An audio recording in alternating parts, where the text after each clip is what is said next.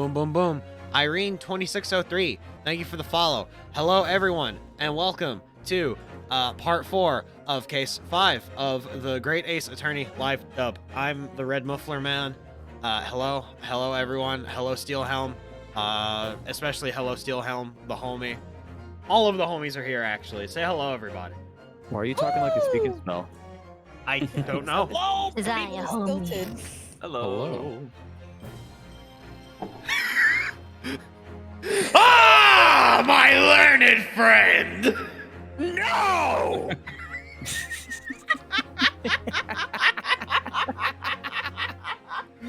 Well, if it isn't my learned friend walking into the courtroom again today, gonna try to prove the innocence. learned friend. Gonna prove the innocence of this small little Cockney girl today, are ya? Well, let me tell you something, brother. When the hallowed chalice gets filled, there ain't no stopping the Van Zeek's trail of blazing on the eyebrow raisin. You're gonna be in for a world of hurt when I get through with prosecuting you. The summation examination will be skipped. Oh, let me tell you here, just a second, Van Zeeks. The only hallowed chalice that's gonna be filled is this one here, with the blood coming directly out of your eyes after I gouge him out with the sword of justice. My learned Nipponese friend, you don't understand that I don't even need eyes to prosecute you, because you are guilty, not your client, of being Nipponese. The racism is the cream of the crop that rises straight to the top. Oh god. That is his one character trait. I was waiting to chime in with that because the moment y'all started doing that, I was like, I have to reference the cream bit because that shit is priceless. Oh my god. Meanwhile, the judge is just like, I'm having a stroke. I'm having a stroke. I was part of that, and I'm having a stroke. Welcome to the shit posters world. Enjoy your stay. We've been here for years, though. Oh my god, there's this weird chemistry between Lana and I that only comes from people that have known each other for over a decade. pretty much. I don't even watch wrestling. Yeah, you know that much about Hulk Hogan, brother? Oh no, that was Macho Man. That's what Macho Man Randy Yeah, Savage. that was Macho Man. That's why I wasn't saying brother.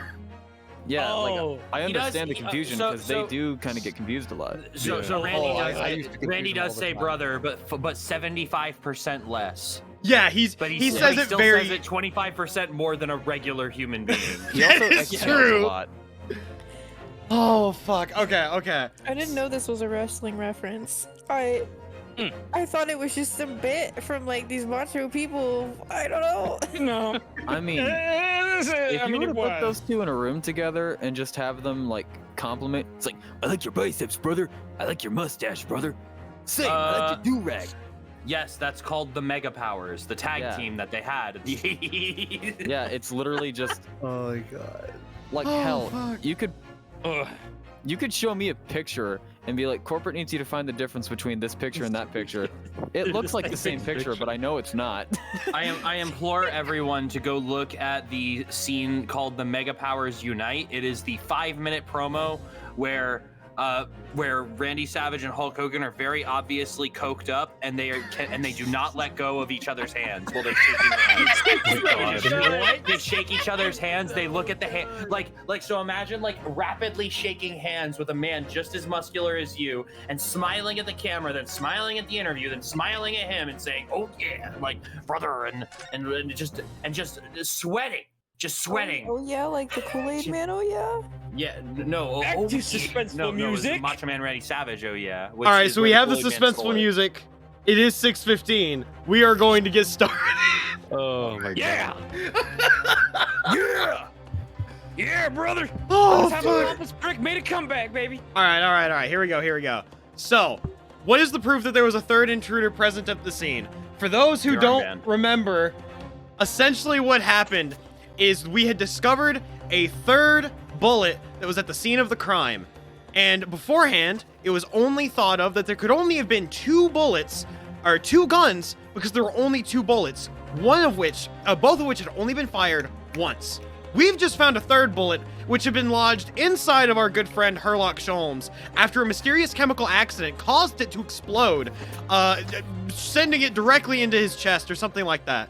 I'm paraphrasing, obviously, but Yeah. we're essentially having to provide proof that there was a 3rd intruder present at the scene of the crime. And now I'm definitely not stalling because I'm trying to remember what it is I'm actually supposed to be presenting here. Oh, fucking no. Homie, I have that. Hold on. No, I got you. Do you want this?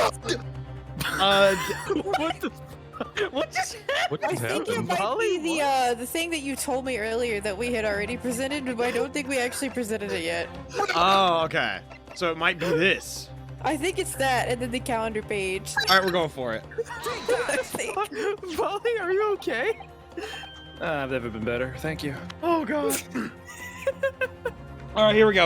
All right. Oh, I haven't warmed up today, but it's fine. That Macho Man voice was giving me all the life I needed. Yes.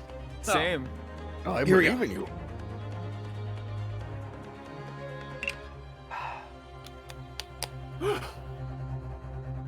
The evidence is right here, in this portfolio.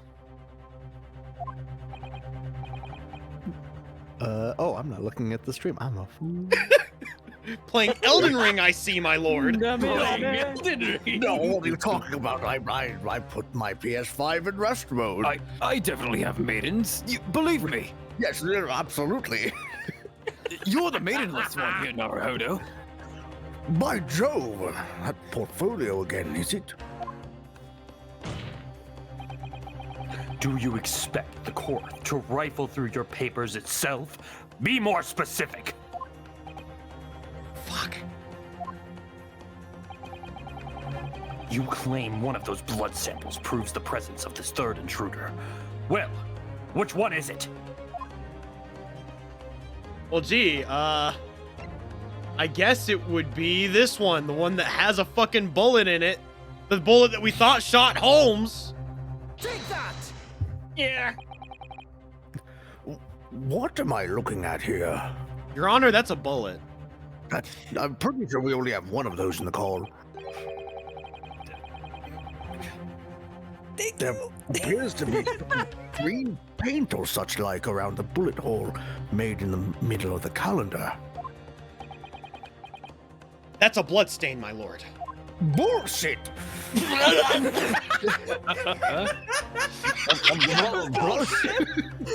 That was the purest bullshit I've ever heard. My of you, God. and I love it.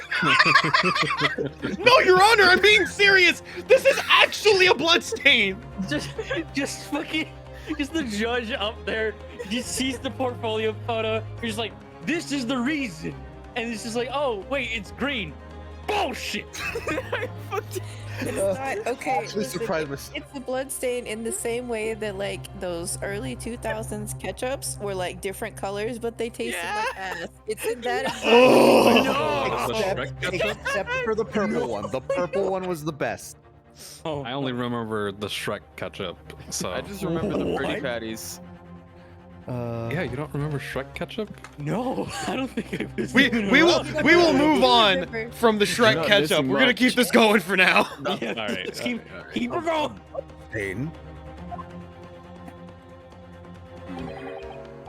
Green blood? Curious, even for you.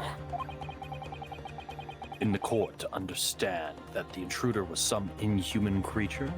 Unhuman. It's something developed by Mr. Herlock Sholmes.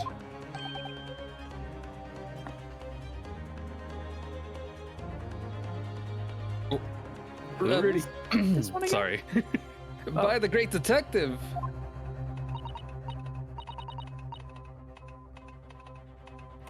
New invention. Stop. Not yet appeared in stories. Stop. It's this, you see. It doesn't have a name yet, though. Ma'am, that's a gun. Everything I make are guns. The fog sprays a chemical that reacts with different elements in people's blood to make it change color. Different elements of people's blood? Yes, like cryo. Oh. Yes, everybody's blood is different, you see? Because it's made up of different elements. I'm a geo person myself. What? I see. Oh, this is Genshin Impact. Okay. More of an arrow. I was really confused. I was just like, wait, Gia. I was about to hop in with a bit, and just be like, Now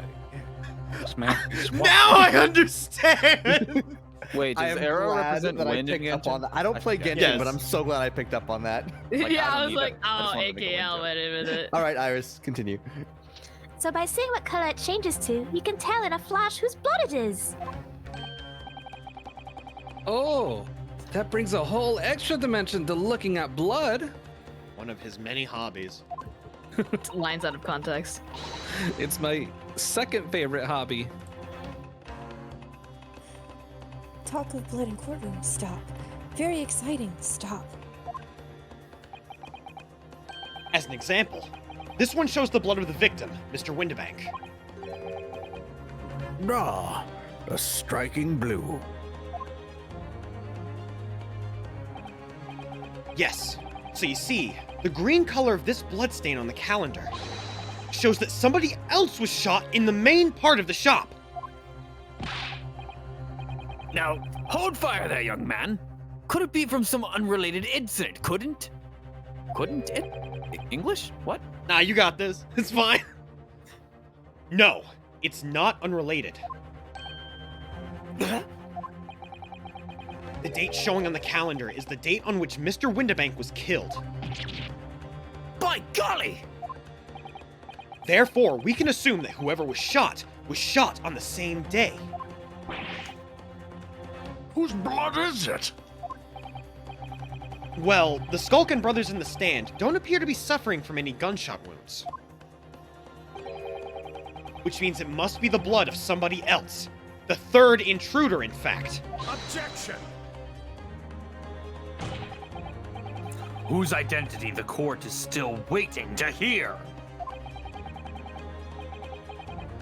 You can't delay this any longer, my learned friend. Who is the alleged third intruder? There's only one person that it could be. Susato. Susato. Sato Mikitoba. She left early in the morning, so she could have. Makes sense for somebody whose first three letters are an indication. I'm gonna stop right I there. am going to stop you right here. Yeah, I didn't It's want to make a called joke shut- either. I didn't want to make it either. Trust me. God. The man's name is Eggert Benedict. I heard my name. Bullshit! Again, what kind of name is that? Who on earth are you talking about, Council? He paid a visit to me. Fuck. You see? Delusional. Absolutely delusional. Your Honor, the colors! I can see the different colors of ketchup. They don't feel so right. Those lyrics slide to me. It seems like we're going to need to put Mr. Rionowski in a psychiatric hold. Oh no. Or a full Nelson. Either one works. All right, Yes, all right. please. He paid a visit to Windibank's pawnbroker in the afternoon before the incident took place.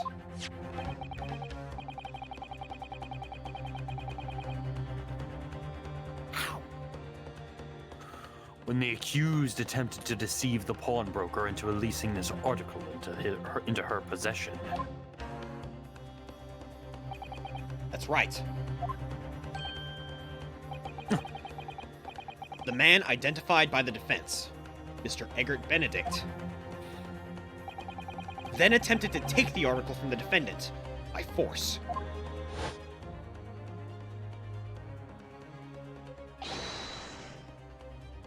Broker! Yes, sir. I believe this filthy pig has just redeemed the article. You were like fading fast. Yeah, my I guy. think your Discord stuff is messing around with your filters. Damn. Yeah. God. Going back around. The flashback is just too powerful. Is my pompous prick attitude a bit too much? It's too much for it to handle. It's clearly. too much for Discord. Damn it. You're at like an 11. Might need to channel it down to a 10. Maybe. But I believe this filthy pocket has just redeemed an article. No. You're still like cutting in and out like a Damn. lot. All right. You got Is it the reverb? I gotta possibly turn it off. Yeah, you're just gonna have to turn it off. I E. think either that or you're turning off like Discord Everything. stuff. Eh, Noise suppression and all that. maybe. Yeah. Because it's like usually it's noise suppression that messes with that, but just for the sake of this, Alright. let's just keep it plain. All right. Or wait, let me check. Yeah, I have my noise reduction on. All right, you see, the noise reduction is what usually messes with that, but if you have the filters and stuff off, you should be fine. It's never done that for me. That's weird. Then again, Actually, I don't use okay. filters, so. I'll just change the mics real fast. Let me. All right, Yeah. it's all good, it's all good. Give Yeah. you just a sec. All right. Back to this normal microphone. All right. Oh. I believe this filthy pocket thief has just redeemed an article from you. No. Yes. The article in question belongs to me. I demand for it to be returned at once.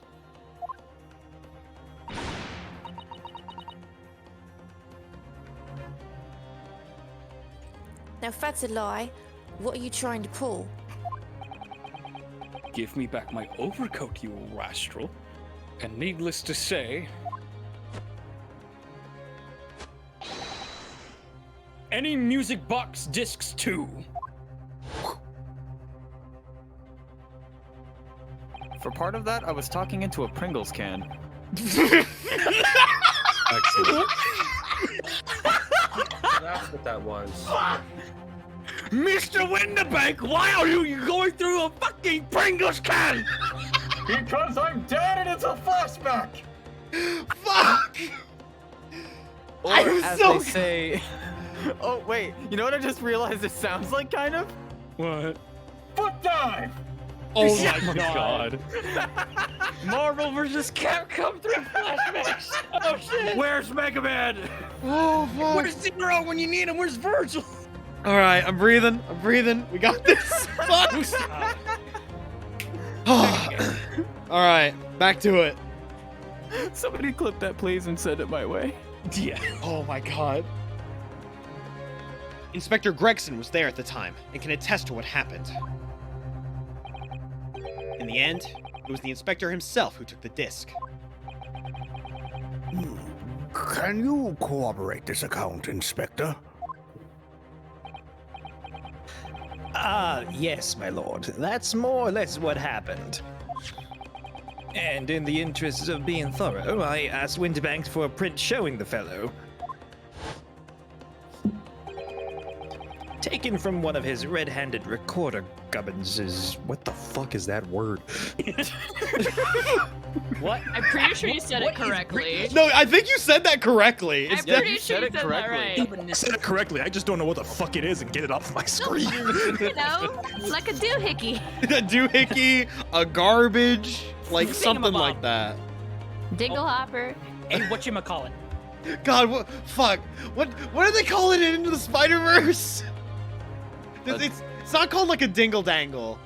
Fuck. A flingle-flongle? No. No, that's not right. Calls it a goober. It's a goober. Yeah, it's a goober. Yeah, Thank you, goober. Kai. It's a goober. All the fucking flash drives a goober. Release the goober! Oh my No. fucking god. Whew, all right. Yes, that's him talking Mr. Winterbank that morning. And you claim this man is the brother's accomplice? Well, Mr. and Mr. Skulkin?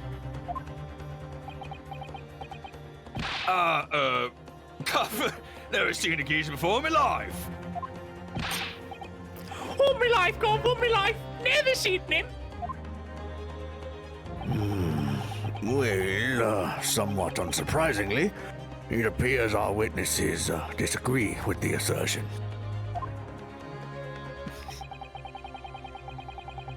sure your lordship recalls my learned Nipponese friend's actual assertion, which was that he could prove the identity of the alleged accomplice.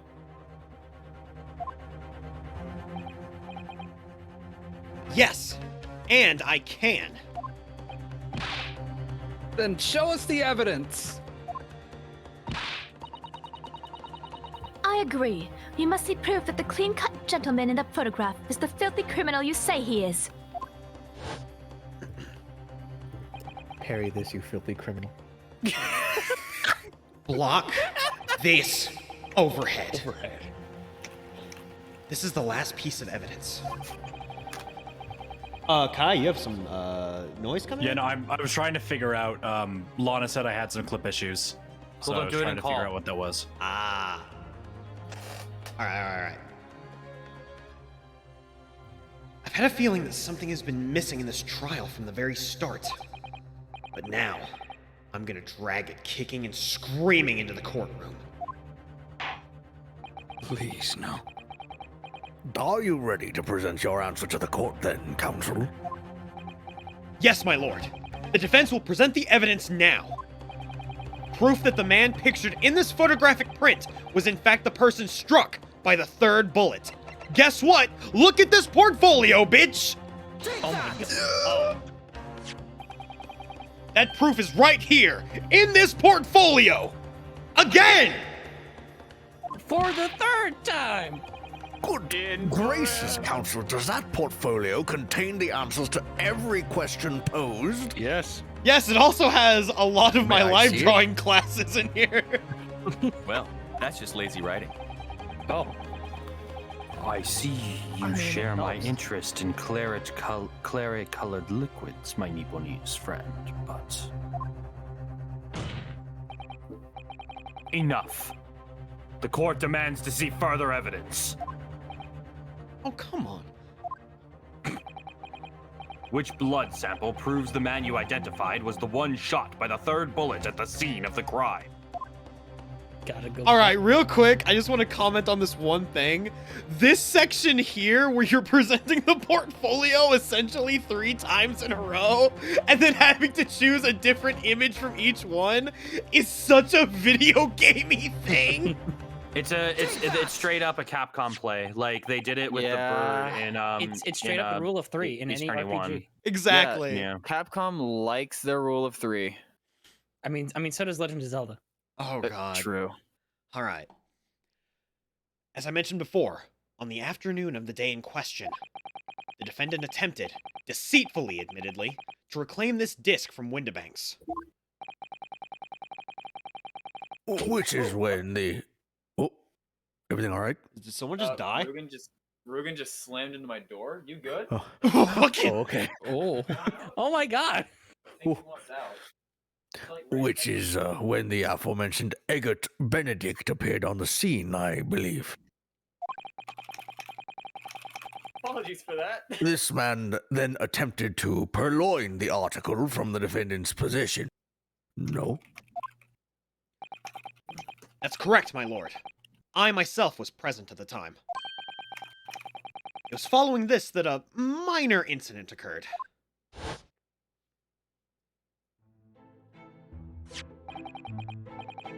But of course, sir. Here's the disc for you.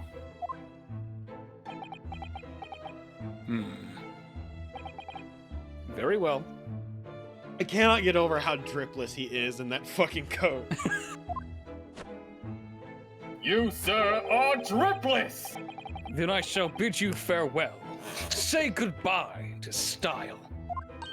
I couldn't resist. Oh, wait a minute. That disc. It's mine. Ah! What do you think you're doing, you little tramp? You've drawn blood, you filthy animal!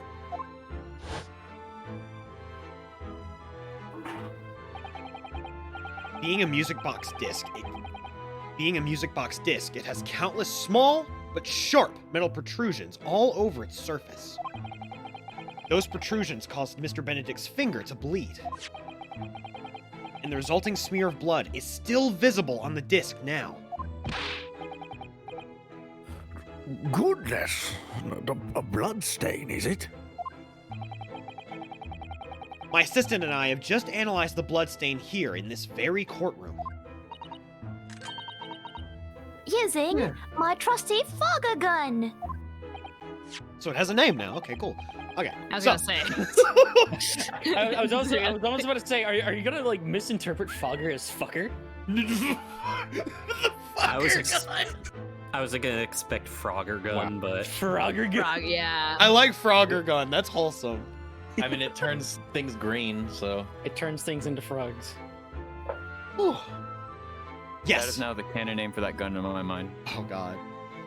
Yes, and we added the results to this portfolio.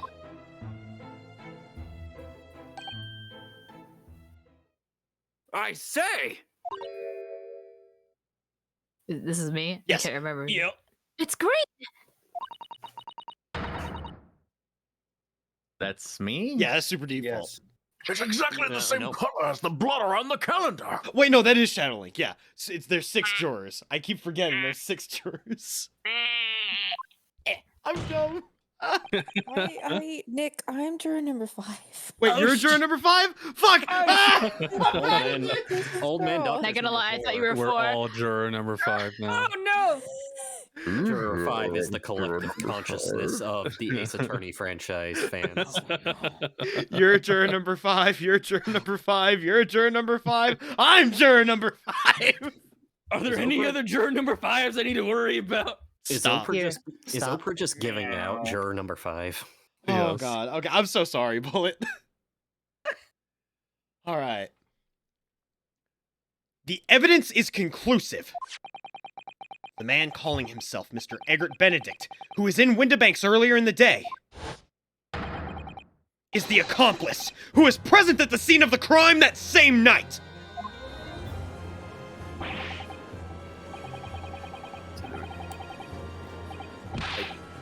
Boy, what are you talking about? It's boiling in here. Yeah, I was confused on who's who. That's what the case notes are for. Well, I can't read cursive. I'm sorry. You know what? That's understandable. There's so many of these notes. First of Right, all, It's not even cursive. first of all, It's this not- it's scene not is even cursive actually this time, typed on the screen for you. Second of all, the second case notes are in print. Am I the only one in the case notes right now? Objection. Yes, you are. All right. Ugh. My lord, it is the opinion of the defense that Mr. Eggert Benedict should be summoned to the courtroom to testify.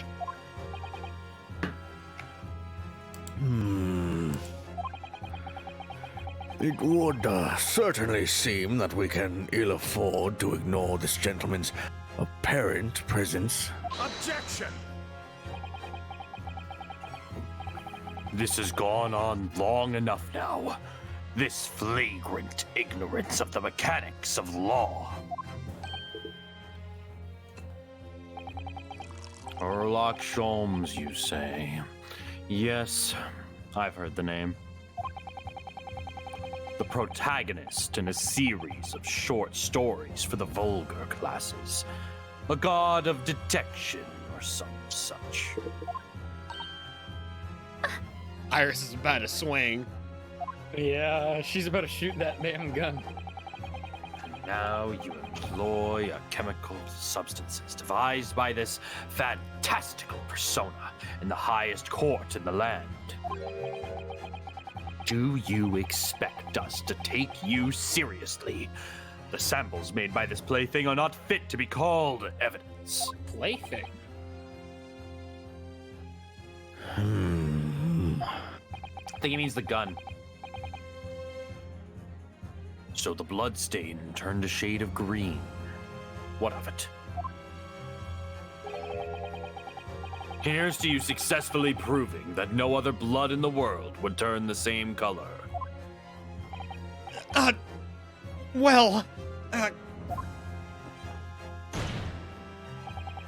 He brought out the axe kick. And pray, Do not even think of suggesting that we should take Mr. Sholm's word for it.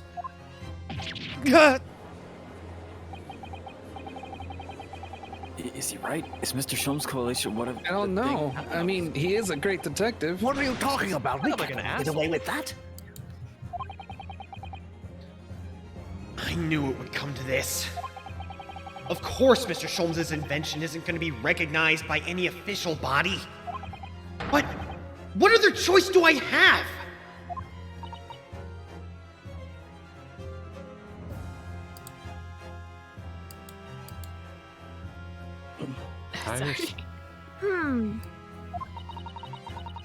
I'm just remembering what Father Christmas over there said before.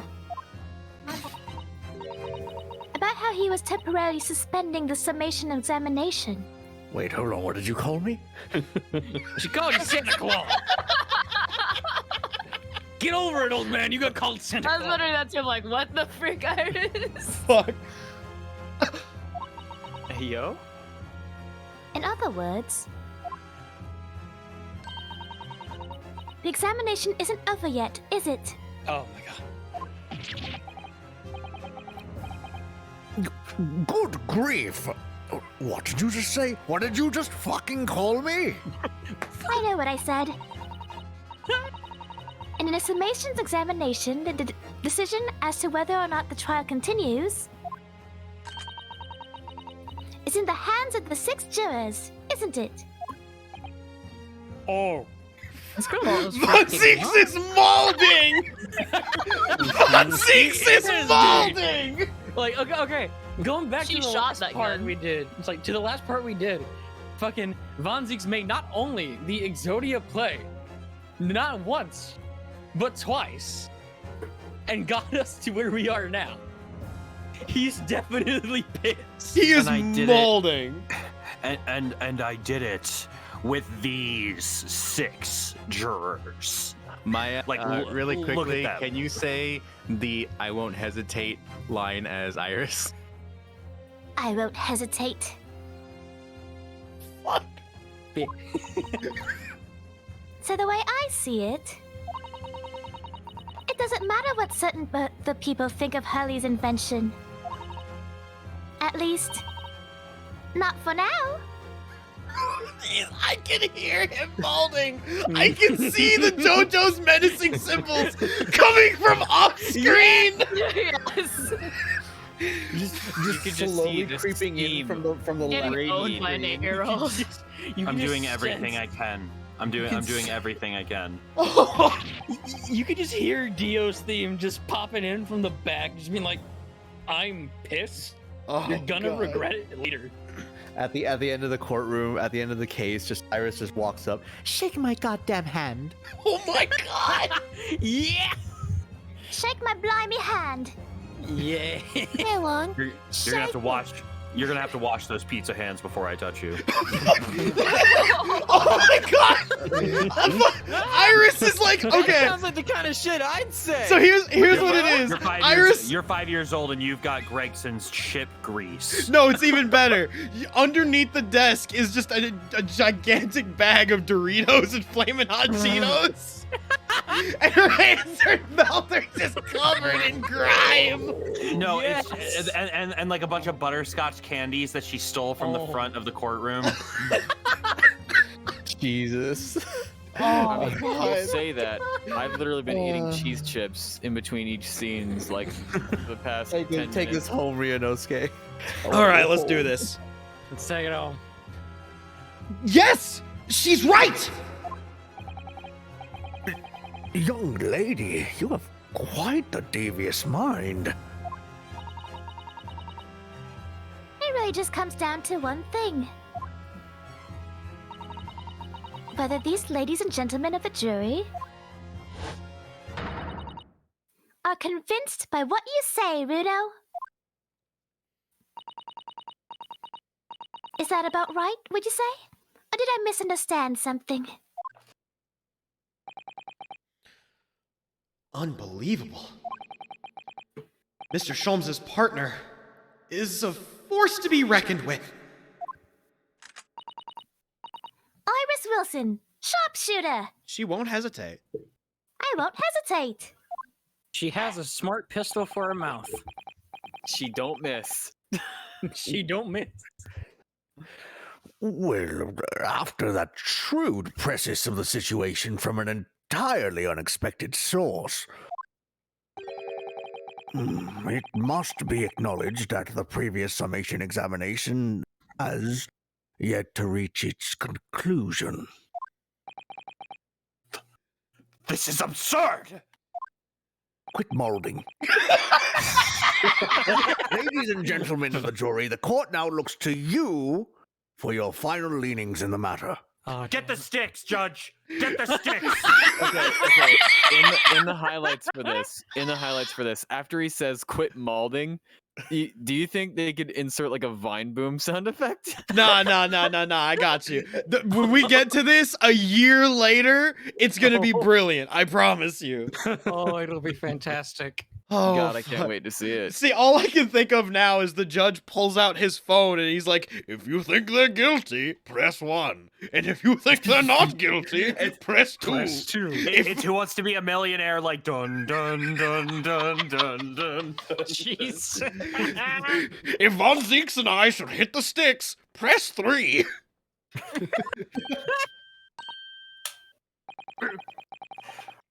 As proud citizens of Her Majesty's Britain, I'm sure you will come to fair and just conclusions.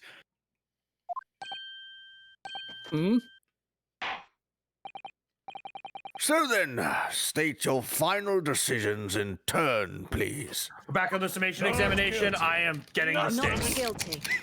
Not guilty. Guilty. Not guilty. I can't believe that the doctor is a narc. Still not guilty category. I believe in the motto. Say, let's fucking go. 2 I'm ready. guilty and 4 I believe- not guilty. I'm ready. I I'm ready. believe the defense usually says at this moment, "Your Honor, get their ass." Do I have that right, Mr. Naruhodo? Oh my god. I will say we will hold off on getting any asses, and I'm gonna let the judge continue. Such is the outcome of the summation examination. Objection! He's molding! What the fuck do you want now, Von Zeeks? My lord, with all due respect, this is an outrage! Well, Mr. Von Zeeks, with all due respect, it sounds like you're a little salty. The prosecution refuses to accept this decision! When you agreed to take the role of prosecutor, you said no Johns. You're being awfully John right now. I have not made a single excuse! There has not been a single excuse, my lord! Mr. Von Zeeks! Respect, I am molding! My lord, if I may interject for a second, I think the only thing that Prosecutor Von Zeeks actually has to accept right now are these fucking nuts! Oh my god. Oh! This is the banter I live for! Yeah! But you know what? I'll humor you, Von Zeeks. Thank you. On what grounds? Your Honor, these nuts. If these jurors are persuaded by some half-baked concoction devised by a pretender to real police work, then they are too ignorant to be trusted with the judgment of anyone's guilt. Welcome to America. This is America. That's why I'm here. This is America. I thought I was in England. Oh, You was not in Great Britain. Oh, This be My America. my map skills are bad. I'm sorry, Lord Van Zeeks, but the outcome of the summation examination cannot be ignored. This trial will continue, no Johns, full set. Take the L. Shake Mr. Naruhodo's hand.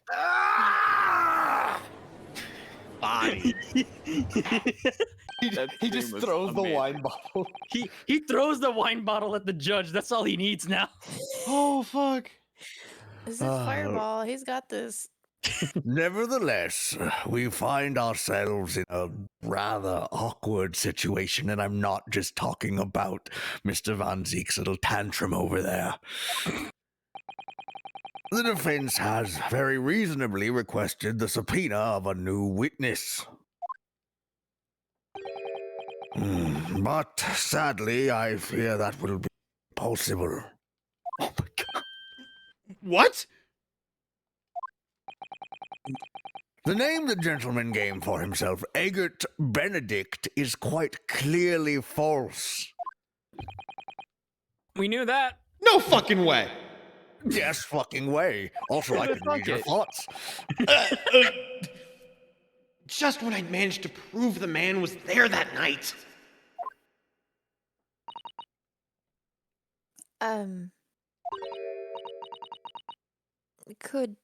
Could I say something? Who was that, please? Who spoke? It was me, my lord. Juror number 5? It's juror number 5. Which one, though? Oh, fuck. Well, what do you have to say, madam? If possible, Inspector.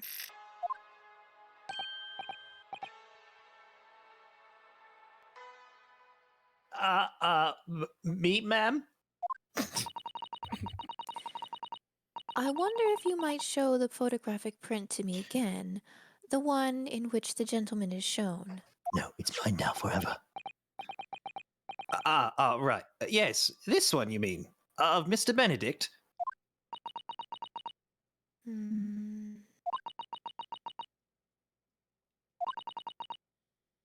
Yes.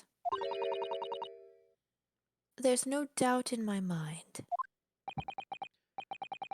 Juror number 5. You don't mean to say you know this man? So lucky. Yes, I know him. I was bullshitting, what? No. Good gracious! Meanwhile, Van Zeeks is just malding even more now. Order! Order! Order! No way, dude. Juror number 5. How on earth? I am a communications officer. Stop. I will not stop. As we can clearly see, stop. The gentleman in the photograph is Stop. His name is Stop? Also a communications officer. Stop. He works in my office. Stop. Look at her face. I love her so much. I just Oh, noticed wait. the sparkle in her eyes. Yeah, the I did sparkle too. in her eyes is actually doing the Morse code as well. I think. Oh, that's amazing. God, it is! It's Wait, That is- what? Yo! It is. It's definitely trying to. Holy shit! My God! The Forsaken detail. 45-inch TV to see that detail. Someone animated this on a fucking 3DS screen like 8 or 7 years ago, being like, yeah, someone's gonna catch on to this detail. What the fuck? Yes, and that person was me, damn it! 10 Let's hidden go. details in 3DS games you wouldn't expect. Oh my Number God. 5. I'm about to chuck you off of a ledge. I'm cutting this bit here. No. Number 5. Juror number 5. Oh, I said 5 subconsciously. I didn't mean to. Oh my god. Accidental bits. A very talented operator, in fact. Stop. Oh shit. He should be in the communication station now. Stop. Tapping away on the telegraph. Stop. Don't you dare interrupt my work. This doesn't seem right somehow. I can't put my finger on why, but it doesn't feel right.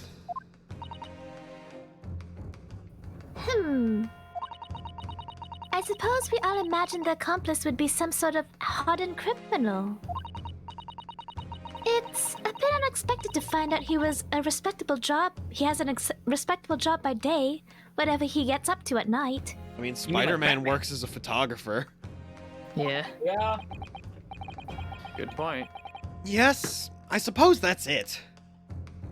I suppose that's why I felt something was wrong.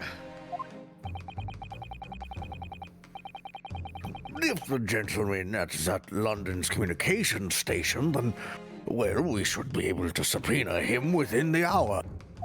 I said don't interrupt my fucking work. Lord Van Zieks, if you're quite through with your tantrum...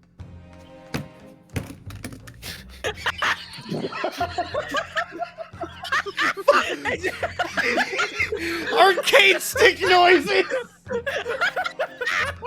The fact that you have that at the ready. At the ready. Punching my table is hard. Is that hard? I didn't know. Are you okay? Is your hand all right? Yes, I know how to hit things. I am a gamer. I know how to hit things. At least you're on XQC, Von Zeeks. At least you're on XQC.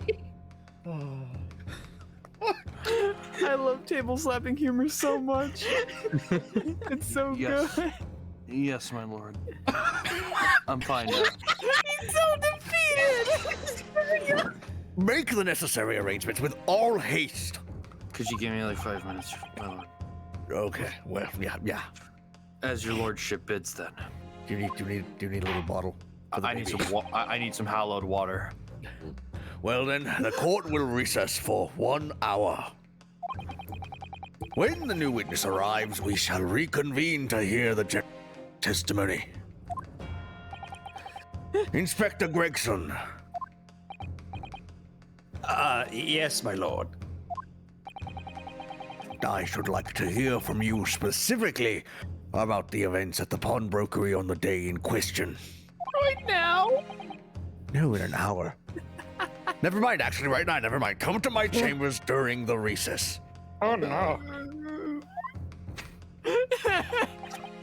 Yes, sir, my lord. And bring your GameCube controller. Very well. Court is adjourned until 1:40 p.m. I'm on it, my lord. I haven't broken my new one yet. This is my new one, baby. Oh, fuck! Oh, fuck! All right, we have started this off with such good fucking banner. I can't wait for something. I missed this. Oh god, yeah, you I haven't love been you here all. in like forever because like this For, shit's like, been what, 5 going sessions? off. I gotta make up for lost time. No, it's all You are good. making up a lot of time, and it's going really fucking splendidly. All right, I'm gonna mute BRB while Gotcha. you all guys. Yeah, well, the judge has to go on mute to talk with Valley because Valley is going to have to die, I guess. But anywho, Yeah, I got a BRB too, real quick. it's all good. 17th of April, 12:41 p.m. The Old Bailey, defendant's antechamber. Gina, how are you holding up?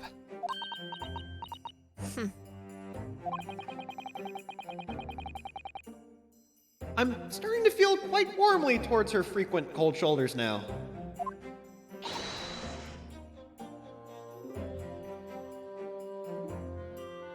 Iris. Ginny! Are you alright? Why aren't you saying anything?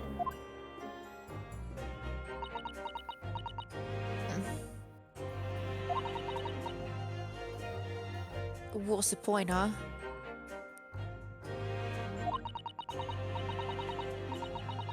Why go to all this trouble and fight so hard for the likes of me? What? Well, you saw it. That picture. What picture?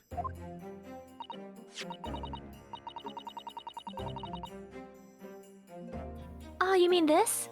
The photograph taken by Hurley's red-handed recorder.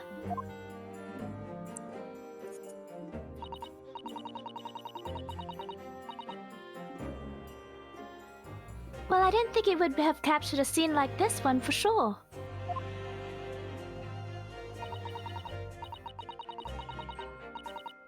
It's hopeless. Anyone who sees that's gonna think I did it, ain't they? Well, I won't pretend it wasn't a bit of a shock when we saw the prosecution first presented it to the court.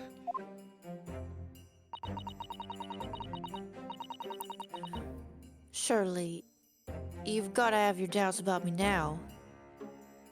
You can't still think I'm innocent.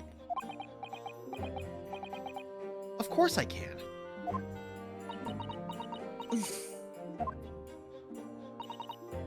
Jenny, why don't you talk to us? Tell us what really happened that night.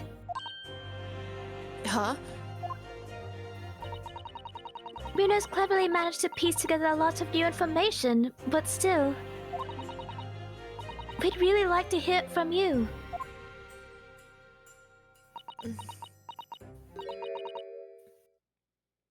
Alright then.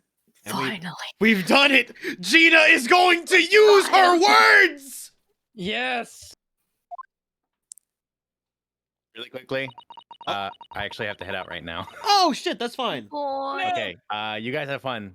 Who was the role? Juror number 4 is Juror number 4. Dibs. All right. Fuck it. Catch you later, Have fun. friend. Bye bye. Old man. All right. It was after we had dinner together at your place, right, Iris? Then we all had a chat up in your office, didn't we? Yes, I remember.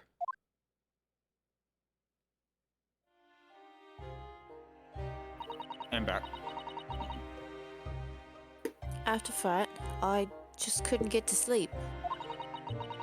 So slipped out and went down the street to Vituva to Winterbank's place. I had to know. If Iris' story was there or not. The Hound of the Baskervilles.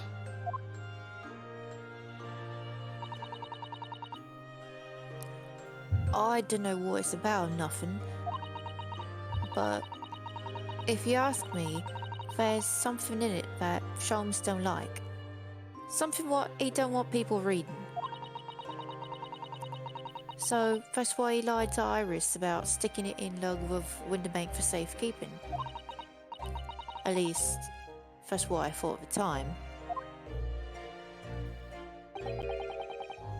So you broke into Winterbank's? I just had to know if it was there or not. I mean, I had no idea all that was going to kick off, did I?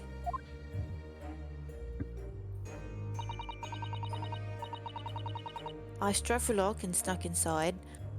It was dark as you like in there. So, I gave the oil lamp on the counter a bit of wick, and that's when...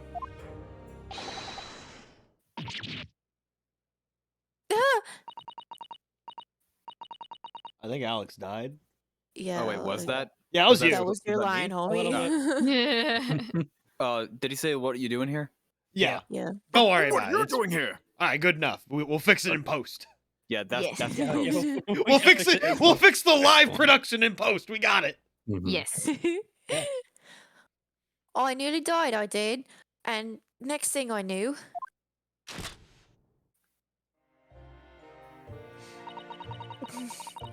I'd grabbed the gun off the counter and was waving it in the air like... I don't know what.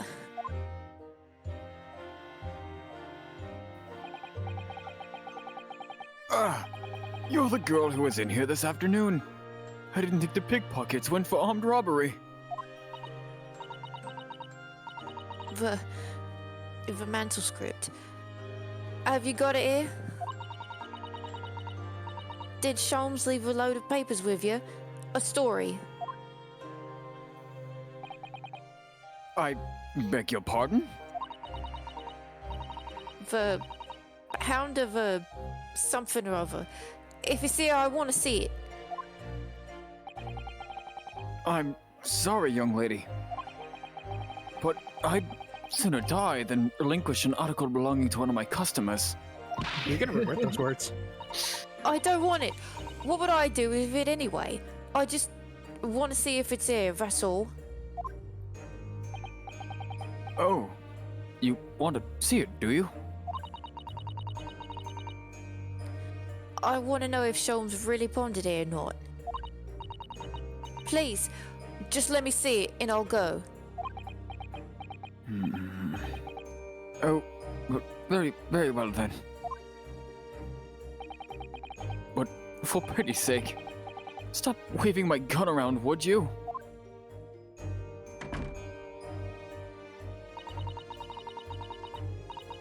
So, then the old cove unlocked the storeroom door and we both went inside.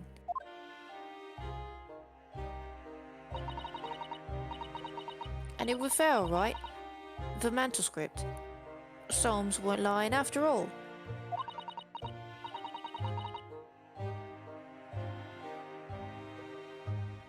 You did all that to check for me, Ginny?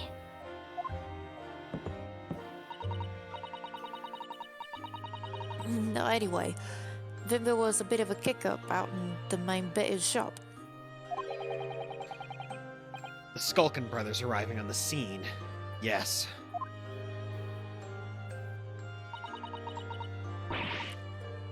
What was that noise? Someone's breaking in. Dear me. Is there some burglars' convention here tonight that I don't know about? I think I forgot to shut the door behind me. Sorry.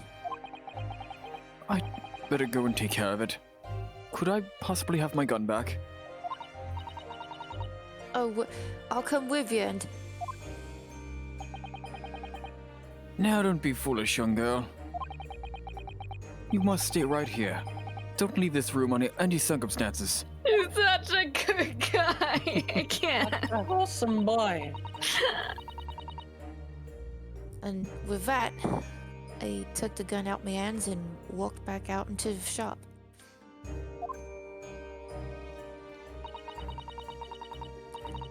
I hung back in the storeroom, like he said, straining my ears into the dark to hear what was going on. It sounded like they got into a bit of a scrap. I started to think I should help see. So I was just about to go out to the storeroom myself when... Oh. Oh god, oh fuck. Bang, bang. Oh god, I fuck. I heard a couple of shots go off. Two, I think. Almost at the same time.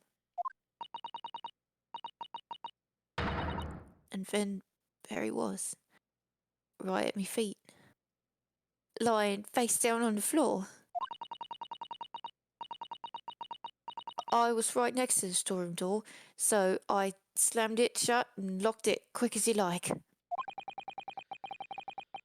Because you thought whoever had shot Mr. Windibank might come for you? Yeah. So I went to grab the old gov's gun. I figured I'd put up a fight at least. But when I got a better look at him, I knew.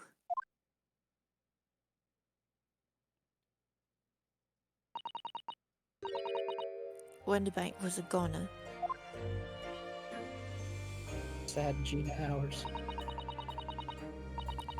I felt funny in my head all of a sudden, kinda dizzy. And after that, I don't remember nothing.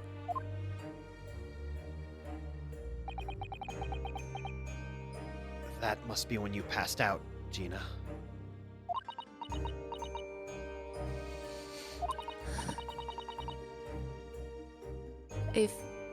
If I ain't done what I done, the old gov might still be alive. Did you tell the police everything you just told us? Of course I did. But they didn't believe a word of it, did they? All they said was, if I kept telling lies, it'd make things even worse for me.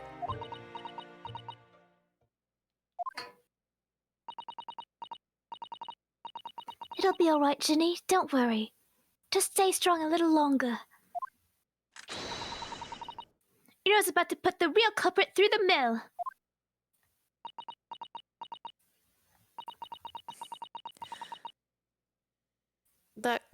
that cover was there in the afternoon. That Agate Benedict. Did somebody say my name? There he is. Oh, I still remember how he looked at me, like I was nothing. He was fair that night.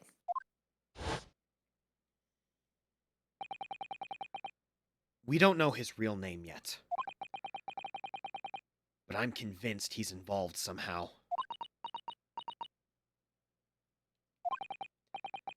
Anyway, thank you for telling us what happened, Gina.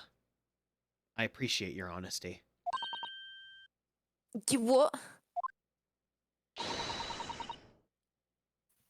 You can leave it all in Runo's capable hands now, Ginny. I would not call them capable hands, but you know what? I'll take what I can get. Palpable hands. Corporeal hands. Human hands. Responsibility-bearing hands. You know what's really funny? During my soft-spoken parts before he was gunned down, Rugen actually crawled on my shoulder as I was delivering the final line, and she just looked at me with a little...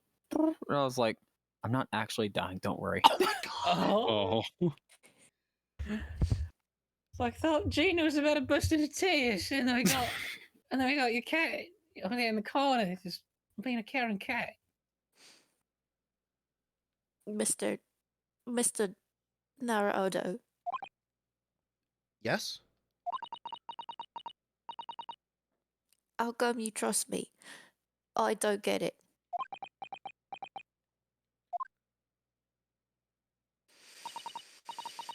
I mean, have you forgotten what happened here before?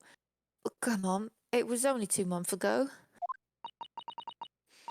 Me and McGilded, we told you a whole pack of lies. And you got the bog trot off with him, even though he was a killer.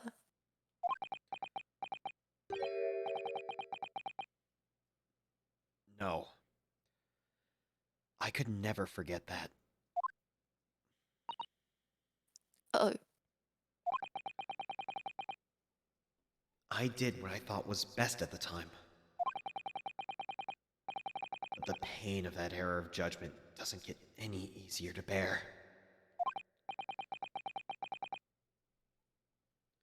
Still, don't forget that I also made you a promise. I told you that I'd be on your side to the bitter end, no matter what. But what if I'm lying? You could be working to get another killer off the hook for all you know.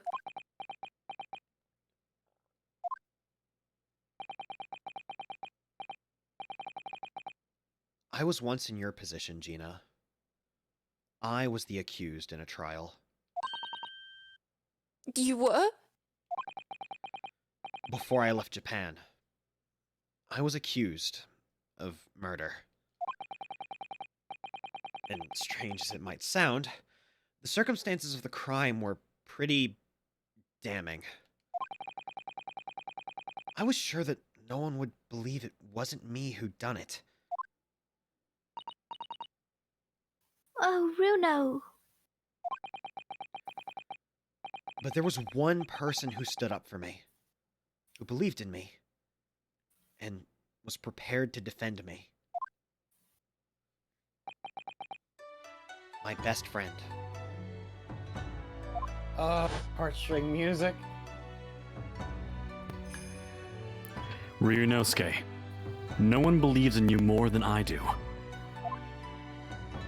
Leave this to me. All you need to do is put your faith in me, and I'll do the rest. I was so happy. I cried. But even then, somewhere inside me, I couldn't help thinking, surely, he doesn't really believe in me. Not completely.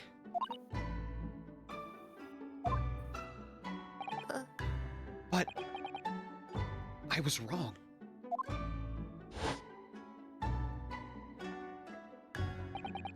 As soon as my trial began, it was obvious that he had an absolute, unwavering belief in me.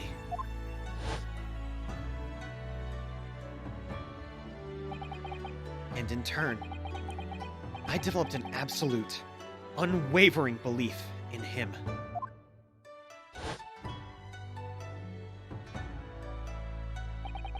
Since then, I came to realize, if you want someone to believe in you, you have to believe in the other person first.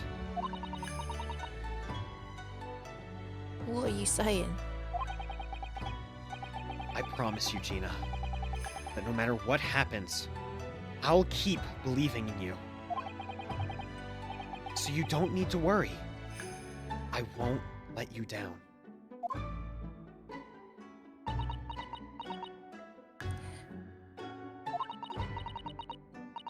Even though I'm a diver and a no good liar, You're not like McGilded. I know that. huh?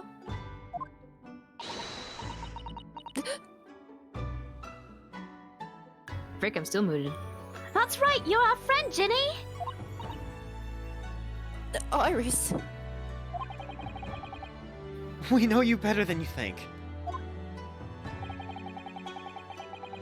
And we've come to the conclusion that you're someone we can trust.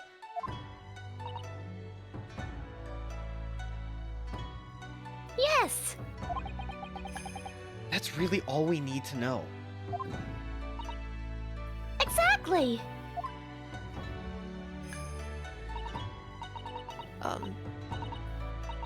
Mr. Naruto, I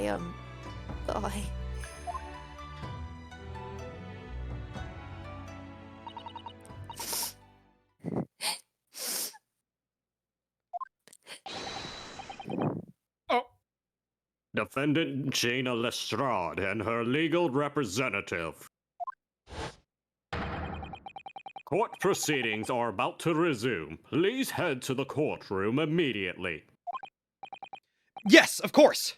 Thank you. Damn, I almost wanted to cry as well. I'd been a defendant and a defending lawyer in my time. So I knew only too well just how hard it was to put all your faith in another. And I also knew just how hard it was to bear the burden of another, putting all their faith in you.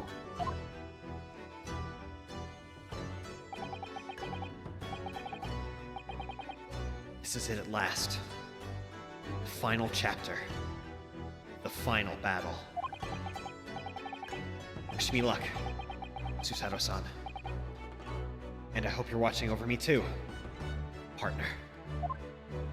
Oh. Let's go! Okay. Heaven or hell. So, there's literally a point where Think I was. you can take me? Think you can take me? Okay. Think you can beat me? Hang on. So there was literally a point where Gina had a very specific pose, and I was like, okay, I have to hold this. But in the back of my mind, I'm like, God damn it! Why does Gina have the fucking Danganronpa pose?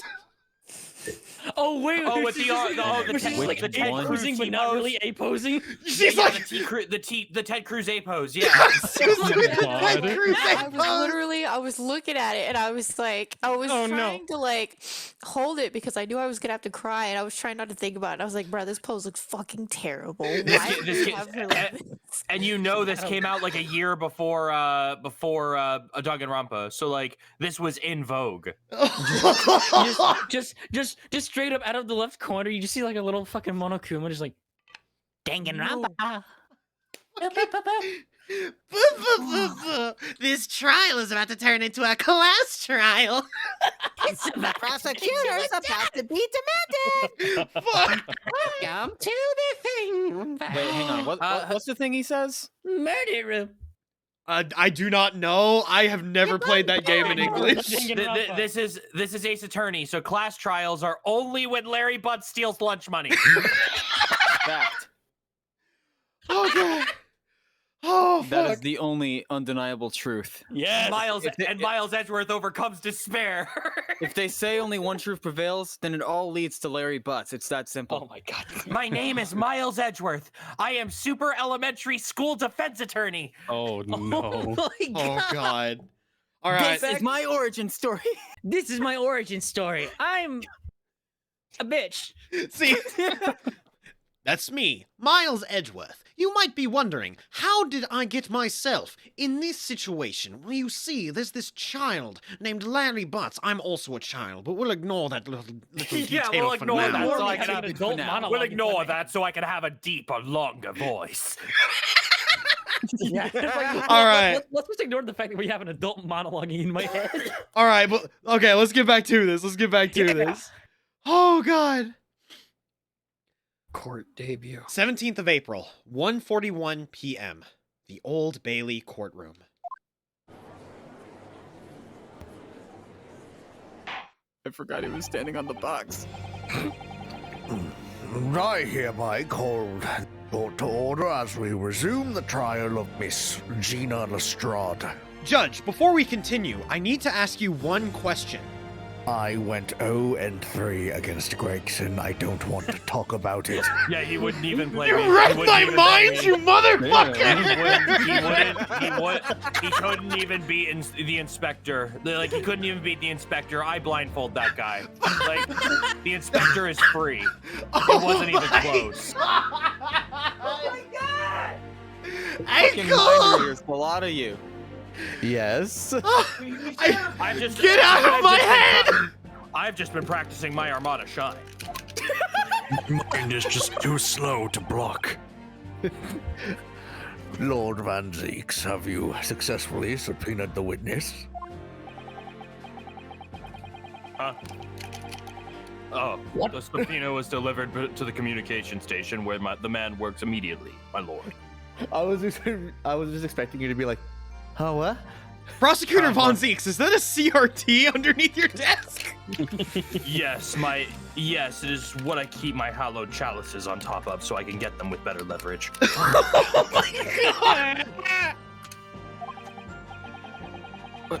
Why do I hear twinkle toe noises? Oh, don't question it. It's just a CRT glitch. Don't mind that one bit. However, the heavy rain has delayed the arrival of his carriage, it would seem. Sean. You motherfucker! You read my mind this time! What the fuck? Again, we are beating basically Alex to so many damn bits! Is Nick just free? Is this how it is? Y'all are a bunch of new types. I'm convinced now. Fuck! I was literally about to say it, and Lana was just like, Sean. I almost because I say it in the voice, Jason. God, we have one collective brain cell, and it's just jumping between the lot of us like a flea on a hairless dog. I swear to God. I needed the line. I needed the line to be completed, which sucked like really bad because I didn't want to just say it in the middle when I said heavy rain. Because originally I was gonna say there, unfortunately due to the Sean, that I was gonna continue the line. But then I was like, no, I should finish the line. I just Oh my god. God damn it. This entire case has been who can rent the brain cell more and almost keep it. Oh god. Please excuse my ability to rent the brain cell like a library book. You haven't returned mine yet, though. All right, and now we are going to return the time to ankle. Let's go. All right. I see. Well, then, let us turn our attention to Inspector Gregson's presses of the case heard by the court this morning.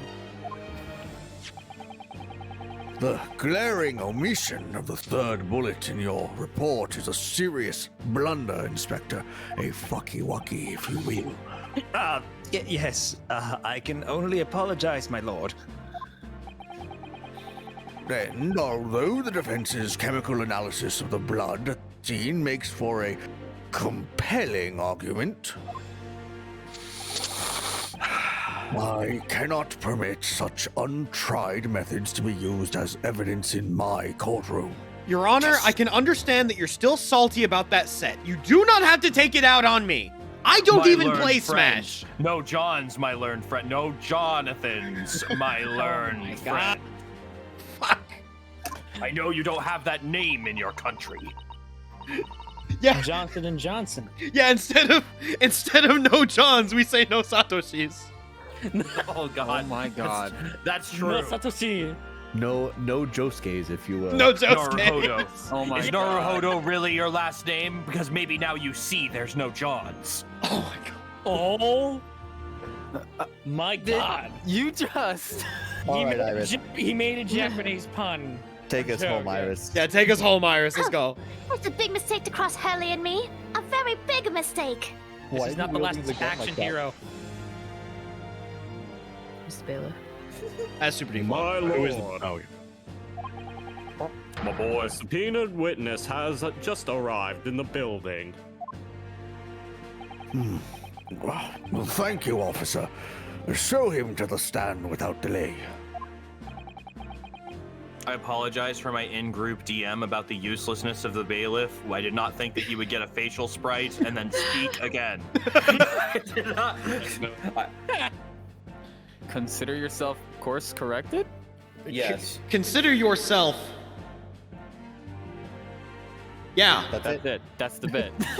That's the joke. Mr. Eggert Benedict, if that is his real name. I already know his real name. It's Caesar Zeppeli. You're right. Yeah. Yeah. I didn't expect to be crossing. Fuck, I'm joking. Okay. I didn't expect to be crossing paths with him again so soon, and certainly not like this.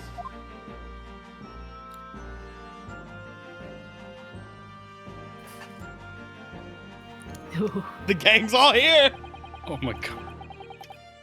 I just took my schizophrenia meds. The gang's all back together. Yes. Thank you for complying with the court subpoena at such short notice, sir. But of course, my lord, as an upstanding member of London society, it is my pleasure to roast this damn jury. Is it me or are you very quiet? You sounded a little quiet there. Like toward the end. Might just be because my fan's on or something. And I No, didn't you hear were a little quiet. You were a little quiet. Now. I upped your volume kindly, slightly. Sorry, go ahead. Now, kindly state your name and occupation for the record. Ashley Graydon, communications officer.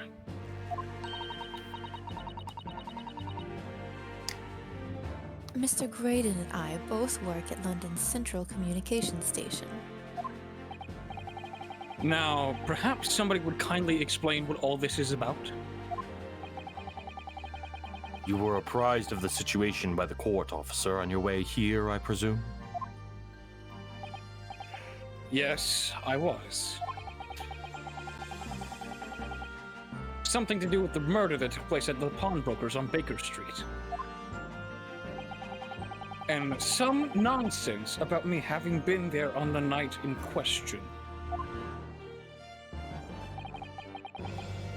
That is the accusation, indeed. This is really beyond a joke, you know. Also, I'm about to make a very serious callback. Mr. Nipponese man at the damn stand. Remember when I said I'll bring all of you motherfuckers to court tomorrow? Today is that day. Damn, tomorrow's like a month ago, my dude. He held on to that. I'll see you in court. Shows up at a tennis court. No. Just a picture of him alone at the tennis court, leaning forward with the racket, ready to go. Like, No. Hear me out. Imagine. Come on. It's like the Fresh Prince of Bel-Air. Ryunosuke is going onto the ball court, and you just see fucking Ashley Graydon in ball shorts, dribbling. Oh my god. Remind me to draw that later. Yeah! I'm all for it. You're about to get dunked, Mr. Naruto. You're like, listen here, Nipponese man. You are about to get dunked by my stylish fashion sense. And then just Naruto just effortlessly just proves like, Blocks oh it. man, this man will never be balling. Ah! Oh shit, Graydon's fucking balling! It's like, objection! I'm fucking balling! Oh god. I will now present evidence that Nipponese do not ball. Evan, if you're watching, that was for you. Oh fuck. Very well. Without further delay, the court will hear your testimony now, Mr. Graydon. I'll roast the jury first. You will respond to the accusation made against you under oath. Save the jury for later. Gladly, my lord. Gladly. Oh, not another one. Oh Like fuck. your style, mate. Just Van Zeke's is just head in his hand. It's like, there's no fucking way. Wait, we got a third poser. Can someone get me a hallowed long chair? All right. Naturally, I have occasion to make use of pawnbroking services from time to time. But are you seriously suggesting I colluded with these thugs to break into the place on the night of the murder? I have no intention of admitting to such an outrageous accusation. Even if certain parties are here present claim that my blood was found at the scene. Some Scaramouche detectives' homebrew tincture can't hardly be taken as serious evidence. I like your funny words, man. I may not be a magic man, but I am a man. Good. You're halfway there. I was trying to think of what to replace magic with, and I just had nothing. I was gonna say, I like your funny words, Eggman, but Egg's not in his name anymore. So I like your honestly, funny words, JoJo man. Unfortunately, this guy only has two interesting qualities. He moves a lot, and he's wearing white and is white. He's just another poser riding on my coattails. White. Yeah, he's white. He's not All even right. good enough to be my fake. All right. Now, before Judge, before my lord, before you speak, I shall proceed to roast the jury. Juror number 1, why do you have a maid fetish? Juror number 2, why do you accept this fetish? Juror number 3, why do you sell NFTs? Juror number 4, what happened to you? Juror number 5, fuck you. Juror number 6, where are you even from? I want to go visit Crystal Tower.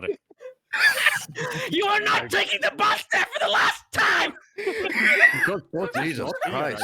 Oh fuck. 5 minutes in and Ashley's already molding. Jesus Christ. Graydon is seems- molding.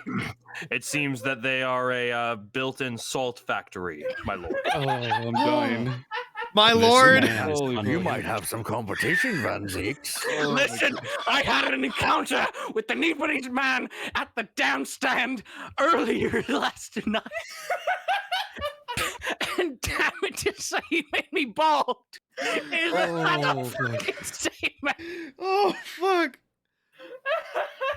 All right, I am now going to be cutting in. The floor is yours, ankle. So, you deny the accusation completely, do you? I must say, I am dismayed. For the highest court in the land to be swayed by this self-professed detective's toy.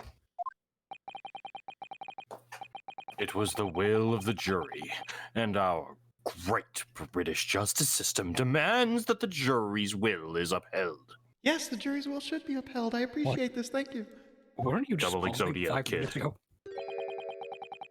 Then it would seem we have the misfortune of a most inept assembly of jurors today. Again, I'm Since totally I okay with recognize this. I'm totally okay with this. Bullshit, I say! Bullshit! I mean, by golly! How long am I expected to be detained here? If following the defense's cross, you're Oh, no, not cutting out estab- ankle. Sorry. Sorry. Yeah. If following the defense's cross-examination, your in this matter has not been established, you will be free to leave immediately. Good. Then I shall be away in time for afternoon tea. Some small consolation, at least. Let us not hold up Mr. Graydon any longer than necessary. Counsel, proceed with the cross-examination. Fucking better. So, we meet again, Mr. Eggert Benedict. Or is it Mr. Graydon? My apologies. You are? Ryunosuke Naruhodo, defense lawyer. We have met. Oh, if you say so, Ashley Graydon. Enchante. So.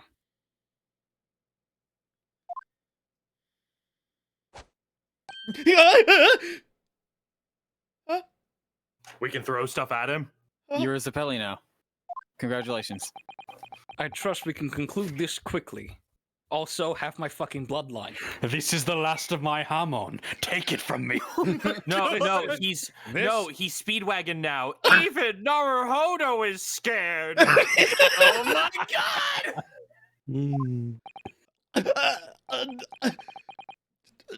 But I'm not holding your flashy hat while we do. You're supposed to wear it! Your Honor, I did not know that we could throw stuff at the defense attorney. You can't! Listen, you could have thrown your damn wine bottle any case, but you chose not to. I threw it every Now- case. now I'm We just saved that expecting- for the lightning round. Oh my I'm just god! expecting Ben Zeeks from here on out to just throw all of his chalices at Naruhodo, and every time it's just an increasing ow! All right, hold up. I need to Small freeze thing, frame I here just for keep just a seeing second. Ringo. Yeah, look here, look at little Listen, baby he's like- Ringo. He's a very handsome man.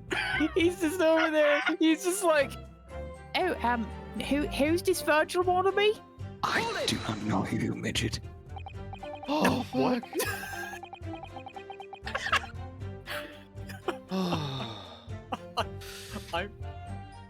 Yes, we even met in the very pawnbrokery where the crime took place on the afternoon of the day in question. Though, of course, you introduced yourself by a different name at the time.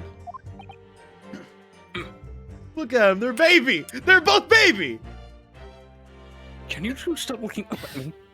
I have no affiliation to these two. Oh god, is someone... Objection! Oh fuck! I had water in my throat. I got stuck. I'm good. Alright, Lana, the floor is yours, because I missed my cue. The witness is here to testify about the events that took place that night. He is under no obligation to answer such unrelated questions. You can't be serious. Thank you, because I certainly do not feel inclined to answer such an inappropriate question. So he's gonna be evasive, is he? In an effort not to give anything away. Yes, that's my whole purpose. This could be tricky. Trickster. What a trickster. Hold it! Have you seen these two men before? This pair? No. I don't associate with criminals. Oh shit, we got some crispy nuggies going on. Hang on. Oh no! Alright, hang on. Oh yeah. I mean, oh no. So, game capture HD. Gotta open that back up. Give me just a second, gang. We're gonna get that game sound back. No criminals allowed. Hello, Holly. No one here is criminals. No criminals? I've never downloaded an MP3 in my entire life. No criminals. No criminals. No Eggert Benedicts. Oh fuck. Oh god. No Okay. style. No grace? No funny face? I'm You, officially out of... sir, are evidenceless. Okay. I had ran out of things to say, and then Apple just coming to save my ass full club. Fuck! I was about to start reading! You can start now. Wait, where the fuck is the... Oh, there it is. Okay. I wasn't in the stream. I was a big dumb. No cross-examinations. No examinations. No overheads. Oh, fuck. Okay. Okay. Ugh. Said by a man who introduced himself as Eggert Benedict. I'd like to know who I have to thank for this. Who made this outlandish accusation against me? No autopsy report. Fuck. The young lawyer there in the black. I mean, this is a farce! And by farce, I mean bullshit! Whose idea was it to permit an outsider to work in a British court anyway? what was that sound? Well, needless to say...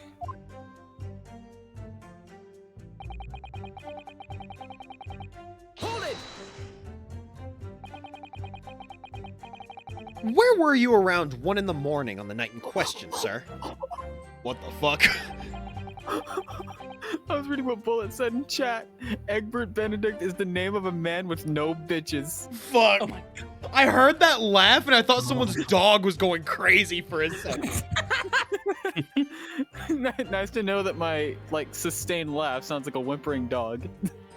That is past the hour at which I would normally retire. Certainly, I was not in company of these rapscallions. I don't know about that. You're able to prove that? Yes. Objection! What the fuck? Listen carefully, my learned Nipponese friend. Oh, here we go. Von Zeeks is about to tell me about the court of law and how I'm misunderstanding it and how I'm Japanese. You are Japanese, you are misunderstanding the court of law, and this is how it works. For you to appear to be under a gross misapprehension on this point. I'm so angry at Ryunosuke for this, actually! I'm so mad at him! For What once, do you and mean? Zeeks agree. What the fuck, Ryunosuke? This is the one time you both agree on something that I've noticed. The witness maintains he was not at the scene of the crime. He has no obligation to prove his absence.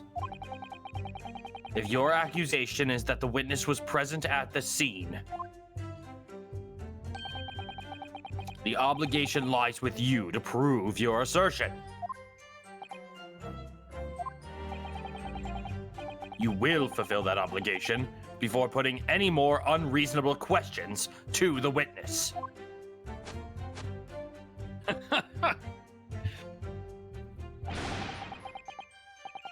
A silent victory wiggle. Thanks.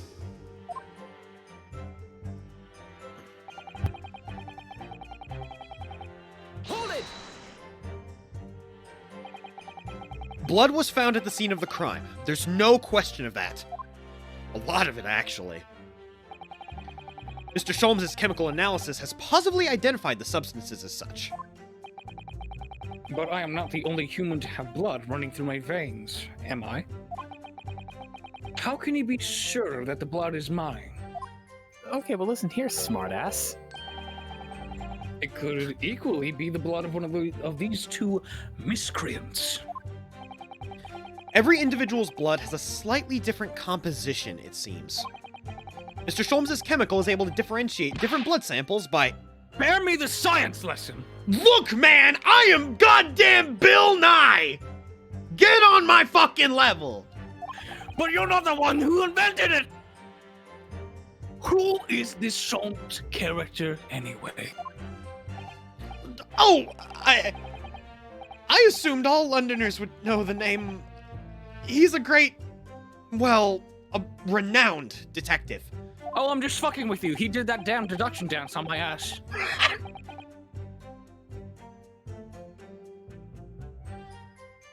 So even you are unable to bring yourself to say, great detective. God, that's such a roast. It is such a roast. Holmes is somewhere in a bed, just like turning in his sleep, being like, oh no, someone is roasting me. I'm being roasted alive. A great detective, you say? Now we're in the realm of fairy tales, are we? Woo. Oh, jeez. Excuse me. Excuse me? Do you have something to say about that, Mr. Skulkin? What? Me? No. No, the Mr. Skulkin next to you. Right, I added up the year with this. How many times have I got to tell you? Yes, I know. You're not Big Bro Sulky. Mr. Nash Skulkin! You should have just said that from the start, dumbass. Go blimey, Governor. You what? Is it not the case that when Mr. Graydon just spoke, a thought went through your mind? You think a thought goes through this mind? Would you care to share that thought with the court? The pause I had to take. The pause I had to take with that. Fuck. Me thoughts? I don't have none of them. It must have been him, poggers. Stop fucking pogging. No thoughts, NMD. Fuck. You what? Mr. Nash Skulkin, answer the question, please. What went through your mind when Mr. Graydon just spoke? Nothing. Honest, Gov, nothing. I was just thinking. If he waves his arm around that much more, we'll open the wound again, that's all. What wound? Fuck! What the fuck did you just say? Well, we took a bottle, of course. It's only 2 days ago, and ain't been healed up yet. I care for him like he's my own blood. Oh my god. So I was, well, you know, I was worrying for him and all. Is it bad to worry about another human being? I feel like Trevor Belmont right now. Oh, fuck! I just have to say, I've been loving the, like, under your breath muttering of like, oh dear God, no. Just shut your fucking mouth, I swear. I like how I can just imagine Lana yelling, Do I hear for?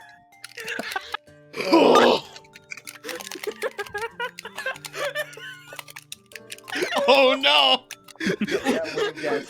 Von Zeeks is disassociating! She's practicing how to multi-shine! no! Gaming! I'm actually playing Ultimate now. I'm fast fall narrating with Buster already. Jesus! Oh no. Committing to the bit, are we? Alright. Oh fuck. Okay. Mr. Graydon! Did you hear that? No. What? Your comrade is worried about you, it seems. He's not my fucking comrade. On account of your injured arm. I love the smug look he's giving right now. He looks like Vegeta. He does. I can imagine Reno's kid giving the thumbs up pose, and then all of a sudden, updated autopsy report, and he's just a crater afterward. Oh, he has like the Yamcha death pose. Is that what he... And then you have Graydon with the fucking broken Vegeta arm. God. I mean, he's holding the same arm too. It's so good. Perfectly cut screams. It's like fucking Dragon Ball Z Bridge just with that one scene alone. Just kick the arm, just like. And the cuts and there's a fucking anybody else getting their ass kicked. I like how it just fucking face boosted yourself. Oh my. I can't even echo Samus, please. I got you, don't worry. Well, yes, Mr. Graydon. I have no idea what these two wretches are talking about. Certainly, I should be expected to answer anything in relation to their mindless insinuations. What's that? I heard you should be. Well then, if you insist. Did I just make a fucking monkey? We'll see about that. We know that someone other than the victim was hit by a bullet at the scene of the crime 2 nights ago.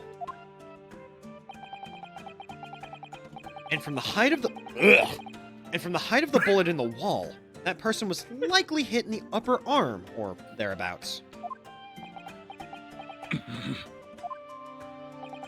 Perhaps you'd allow a court official to examine your arm, sir? The left arm that you're currently clasping with your right hand, as if in pain. I'm getting an odd case of deja mustard right now. What?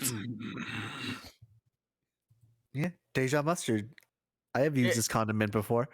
It's a DBZA reference. Okay, I fell off of DBZ or DBZA after like, I think it was after Goku landed on Namek. Oh my god. It was around that time actually. The only thing I ever remember is, and the brain damage. And the brain damage. That's literally the only thing I remember. Muffin button. Oh, and Muffin Button. I do remember. Muffin Button. Remember saying that? Muffin button. Where did I get this muffin? No, I refuse. Daga Kotoru. Yeah, you should have said Doga Kotoru. Daga Kotoru. You have shown no evidence whatsoever that links me to these common thieves. Ow, my knee. Accordingly, I am not obliged to permit. Bailiff, examine this man's knees so that I can break them. Did you actually hit your knee on the desk? Hold on. No. Let me see. Hold on. I see these names. I sure as hell did when he said that. I was looking away from my mic to laugh because I was not expecting. Well, what I actually happened? banged my knee on the trash can. Oh no! Which is All why right. you heard a Just redo the line. Oh my god! You got this. Oh my god! So what happened was, I was putting my knee on my chair, and at the same time he slammed it, my knee popped. Oh, you popped yours, I hit mine. Divine comedy. Like it just popped, and I'm like, ow, my knee, and then it slams on with the other hand. That was perfectly timed. All right, redo the line. We got this. Accordingly, I am not obliged to permit any such invasion of my privacy. I still hold my left arm. As I've already said, I'm completely uninvolved in all of this. I've never had anything to do with the pawnbrokery where this fellow was killed whatsoever. I take offense at the insinuation that I was in any way involved. God fucking damn it. You claim to do. Oh, you're Mr. like, Winterbanks. sorry, you're cutting out again, Ankle. Again? Yeah. Really? Why? You claim to have had nothing whatsoever to do with Mr. Winterbank's pawnbrokery? My lord, the defense would like that last statement to be added to Mr. Graydon's formal testimony. Damn it. You gotta be kidding me. Very well, counsel. Oh, damn it. Continue with your testimony, Mr. Graydon. Please, just leave my goddamn shoulder out of this. All right, so then this one I say. Yeah, you can say this one. Go ahead. All right. The bottom line is, I've never had anything to do with the pawnbrokering establishment where the man was killed. Huh. That seems suspicious, but you know what? We should press first anyway. Hold it! Never had anything to do with it? Yes. You forget that I was there, Mr. Graydon, on the very afternoon of the incident. Listen, I always ignore those who lack style. Obviously, I'm not a complete stranger to the pawnbrokers. I'm currently on the lookout for an armchair to furnish my study. Objection! No, you were there to redeem an article. I have no idea what you're talking about. Oh! Excuse me! Oh my god, Inspector, don't you dare fucking betray me. Do you have something to add, Inspector? I was never sided with you anyway, Sunshine. No. I'm fucked. Yeah, come again, Sunshine. You were there too, in fact, weren't you, Inspector? That afternoon.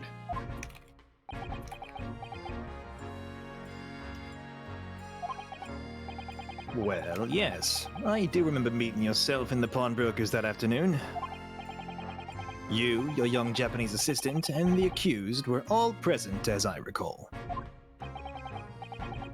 And at that time, this witness, Mr. Graydon, was trying to acquire a particular article.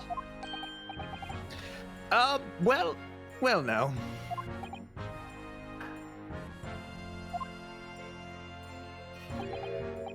I'm afraid I don't remember too clearly. You what? Thank you so fucking much. You what? Sorry, the fish and chips has deteriorated my brain cells to the point that I can't even remember the last few hours. What happened? What? But you must! Surely you jest! I'm not going to lie and pretend I remember something that I don't. What's going on here? Iris!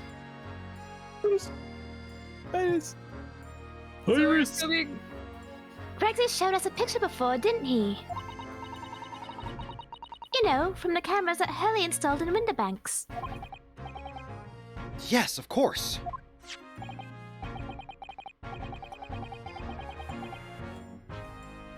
Indeed. Then the gentleman pictured bears a striking resemblance to the witness, I must say. Look, that isn't me. Exactly! Which proves that Mr. Graydon was in the shop on the afternoon in question. It's not him. I was not caught in 4K. At no point have I denied that fact.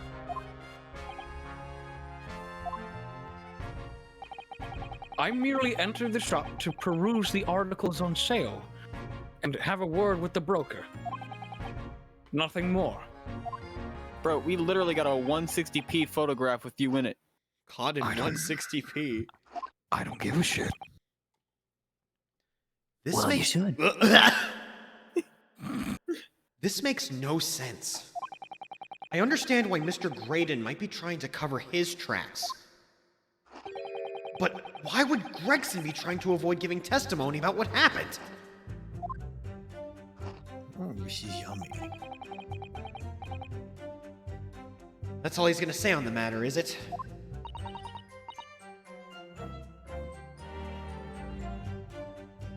What do you think, Bruno?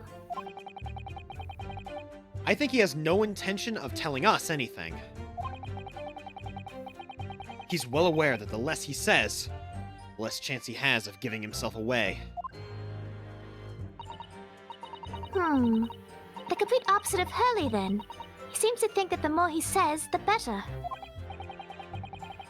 Well, at least I managed to prise a little more information from these witnesses' lips. All thanks to the Skulkin brothers. Yes, they were the key. They were the key to it after all. You're welcome. Thank you. Shut up, small one. Who are you calling Slow small? down, bruv. Not you, boss music. I'm talking to the one right fucking Boss next to me. music. I'll break down your feet and stick them on your head. I'm going to be using that. I'm going to be stealing that into my vernacular. Like, Wait, hang on. What was said? I kind of missed it. Iris's Called name Iris is now Boss. canonically boss music. Because of Shut the first. up, boss music. Is that what... Yeah, no, so it's just like, I didn't talk to you, boss music. I'm talking to the other small one right fucking next to me. God. So he said he had nothing. Ugh. So he says he had nothing to do with Windibanks. Well, we know that's not true. Well, that was a fucking lie. Fucking bet. Perhaps now it. Oh, this is popping up. Okay. Perhaps now would be a good time to have a proper look through the court record. Good idea. You never know what tiny scrap of information you could find. Okay. Good idea. You never know what tiny scrap of information could become a valuable weapon. Like this stick I found. Like my brain slowly transforming into a pile of dust. Yes. All right. What do we have in the court record? The third bullet. I know the answer. Oh, you know what? Yeah. You know what? For the sake of time, You want the answer? bullet. Okay. What, hit me with something here. What is something that I should be I doing? know the answer. Do you want straight up the answer? Or do you want a hint? Just give me a hint first. I think I can figure it out. You need the second page of court evidence, I think. No, I'm sorry, the third page. I didn't realize there was 3 pages. Yeah, okay. So he wasn't there, but like we can prove the fact that his hand was scratched by just him taking off his glove. I think. Yeah, but yeah, you gotta give it on the right one. Oh wait, we didn't even actually press this statement. I think. Like, there was like another 2-3 statements that you didn't even press. No, this one actually just got skipped because we went straight to the other one. So hang on, we're pressing this one. Don't forget, sir, that Mr. Herlock Sholmes is the most famous detective in the world. Like I said, I don't give a shit. And the most famous detective in the world tells the truth. The whole truth and nothing but the truth?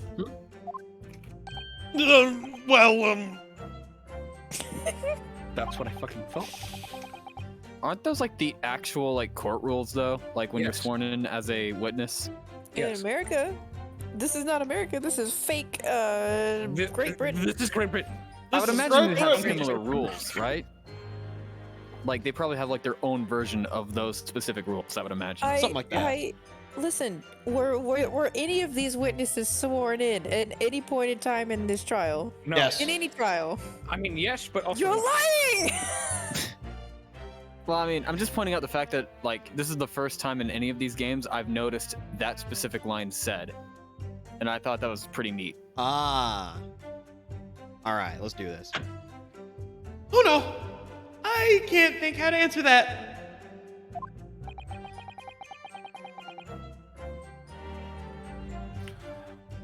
I once saw the world's most famous swindler thrown into jail. He allegedly told the truth, the whole truth, nothing but. What turned out to be a pack of lies. See? It's like, listen, me and Von Zeeks, we're a nice little tag team, right? Right, Mr. Vampire? What'd you say to me? It's like, we're a nice little tag team, you know, right, Mr. Vampire? Do you want to say that one more time? Do you want to say that to me again? Do you want to call me vampire one more time in front of these people?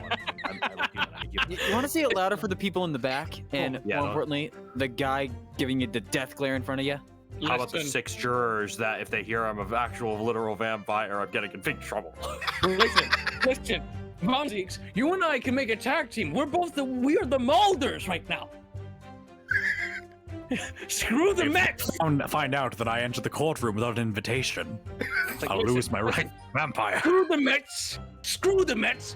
Now they called the Molders, and you and I are automatically first picks. Oh yeah, I love the Mulders. I love the Mulders. Now,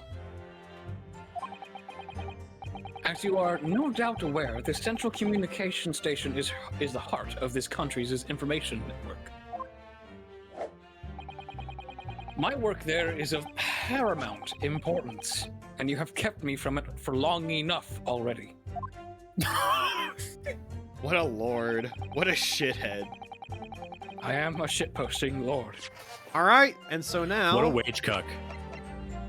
Objection. Objection. I should not have taken a drink. Oh shit! Why did the mute stop? Have What you ever happened to seen the this ball? disc before, Mr. Graydon? It's because this guy thinks he's got something. Why is it supposed to mean something? This disc was, until the day of the murder, in pawn, in Mr. Windibank's shop. It was redeemed by the defendant, Miss Gina Lestrade, that afternoon, however. Somebody mysteriously appeared to try to take it from her. And that somebody was you, of course. Wasn't it, Mr. Graydon? As I have reiterated numerous times, now you are mistaken. That was not me. I've never seen that disc before in my life. It may have escaped your notice, but there's a small smear of blood on the disc. Ah, yes, resulting from an abrasion of the thumb, perhaps. That's right. The surface of the disc is covered in hundreds of tiny metal bumps. In the skirmish to acquire the disc, the thumb of the person who tried to take it suffered minor lacerations.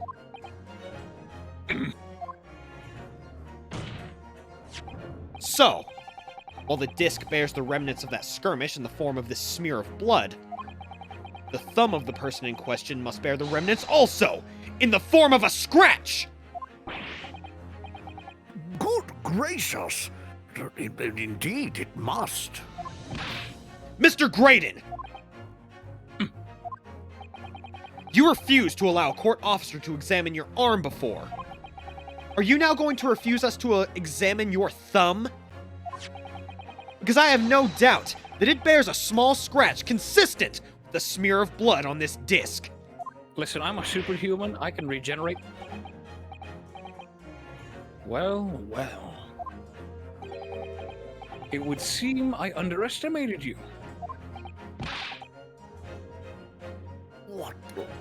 What is the meaning of this? Why would you say that under oath?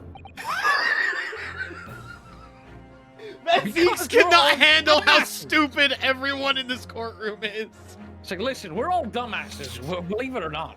All of us. I would like to note that Van Zeeks has never updated an autopsy report. He's never thrown coffee cups. He's thrown glasses, but he doesn't. Apparently, no one's getting hurt. You know. Yeah. I haven't attacked I have not attacked this long lost child, this long lost Nepalese child, a single time. The sassy Nepalese child. Who they love it. They love it. They cheered when I pulled this chalice out. Oh my god. Francisco whips them. Freaking Samhadi guy Nayuda, he fucking constricts you with the power of aura. Like Black Quill attacks you with a bird. I am just giving you a fucking case, and these guys can't cut me a break. Forget being clowns or the whole circus. We're like just the entirety of clown school, built comically and stupid. Yes, hello, welcome to Clown College. There's 13 of you. You're all Xehanort, and I'm Sora over here, trying my best. Yes! Oh, fuck, okay. So you admit it now? You admit you have a scratch on your thumb from when you attempted to take the disc from the defendant?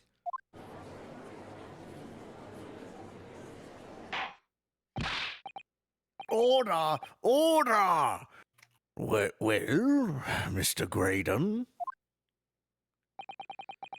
It would appear there has been something of a misunderstanding here. There's a difference between a misunderstanding and perjury. I did not attempt to take the disc, as you put it. No, quite the reverse. What are you trying to say?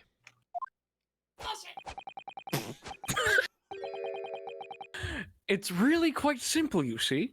The disc was mine from the outset. Is there some crime in taking an item that you own out of pawn? What? It would seem, Mr. Graydon, that in this piece of evidence, my learned friend has established a link between yourself and the incident. Accordingly, you will tell the court, everything you know about this disc now. As you wish. Yes! Though I'm quite sure it has nothing whatsoever to do with the pawnbrokers' murder. All right, let's Try go. me, vampire. What? There's a note on the disc saying, "For McGilded," but the item belongs to me. The redemption ticket was stolen from me by the accused, that filthy gutterling, on the day in question. I proceeded at once to the shop in order to explain my situation and redeemed my article. In the end, of course, the discs were taken by the police. In other words, I had absolutely no reason to break into the shop later that same night.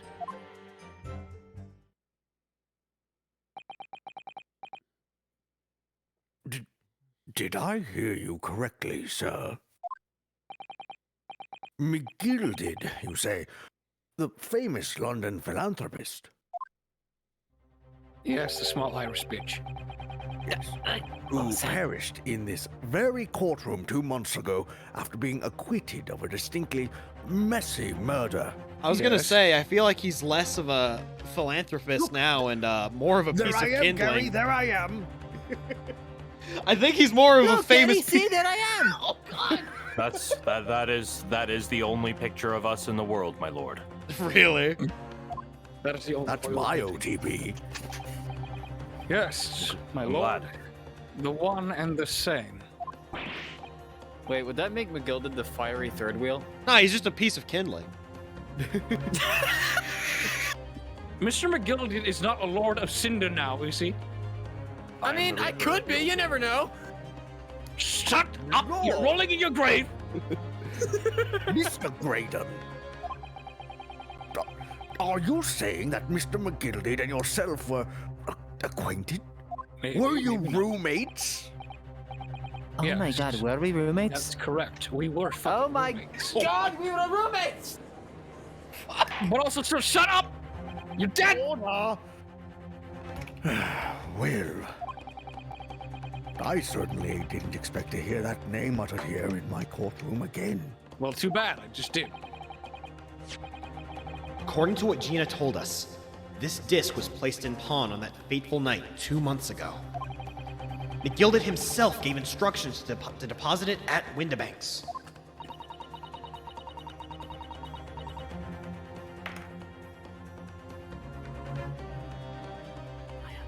Boss music. I think Maya's still on BRB. I'm back. If someone's reading the line, I just don't have earbuds on. Ah, okay. Hey. Hello. I'm back. Okay. Did someone read this or? No, are no we one's good? ready yet. You're good. It literally just came Amazing. up. Literally just came up. Your timing is impeccable. Compeki, as they would say in the business. It's funny that Mr. Graydon here is claiming the disc belongs to him then, isn't it?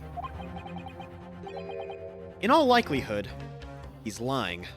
No, I'm not. I can hear you from over here. So he appeared that afternoon at Windibanks in order to get his hands on McGilded's disc for some reason. What? Counsel, you will commence your cross-examination, please. And also, with haste, please. I'm trying to get my afternoon tea. No promises. PM here. No promises.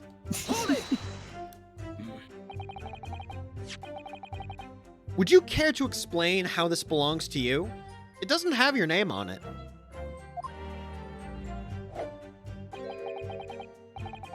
As you will observe, a communications officer such as myself commands a fine salary. You are certainly exquisitely dressed, sir. Like I said, I have style. This random Nepalese person does not. As the young ones would say, you have hecking drip. It's so odd hearing that. I mean, if you get the drip, you get the maidens. See? Look, listen, the bailiff and juror number 6. They say I have bitches. You, sir, have none! Looking like a real pog-champ there, Mr. Graydon. Oh my god! I don't think juror number 6 ever said anything like that. I don't know. Is he deaf? So, you see, I have little need to make use of the services provided by the pawnbrokery trade. However, I did once find myself in difficulties, having misplaced my purse whilst on an errand. Which is why I pawned my fine black overcoat to the broker in question. You claim that was your overcoat? Don't you dare bring up that damn deduction dance. Obviously, and in my haste, I clean forgot that the music box disc was in its pocket. It's simple, Your Honor. I forgot. I don't remember. Dracula, that's menacing in the corner. Lana. Oh god. Oh, there she is. And yet there is a note on it that reads, "For McGee." Tips. You Quag- choked it Tips on my Quagmire. Tips Quagmire. McGiggity. No! No! That's what I heard. You beat me to it, you son of a bitch! How? Again? Why do we beat Alex to this shit? I was gonna say something very similar, but leave in the giggity. And this motherfucker just like sweep kicked me. Albermont, God, my brain is fried. All right, let's calm it down here. Get him. For McGilded is what it said. Yes. I am a collector of rare and unusual music box music. I first met McGilded at a gentleman's club in the city, and it was interested to be discovered.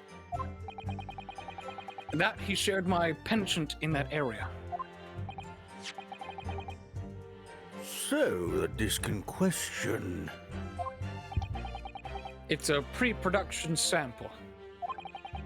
I promise to let Mr. McGilded hear it.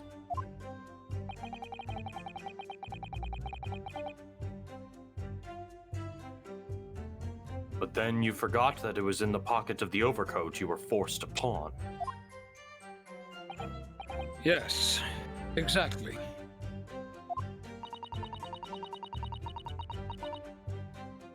Gina didn't mention any of that in her testimony 2 months ago, did she? No, because McGilded had threatened to... No, because McGilded had threatened her to keep her mouth shut. Which means that if we dig too deeply here, it's going to expose Gina's perjury. Oh dear, this is complicated, isn't it? Oh, just wait further.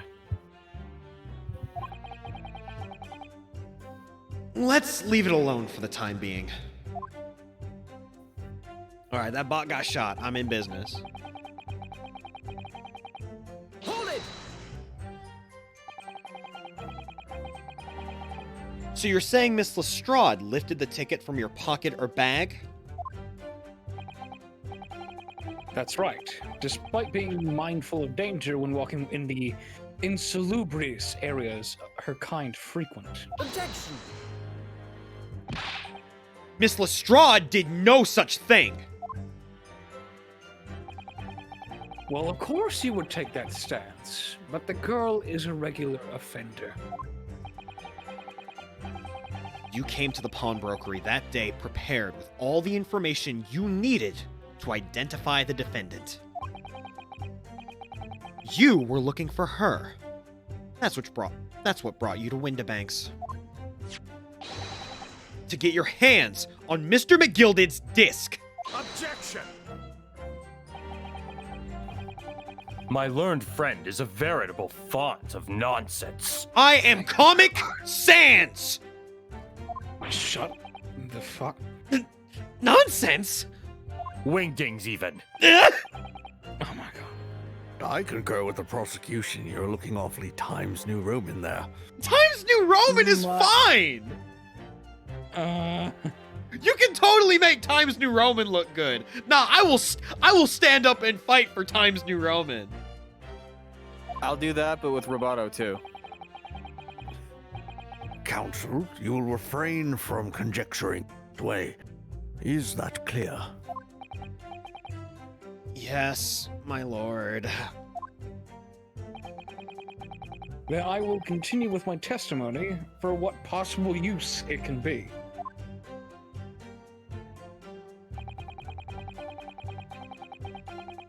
Hold it! Had you ever been to Windibanks before? Only once, for the purpose of pawning something. But like many, I enjoy browsing in such establishments. So when you noticed that the pickpocket had taken your ticket, you chased after her. Is that correct? Yes, that's right. I didn't notice it at first, of course, such is the art of the pick purse. But when I did, I headed to the pawnbrokery at once, in order to reclaim my coat before the thief could. I was merely trying to recover what was rightfully mine in the first place.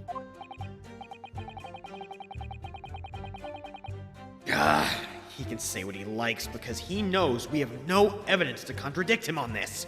Yes, sir. Fuck. It's okay, we got this. Yes, it was taken by Inspector Gregson here, wasn't it? That's right. This was the very man. Apparently the police are collecting anything that has connection to Mr. McGilded as evidence. Look at that resting bitch face. With like a lot of fucking quotation marks on my evidence. I'm gonna ask this man a question. Excuse me. No. Is something wrong, Inspector? Is something wrong? What do you mean? Sounds like something is wrong. Nothing's wrong. Don't tell me what to do, Graydon. I don't give a shit. The last continue. The last remark Mr. Graydon made in his testimony seemed to trouble you in some way. No, it didn't. It's nothing. Leave it alone. Leave me alone. Let me out of here. No. Let me ask you this, Inspector. Why is Scotland Yard gathering Mr. McGilded's possessions? I can't tell you something like that, Sunshine! Listen, the great detective revealed us our damn bank apparently had funds for something. The Crystal Tower that you told him, I believe? Nah, it's all good. It's all good. Let's keep this train going. All right. What is it, Inspector? Investigative secrets? Yes, exactly. You should know all about that.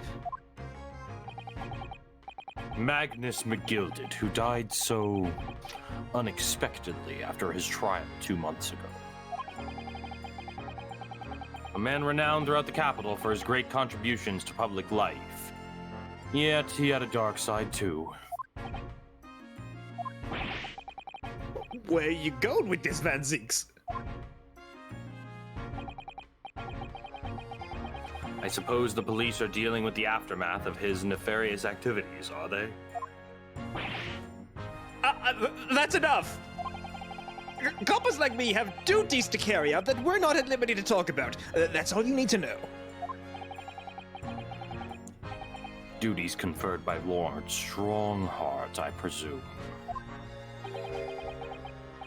Lord Chief Justice appears to have great faith in you, Inspector. The chick was fat.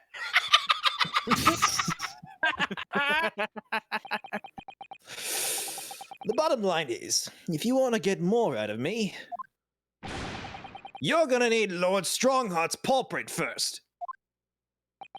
Oh. Oh no. Strongheart's a dog? He had. I would like to interject. I am not a dog, not a furry. Are you a I lion? do not have paws. You're a lion, That sounds aren't like you? something a furry would say. I don't have time for this. just Strongheart comes in just like, I do not have the time for this. And proceeds to walk out. No, he doesn't even walk out. He just just stays fades there. out of existence. He just fades. He just He peace does like a signs out of Thanos there. snap, but he himself gets faded. God. No time for games. Farewell. What's all this about? It's like there's something going on between Gregson and Lord Von Zeeks here. BRB. So who said BRB? That was Alex. Okay. Cool. Wait, fuck, I skipped the dialogue. I'm a fool. What? Hang on. What's the history? What was the history? No, I got Press this. the like button. Bam. Well, it would appear that the inspector has revealed all he is at liberty to reveal. You're okay with this? The chick was fat. Was fat. Do you know how many fish and chips I could buy? Yes. Mr. Graydon, let us return to your testimony. Gladly, my lord.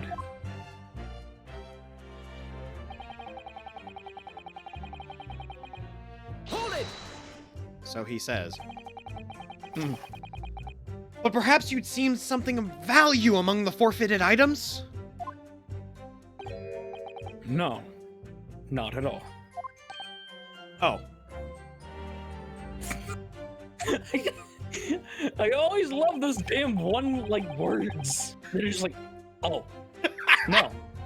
Yeah! A valuer was brought in by the police to assess everything in the shop. Without exception, every article on the shelves was common or garden bric-a-brac. You mean Tic Tacs? Fuck. In that case, it's clear that you broke into the shop later that day in order to recover Mr. McGilded's disc. Have you not been listening, man? Even if I had wanted to recover the disc, you may recall that it had been seized by the police that afternoon. It was no more in the shop that night than I. As I kept saying, I simply had no reason to break in.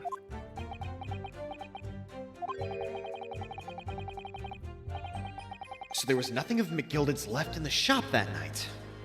Nothing this man might have been after. I wonder if that's really true.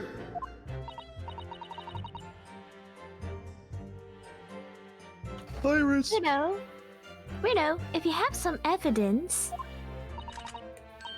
then let him have it. I'm dying to see that irritatingly assured expression of his crumble. Oh, shut up, box music. McGilded slipped the disc into his coat pocket and had it deposited at Windibank's.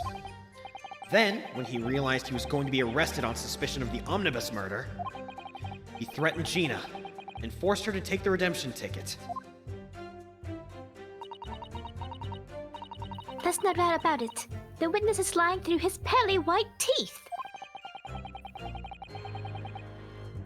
The police were obviously after anything left behind by McGilded as well.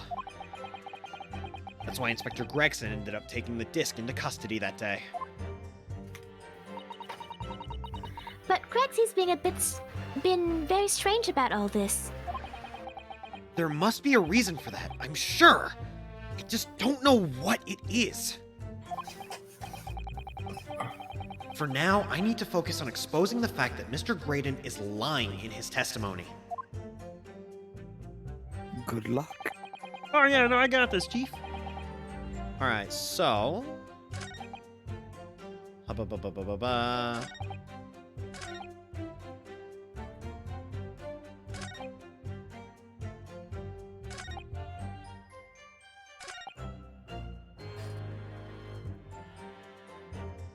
Okay, so if I recall...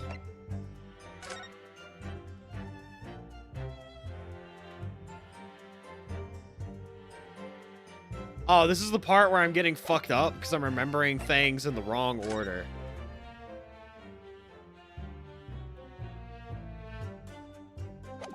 I think it's this? Objection. I'm nice! I'm nice! How the... Alright, trust me. You'll see. Oh. This disc was deposited at Windibanks on Magnus McGilded's instructions.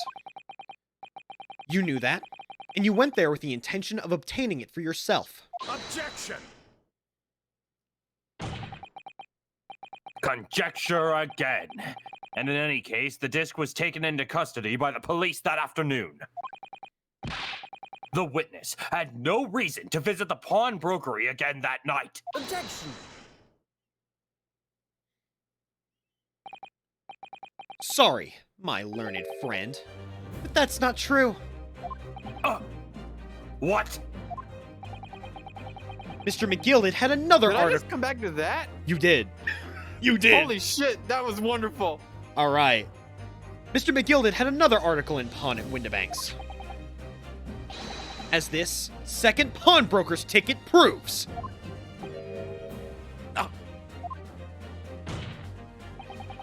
There were 2 articles belonging to Mr. McGilded in Windibanks pawnbrokery. And the reason you broke into the shop that night was to recover the second one. Together with your 2 accomplices, the Skulkin brothers.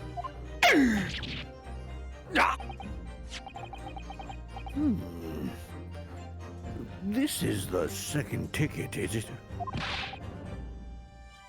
What had the man deposited? The article description reads, 1 small box. A rather vague description, it seems to me. Are you suggesting that I broke into the pawnbrokery with these clowns in order to steal some trinket box? I believe there are adequate grounds to suspect you did. This is absurd! Why on earth would I do such a thing? Once the article had been forfeited, I could simply walk into the shop and purchase it. There would be absolutely no reason for me to resort to theft. That's a good point. Indeed. The witness makes a solid argument.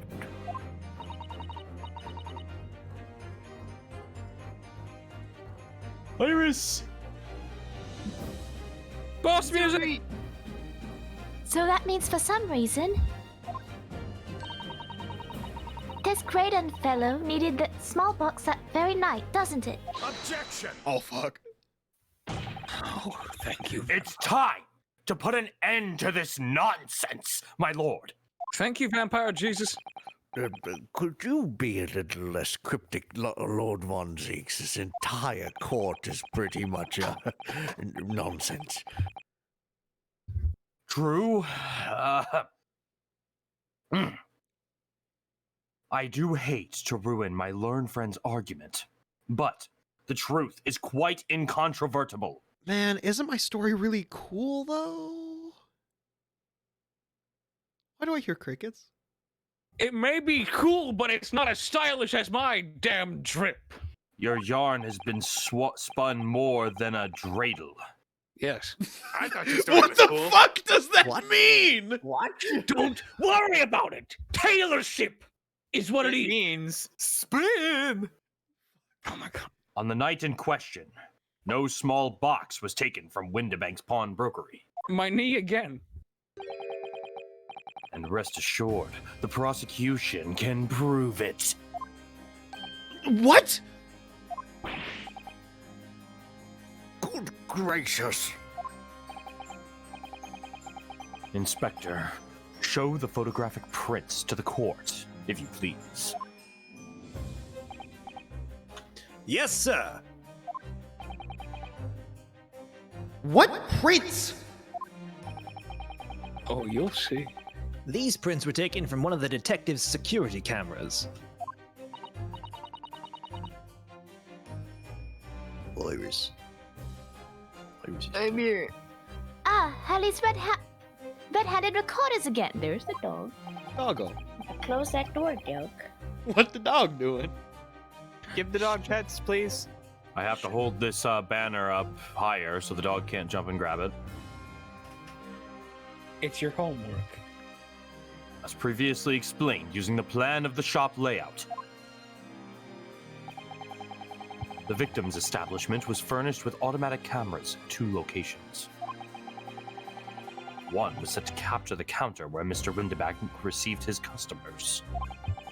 And the other was set to capture the shelves on which articles were placed for sale once forfeited. According to the information on this ticket, McGilded's small box had been forfeited already. 2 days before the incident at 9 p.m. on the 13th of April, to be precise. Oh no. Which means it would have been on the shelves of forfeited items in the shopfront. Now, what I have here is a print taken by one of the cameras about 2 hours before the incident. That's at 11 p.m. on the 15th of April.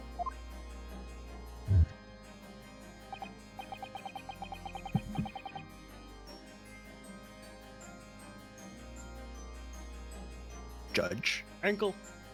Judge He's Judy. looking at the picture. He's Sorry. Gotta give him a process. Give him a second to look at the evidence. I wanted to see if they had any Miku statues there. He's the judge. He's not. You're my lord. You're 3 days too late, unfortunately. Someone's already bought them all. Oh, no! My lord, that's why you come to the convention on Friday. Oh, I always will go on Sunday for deals, but anyway, the victim certainly had a very full shop, it would appear. And then here we have another print. This one was taken about 2 hours after the incident.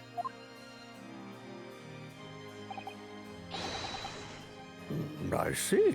So we have 2 pictures to compare. Could this be a potentially hidden game mechanic? Deja vu. Don't summon the guy that sells NFTs for the love of Christ.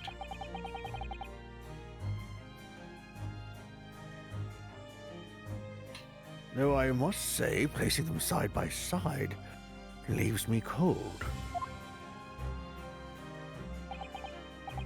Ah, dear me. It's starting to make my head ache. Obviously, at Scotland Yard, we considered theft as one possible motive in this case. We explored the possibility that something had been taken in addition to the victim's life.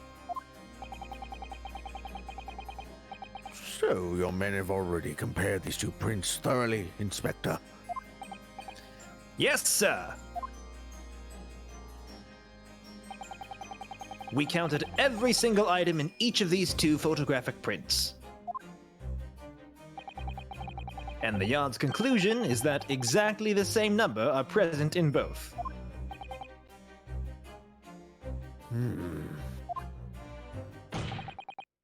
In other words, nothing was taken from the pawnbrokery on the night in question. And my learned friend's assertion is nothing more than a hopeful fantasy. Ah! I don't believe it! If I could have just shown that he'd stolen McGilded's pawned box, I might have been able to break him down at last!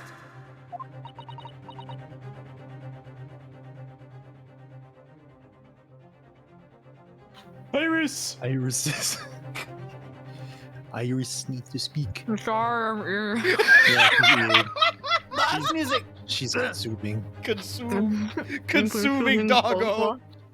No, No, but not dog. she is trying to get my food though. Aww. Oh god. You know what, Runo? Is that her growling I hear? No, that's me chomping at cabbage. Chomping at cabbage. I was I've been about to say, thinking. when did Mitzi sound like that? I wonder if these two photographs are really are exactly the same. I can already see one difference. Exactly. What? What are you talking about? There's no these photographs gotta be exactly the same. Iris, There's you're absolutely crazy. nothing wrong. There's nothing wrong here. I mean, I didn't see shit, so I'm gonna wait until it's pointed out. It's absolutely stupid, but it makes sense anyway. So, counsel, in the light of the evidence, put forward by the prosecution, what is your position? It seems that, in fact, on the night in question, nothing was stolen from the victim's establishment. Do you accept the prosecution's assertion? I don't know. Could there be some hidden discrepancy in these two photographic prints somewhere? Ah, we're gonna use a piece of evidence! Before I give my answer, my lord, I'd like to try something, if I may.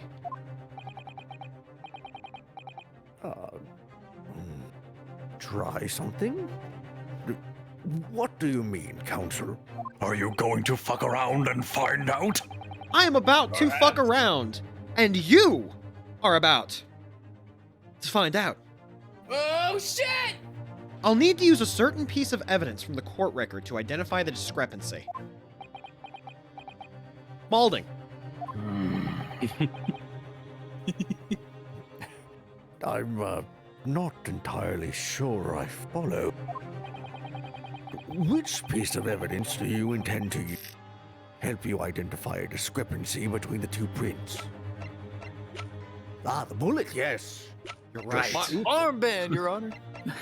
Stereoscope. Your Honor! Get on the fucking ground! Oh God.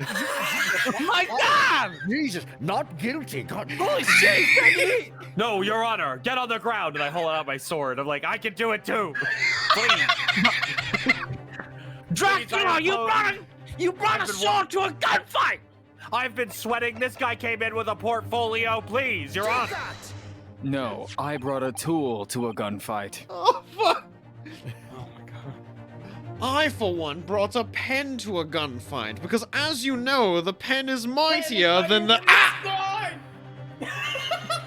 Okay. Fuck. I'd like to use this device, my lord, to view the two prints stereoscopically. Ooh, that's it. No. He's starting to believe. No. He said the magic word! No!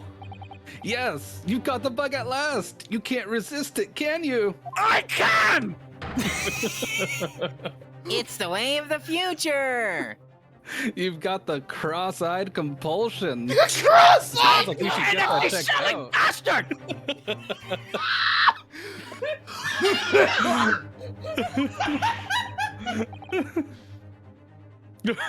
Juror number 3, what a surprise! Is that man okay? No. I am deceased! Come on, Runo. Shut up, boss music! Let's just put the pictures in place and see what this wonderful contraption shows us.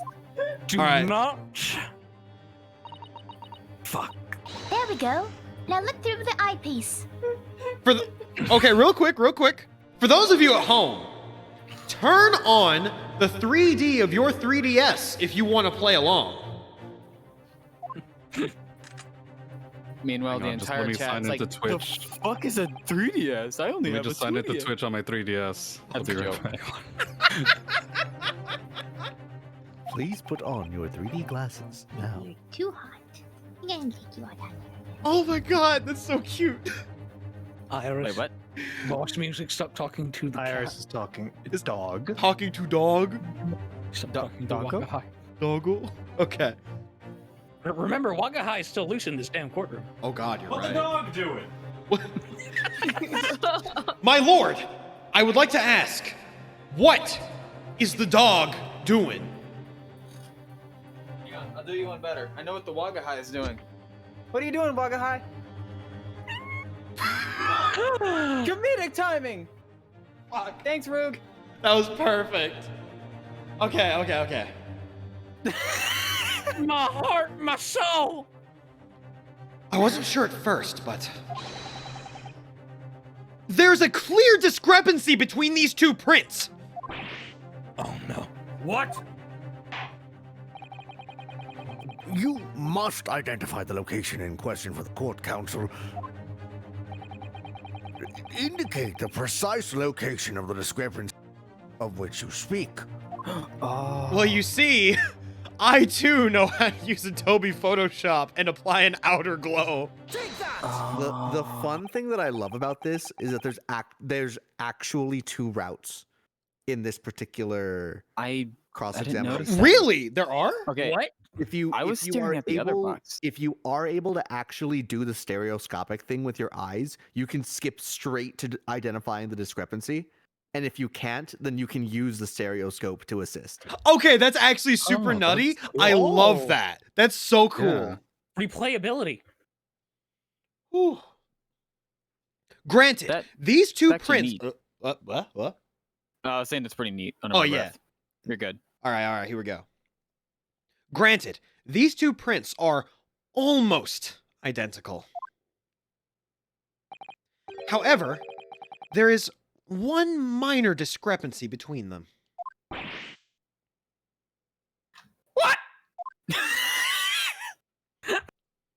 Sorry. It's always the sudden what's that get me. When you view the two pictures stereoscopic. Oh my god, I see. Fuck. When you view the two pictures stereoscopically. My worldview just got rocked. A single area stands out as being different. The location of this small box. Let me. Wait. Unbelievable! He's still looking there. My Jove, you're right. How extraordinary. Oh, my. God, My lord. I forgot I had this expression on my face. My lord, why couldn't you wait like 5 minutes? You can use mine. You were so excited, I just wanted to see it. I was in shock, my lord. Oh, God. Oh my god. I'm gonna My need case is getting RNG'd again, my lord. I'm gonna need that judge face for future. Oh, I have this shit screen capped. I can get it for you. Good. Yes. No, you're good. What this tells us is very simple. Mr. McGilded's small box was indeed not stolen from Windibanks on the night in question. Wait, but small what? Small box, not small bombs. Okay, you were cutting out on my end when you said small box, and I heard bomb or something. Like it was very glitchy. I was like, what the fuck did he say? No, small box. It's small box. When did the small Irishman become a terrorist? Whoa. All right, continuing on. However, there can be no doubt that somebody picked up this particular box and then returned it to its place on the shelves. Are you suggesting that the small box originally deposited by Mr. McGilded is in fact... Yes! The very same box I just identified in those photographic prints! Objection! Mindless guesswork! What if it was?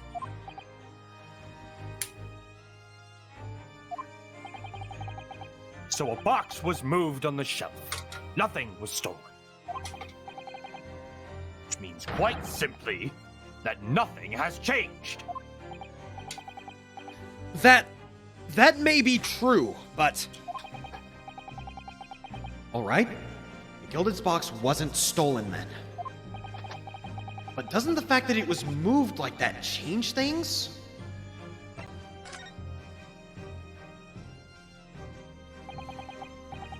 I believe this changes everything about the case. How could this possibly be? The crucial point is the fact that was... Okay. The crucial point is the fact that what was moved was a small box. In other words, we have to consider what might have been inside that box. What are you suggesting?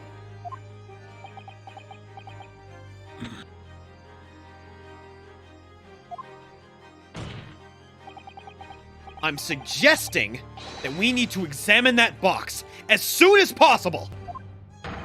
A vital piece of evidence is sitting on the shelves at Windibanks as we speak. Objection! That won't be necessary. Some little box belonging to a man who died 2 months ago can't possibly be relevant to this trial. Look, the court does not uphold your objection, Van Zieks. Why? Bailiff, arrange for an officer to go to Baker Street at once and arrange a diaper change for Lord Van Zieks. Damn it! Glass shattering. Oh my god! I'm actively concerned. Question. The commit to the bit. Oh, I love it. Question. Honor. A question, Your Honor. Yes, sir. Do we use Pampers or Huggies?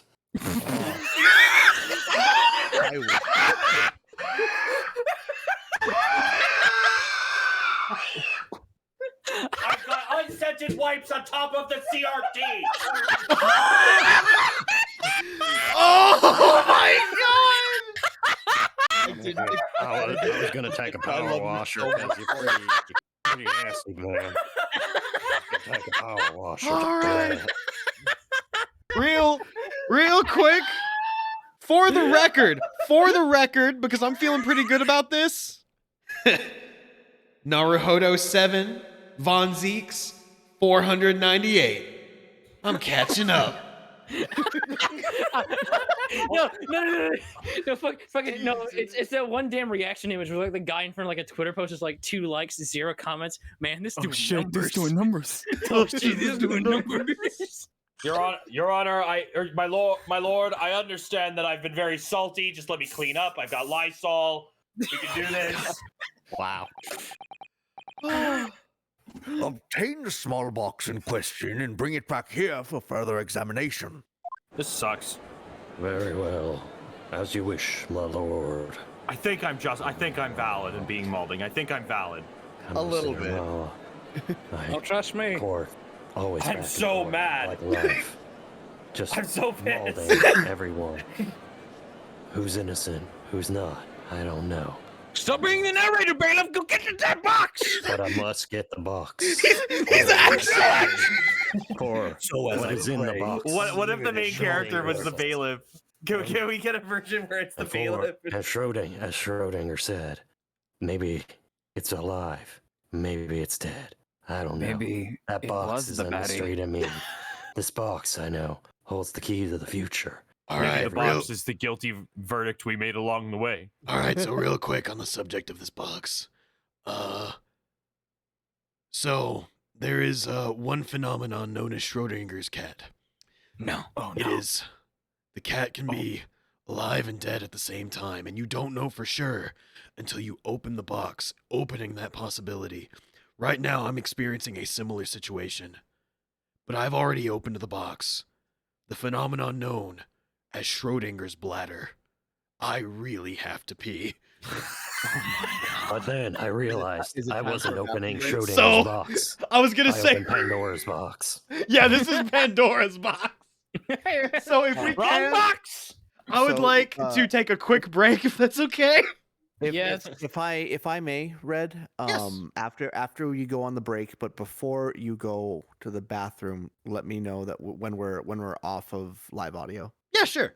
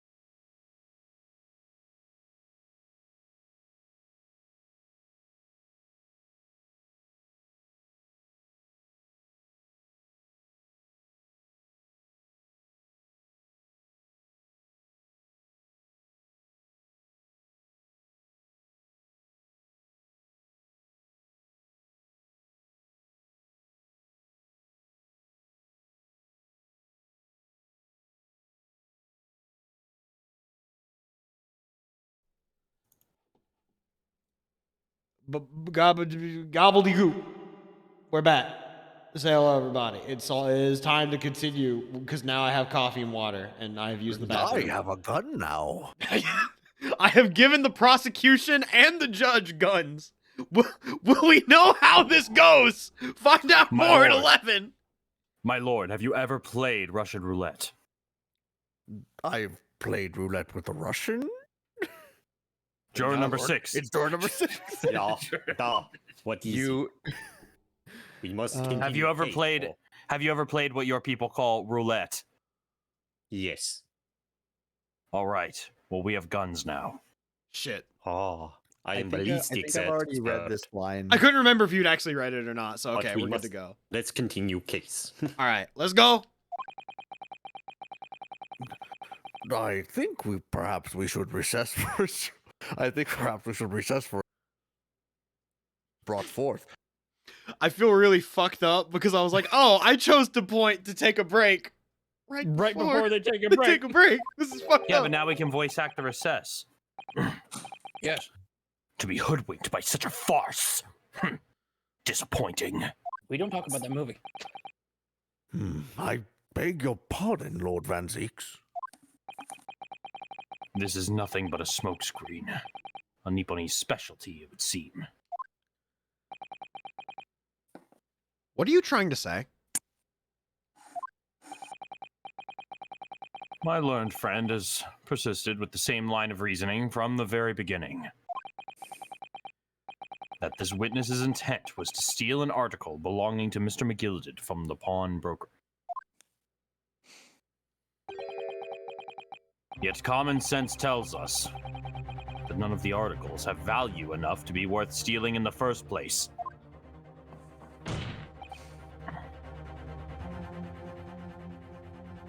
Drag it out. Drag.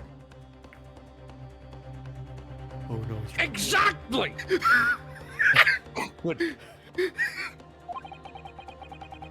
It would be beyond absurd to break into a place for the purpose of stealing such commonplace property.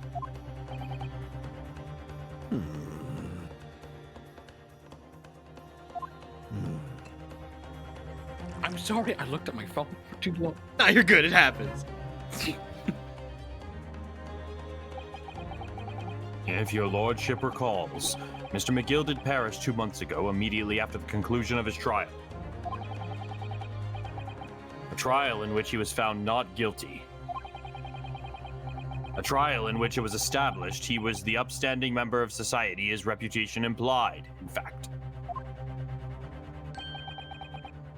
So I propose a toast to my learned friend and his most insightful defense. I'm about to swing. I'm about to swing! I know how to block it. The articles this upstanding member of society pawned were entirely ordinary. A black overcoat that just happened to have a music box disc in one of its pockets, and a small box. I assure you, I wouldn't accept even if the man tried to make a gift of such things to me.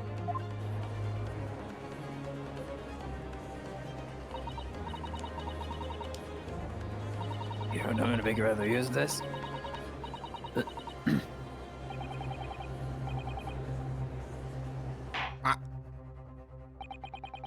I feel a lot of us were asleep at the wheel on that one. I mean, that happens.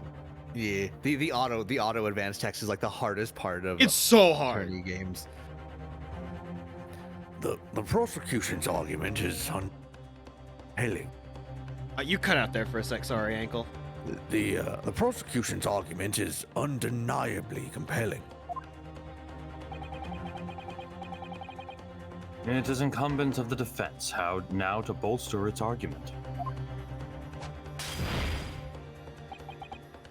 To explain what possible significance these commonplace articles pawned by this fine citizen could have.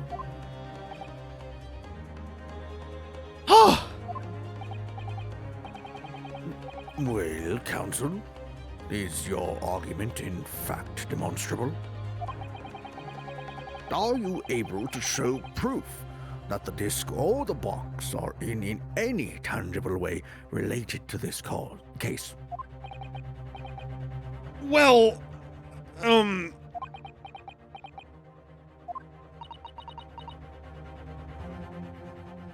What's the matter, Runo?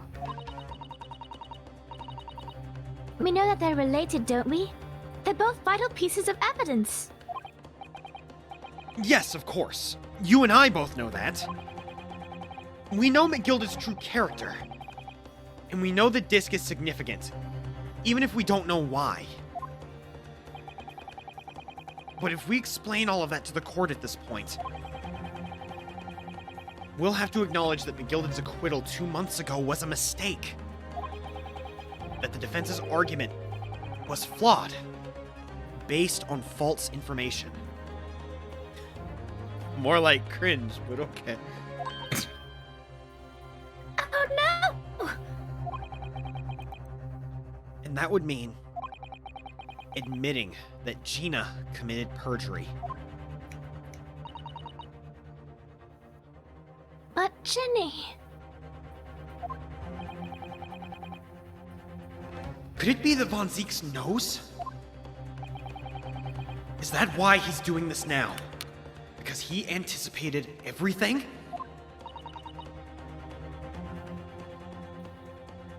But maybe...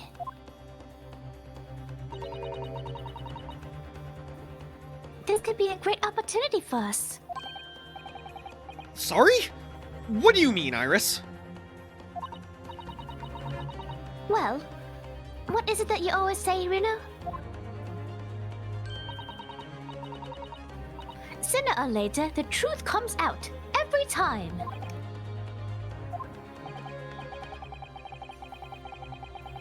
Alright. The exact significance of the things that McGilded deposited with Mr. Windibank is something that only Gina can explain to the court. But if I put her on the stand to testify about that, it could critically damage our chances of winning this case.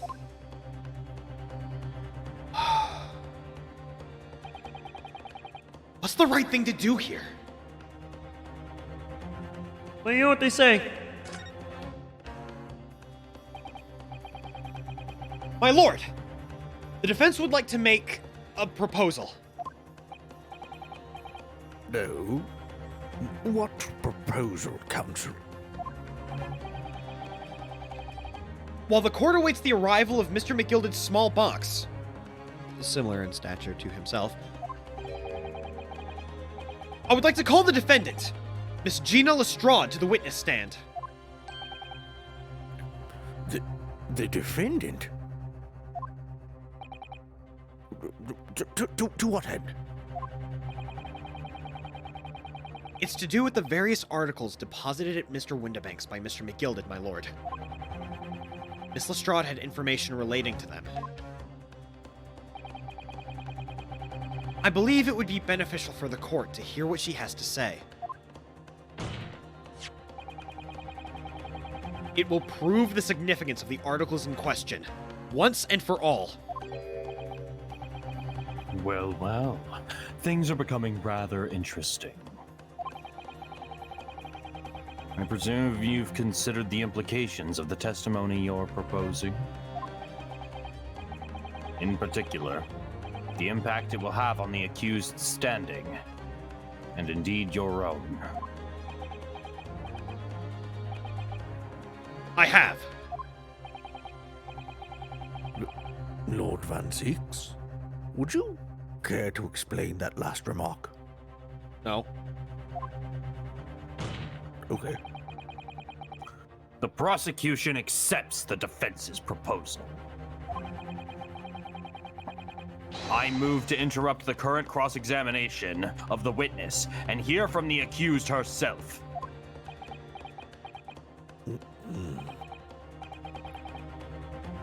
Very well, if you have no objection. So, the court will now hear the testimony of defendant, Miss Gina Lestrade. You witnesses currently in the stand may step down until further notice. Thank you. Then I shall bid you good day. Wait. No. You, sir, shall remain in the stand while Miss Lestrade testifies. As you wish, Dracula. All right then, Gina. It's time. I know this will be hard, but please, put your faith in me here.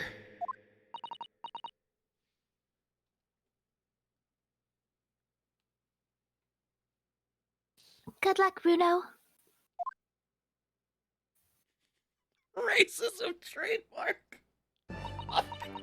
Jesus. God damn it, Bullet. What? Oh God, I looked at the live dub chat, and the first thing I see is I wanted to be the lady juror from a previous case because of the racism trademark. God. You'll hear it when it comes up, Nick. I promise. I You'll hear know. it. Wait. Wait, was there an update to get? Oh, there was. The I art- see it now. Oh. All right. Oh, sorry. Nah, you're good. You're good. You're good. I was like, making sure everything was okay. All right. The articles that Mr. McGilded had deposited in Windibank's pawnbrokery are intimately related with the omnibus case, the trial of which was heard in this courtroom 2 months ago. Yes. And I remember this young lady being before me in that trial as well. That's right, my lord. Her testimony helped establish the innocence of the defendant, Mr. McGilded.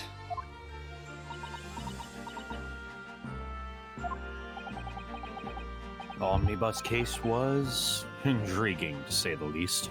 You can say traumatic if you want, homie. I know that L was pretty big. I did watch a man die on fire. It's true! You could say I went out in a blaze of glory. I can't tell what was better, my dry delivery of that, or the fact that I'm just unfazed by it anymore. By the death in the omnibus? Yeah, it's been a while. Been a hot minute. I mean, if I could count how many live dub characters I've voiced that ended up being important and or died, I'd probably have like more than 10 cents, which isn't much, but it's weird it happened that many times. I was hoping that you'd make that joke. Here we are all again. Apple can prove it. Like, name all the other times we've been in live dubs together. We can do that later. Vanzeeks, continue. Let's move on. Now here we are again, the same players in that trial facing each other once more. A twist of fate, perhaps, my Nibonese friend.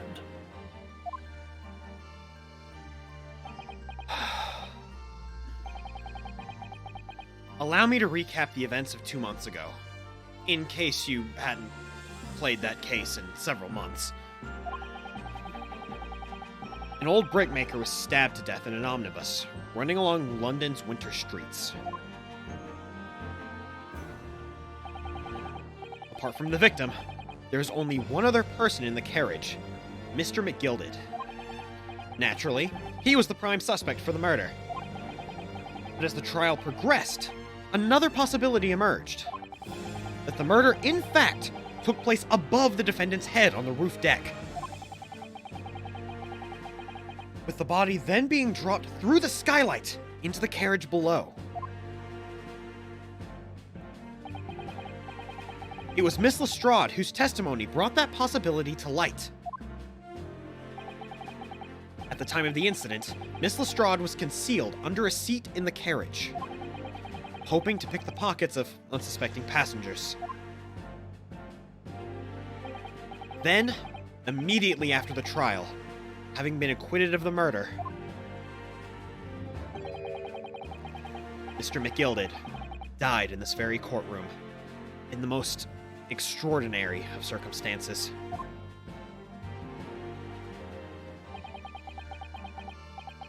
mystery that remains unsolved even now, 2 months on. As indeed does the omnibus murder itself. Be that as it may, I recall neither the disc nor this small box being mentioned in the course of the proceedings. Miss Lestrade.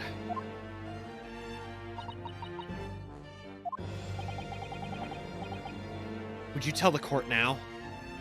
Please. What really happened in the omnibus 2 months ago, I mean?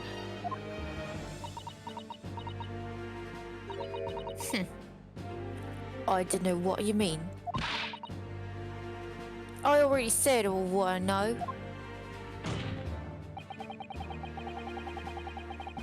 And what about everything you told us yesterday from inside your prison cell?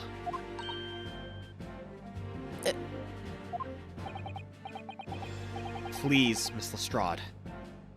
This is extremely important. But... Remember, little girl.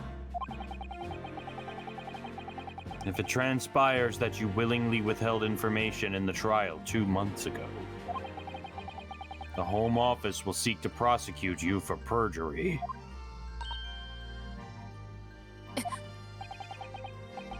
And naturally, you will lose all credibility as a witness. Although, let's face facts. You have little credibility to lose.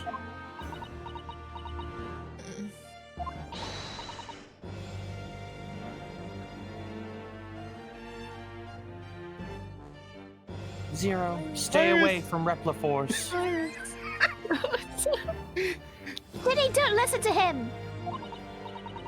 Please, you have to trust Bruno now!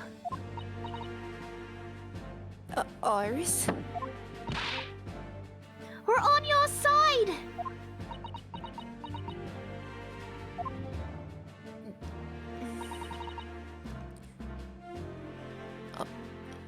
Alright then. I'll talk. It's the right choice, Gina. Well, it would seem that my learned friend is hell-bent on bringing the entire courtroom down about his ears. So be it. My career is in danger.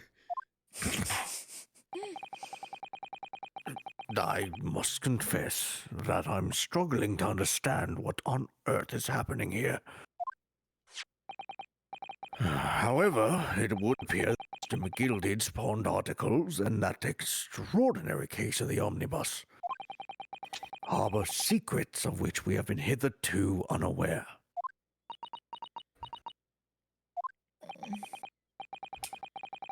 So, Miss Lestrade, you will now give your testimony before the court about the events of 2 months ago. You will reveal the truth, a commodity sorely lacking original statements. This is it then. Everything's gonna come out. Like Von Zeke said, this could bring the whole courtroom down about my ears. But as a lawyer, I'm prepared to take that risk. Let's fucking go.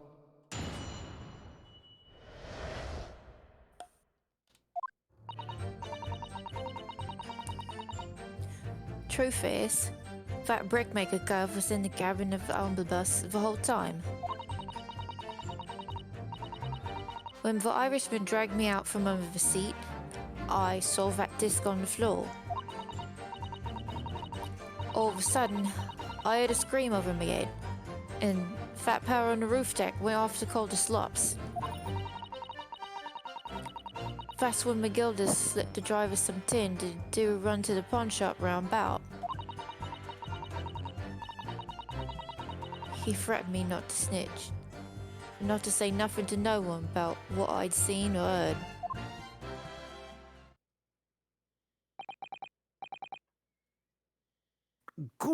grief, this is outrageous. What you've just told the court bears almost no resemblance to your testimony 2 months ago. As you say, my lord. Then there's every chance I may have adjudicated in error in Mr. McGilded's trial. It sounds very much to me as if the man deliberately deceived this court in an effort to cover up the most wicked of schemes.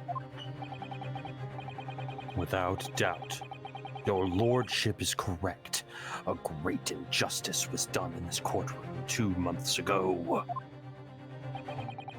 The actions of the accused in the trial, of this witness, and of my learned friend are entirely inexcusable.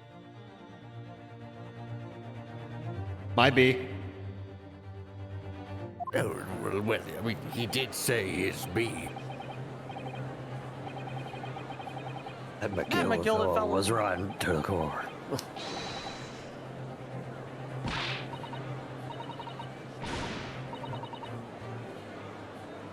Gina?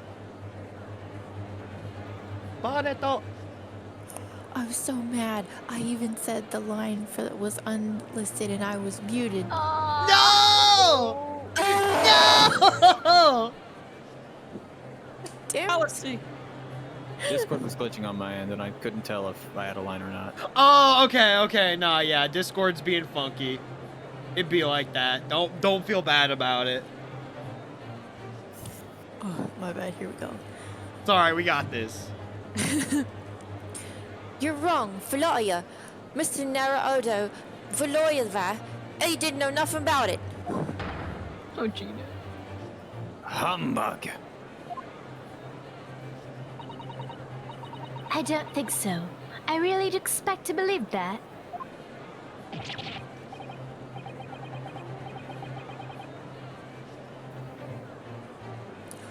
Shadow's in here. We need a stand-in. He really stitched everyone up, didn't he?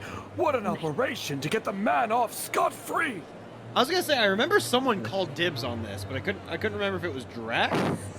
It was Drac. Yeah, I was about to say I'm pretty sure Drac has this role. Oh no.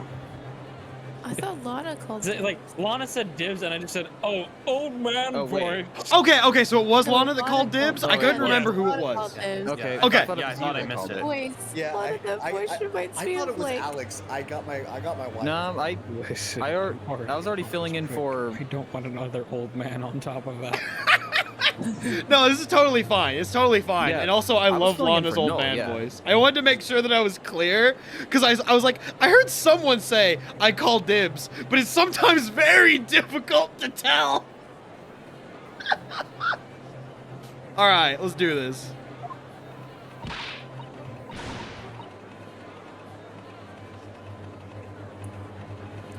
Unforgivable. Stop.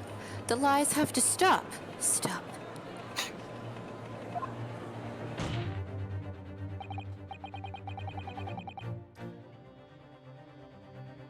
Yes, the defense made a terrible error of judgment. I intend to take full responsibility and suffer whatever consequences are deemed appropriate. However, it's imperative that the court allows the witness to elaborate on her testimony. Because the true significance of McGilded's Pawn's articles must be brought to light.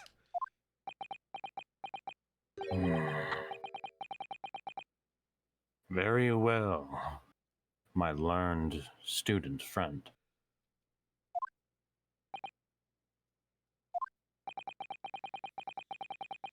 Given the depths of calamity you have just plunged yourself into, this may very well be worth hearing. Words fail me. This situation is utterly deplorable. Mr. Naruhodo. Yes, my lord. I will decide upon your fate following the conclusion of this trial. Your Honor, first to 5. You gave me a gun. Of course, my lord. Why did I give these people guns? Blimey, Mr. Naruto. Now, counsel, proceed with the cross-examination.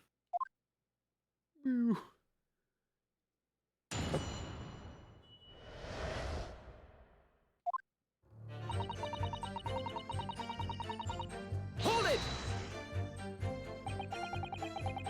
And you were hiding in the cabin at the time as well, weren't you, Miss Lestrade? If I remember rightly, in the storage compartment underneath one of the seats? Yeah, that's right. It's pitch black under there, so you can't see nothing at all. What the fuck are these guys doing over here? Don't worry about it. Fucking... What y'all motherfuckers doing over here? Fucking... Don't worry about it, me bitch. Multi shined like 7 times. I couldn't believe it. Listen, dude, this man's pulling all the access rights that we didn't fucking get. Let's shut up so you can talk.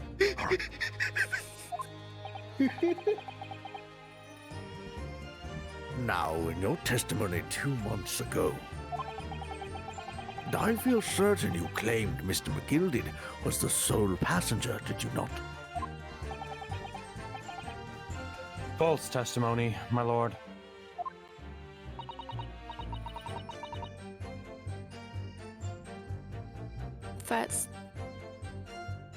That's what he told me I had to say. But it's important that you tell us the truth now. Were Mr. McGilded and the victim acquaintances? Oh, I dunno. But I did hear him talking a lot. What were they talking about? Well, I couldn't hear too well, but if I had to say, I think it was about money or something. They kept talking about buying and not buying. Perhaps business dealings of some kind. Well, anyway, they got louder and louder. It started to sound like a proper fight. I was pretty scared by then. I hardly dared to breathe. And then all of a sudden, I heard a noise like someone keeling over on the floor. It was blooming loud and all. And I believe you let out an involuntary scream? Yeah. That's what gave me away.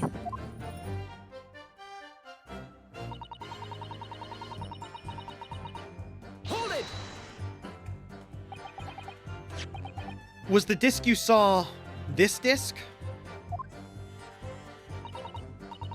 Yeah, I reckon it probably was. I was right next to the gov lying on the floor. Could this disc have belonged to the victim, perhaps? I dunno, but McGill had picked it up pretty smartish. And then he sat the curve with a knife in his belly up on the seat. Okay, I felt like I had a stroke reading that too. I know, me too. Fuck! I was like, wait, I read this before and it still didn't make any sense. I had a mini stroke just reading, like, looking at the text. Listen, Cockney is difficult. I believe you. Sometimes when Gina says something, I just look away. Honestly, mentally, I'm just like, I said it, I don't know what I said, but there it is. All right. It's like those moments where you look at a word and you're just like, I know this is a real word, but just the spelling of it, it doesn't look real. Exactly. Exactly. Shortage is word. Oh Words god. don't matter. Word. All right. What did he say to you at that time? He told me not to say a word about what I seen or heard to no one. About the disc and all. Oh, I was dead scared. The way he was looking at me, I thought... Well... I thought if I didn't go along with it, I'd get stuck with that same knife too.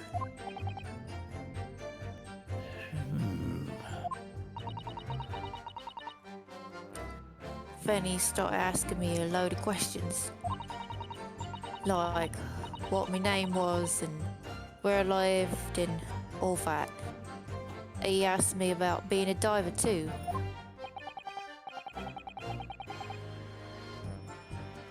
But after a while, what happened in the carriage was noticed. Yeah, that's right. First there was a kind of rapping noise.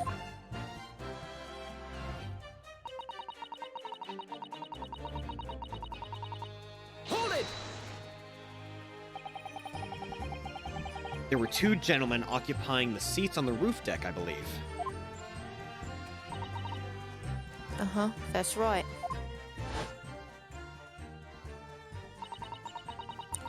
Faye must have looked down through the skylight and noticed the cub with the knife in his guts. My beloveds. When they scream, the driver pulled up the horses and Magilda got me out of sight. Quick question. What did she mean by rapping? Like, I'm lost on that.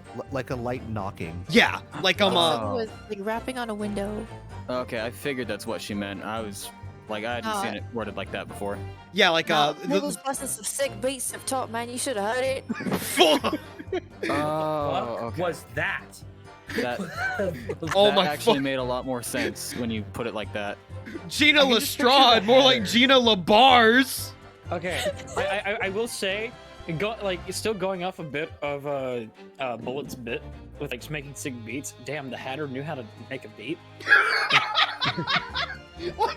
He's just rapping on the door, and then you just hear like an auto-tune scream. Yeah, You're man, like, Listen, you should have seen him in the courtroom. He was up in there too. Oh fuck. What? That is really move on. funny, yeah. Yes, let's move on. We got this. I'm sorry. No, you're good. You're good. Out of sight? Where? Back under the seat where I started off, of course. Once the carriage came to a halt, the two cubs from the roof ran off to catch the stops.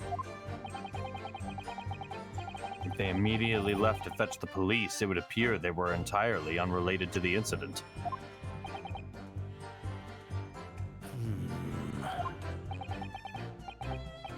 So that left me gilded. The driver? Yeah, okay, yeah, I was reading that right. I was just having a stroke. So that left me gilded, the driver, and you still at the scene. Yeah, only if the driver didn't know I was there because I was under the seat. I heard the cabin door open and a voice from the outside. The driver, yes. He also testified in the trial, I believe.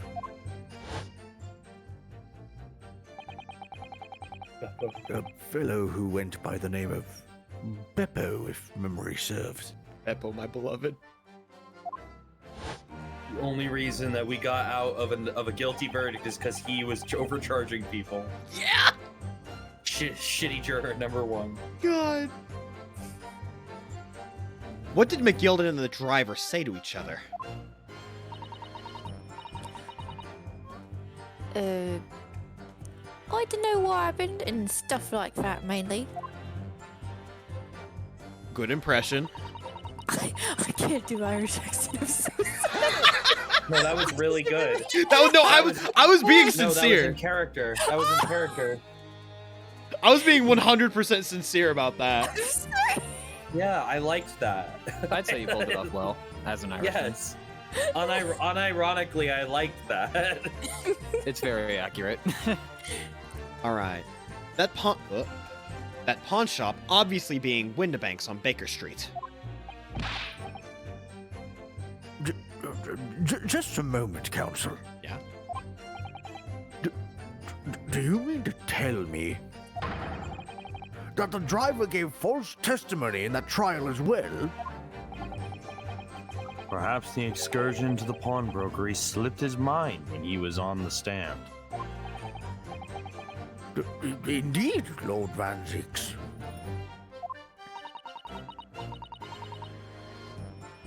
McGilded took off his coat and gave it to the driver. I folded it up all careful-like before handing it over. When I saw him do that, I remember thinking, that coats and what's in it got to be worth a few bob. Yes, Gina was sure the disc must have been worth more than Yes, Gina was sure the disc was worth more than Mr. Windibank was suggesting, wasn't she? What is with this sentence? I'm having a stroke!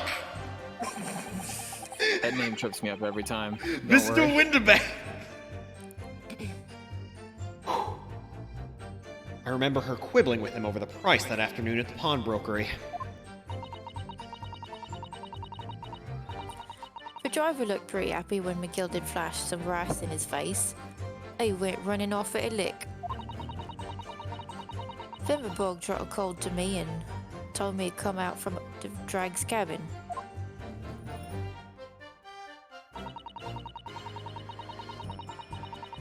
Hold it! Threatened you how exactly?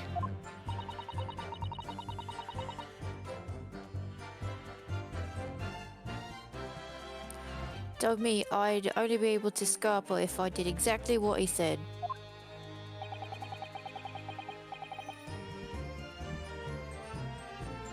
Which included giving false testimony in court 2 months ago? Yeah, that's it. And there was one other thing he said.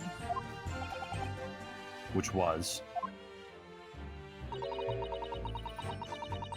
He told me I'd have to hang on to the ticket from the pawn shop and make sure not to lose it.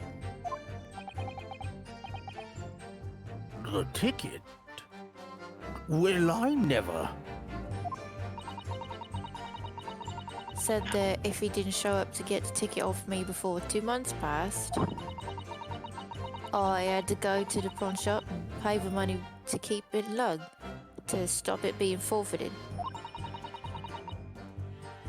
He left me with some brass to pay for it.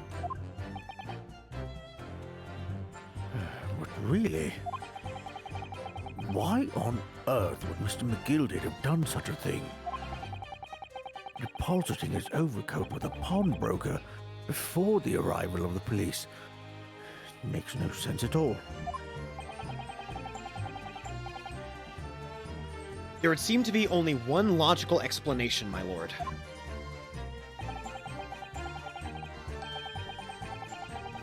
What Mr. McGilded had the driver deposit at Windibank's was something he didn't want the police to see. Something very important that he needed to hide at all costs.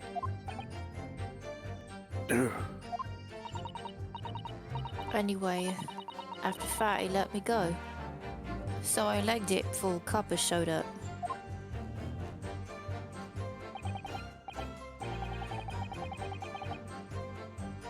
Well done, Gina. It can't have been easy to tell the truth like that. I lie to myself every day. Gina's really putting her faith in you, Runo. Yes, and to thank her, she'll have to face a charge of perjury once this trial's over. So I need to use the time we have now to get as much information out of her as possible. It's time to really go for it. Press up on every statement. I suppose I should. Oh, and another thing. What's that? Take a look at those two. Isn't it strange they've been whispering to each other the entire time? Shit, she's onto us. Just don't look at here. Yes, that is strange. It looks like they're having a secret discussion about something. Say something, Grexy. Can't see us. I'm not sure I'm completely comfortable with that. I wonder if there's anything I can do about it.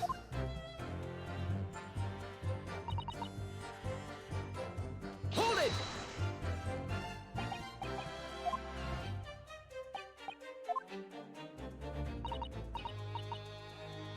You guys are sus. Excuse me.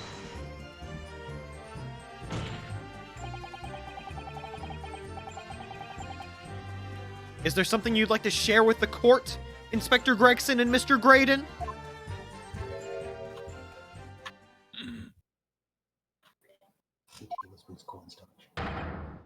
Inspector! Mr. Graydon! What? Blimey! You trying to give me a heart attack? Yes! Well, it worked. You have been whispering to each other for quite some time now. Tell us, what is the discussion about? Discussion? With this fella? Pull the other one, Sunshine. You think I got anything to talk about with a shady gent like this? And I have nothing to say to this uncouth detective after he deprived me of that disc that was rightfully mine. The salt is so goddamn real. On both sides. But they've clearly been talking the whole time I've been cross-examining Gina. It's as if they've been negotiating.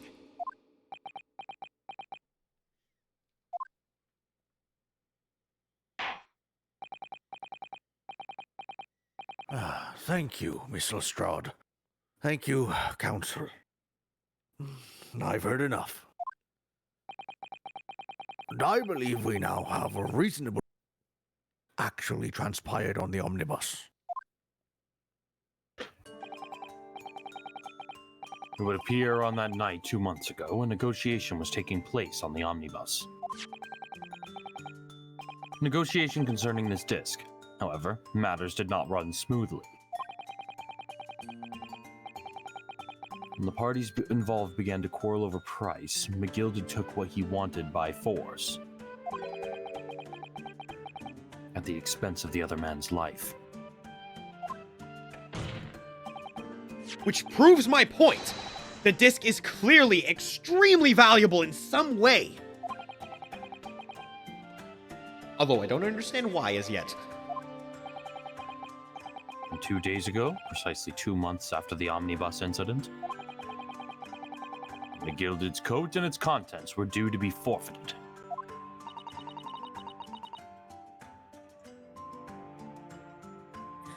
I didn't know what I should do with a ticket. I mean, Vakov died right after his trial. I knew that. So you decided you would try to claim the articles as your own? Well, why not, eh? They was only gonna be forfeited. Why shouldn't I have got 'em? Anyway, you can't blame me for thinking about it. Thinking ain't no crime. Miss Lestrade, it would appear Mr. McGilded was prepared to kill in order to take possession of this disc. Do you know why that would be? Huh? I ain't got a clue.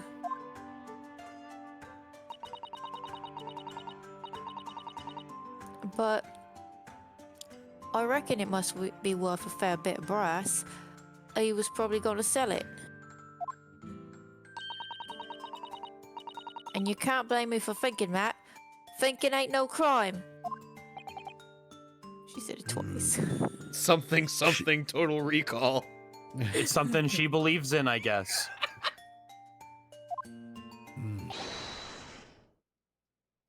This is the bailiff. That's super default. My lord. Yes. My boy. My boy. I love it every time. The evidence your lordship requested has been located and is ready for the court's inspection, sir. Yes, thank you, Bruce. I love this guy. He's great. Mr. Banner. Yes. All right. So before we go through this cutscene, after you do this part, Nick, could we take a 5-minute? Yeah, sure. Thank you. All right. The mysterious little box deposited by McGilded 2 months ago. There's no doubt in my mind that it's a key piece in this far-reaching puzzle.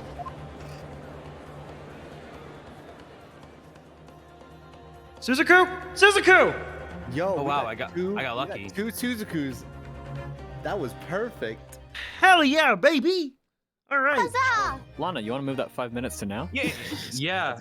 That'd be great. All I right. was actually surprised it was that close. Apparently, I can read a room. All right. So real Yes. quick, we're gonna have a quick 5-minute intermission. So stay tuned, everybody. We'll be back momentarily.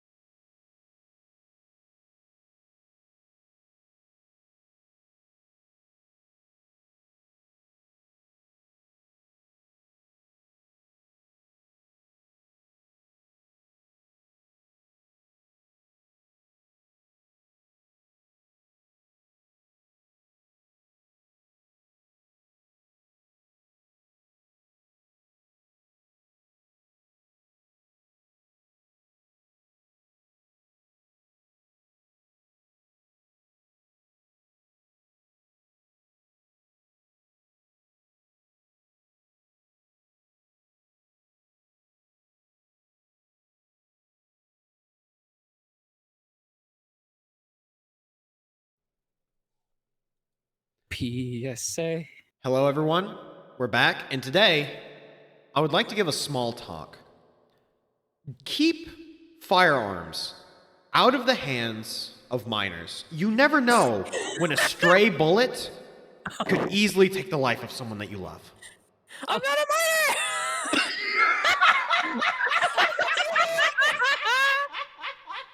You're Susato. What are you talking about? You're definitely Susato. You're Susato. Susato! Listen, I know how old she is. Wait, is she still 17? She's in the court 16. record? Okay. Yeah.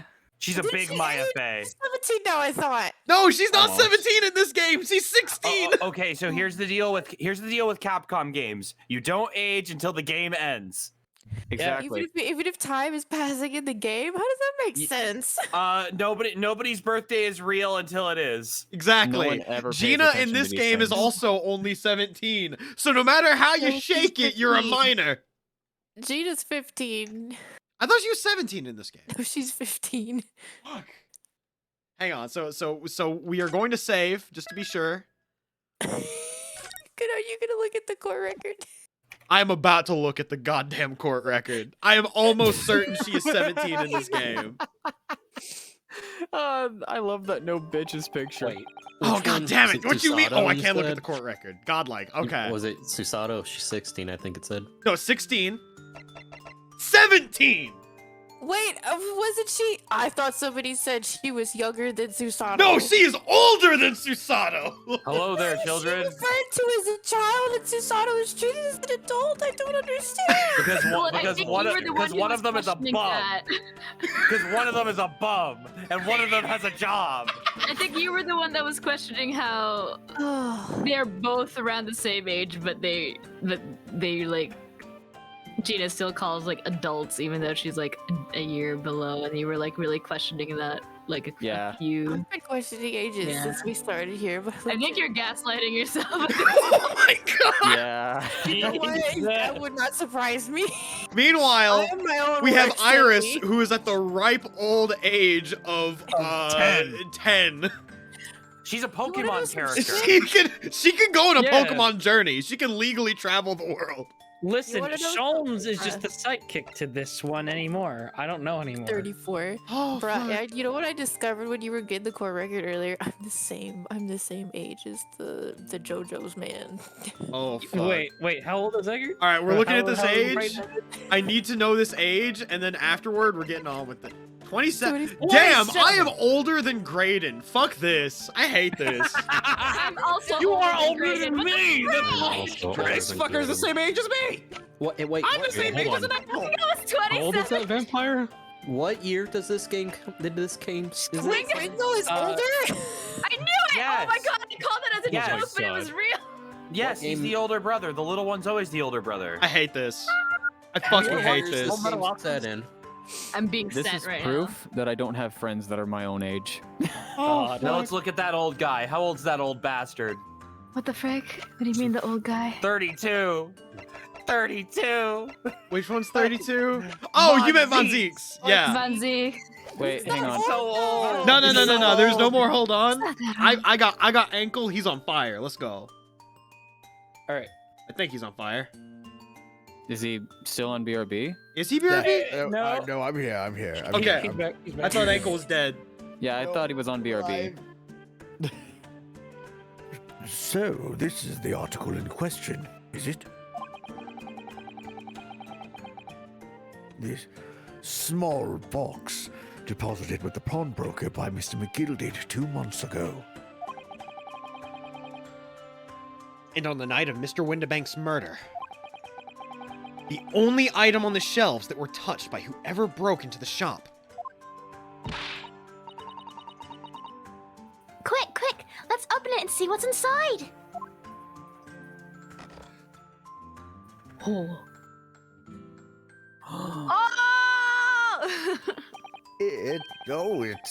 Well, good gracious, this is no ordinary box, it seems. It's,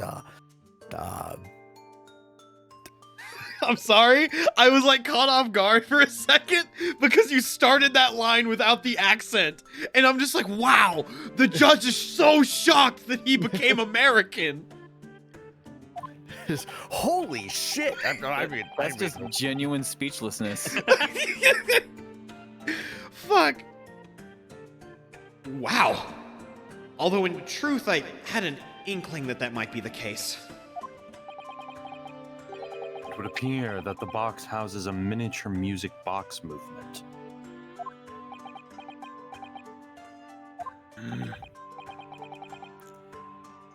Then, is it too much to expect?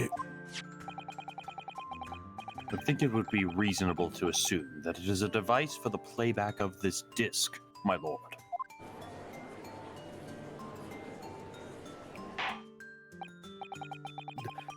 So, here we have the means to play back Mr. McGilded's disc, deposited at Winterbanks at much the same time. No, not strictly correct, my lord. It was not McGilded's disc. It was a disc of his victim in the omnibus. But why, for heaven's sake? Now, are we to understand that the brickmaker was trying to sell this music box disc to Mr. McGilded?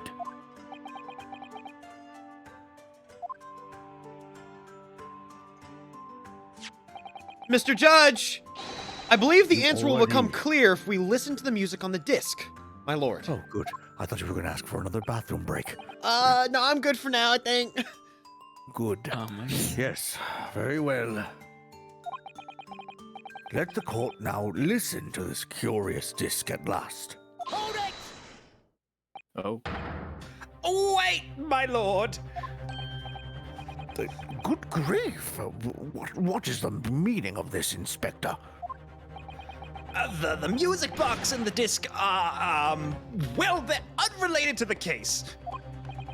No need to spoil the somber atmosphere in the courtroom with some silly bit of music, you know? I hate music!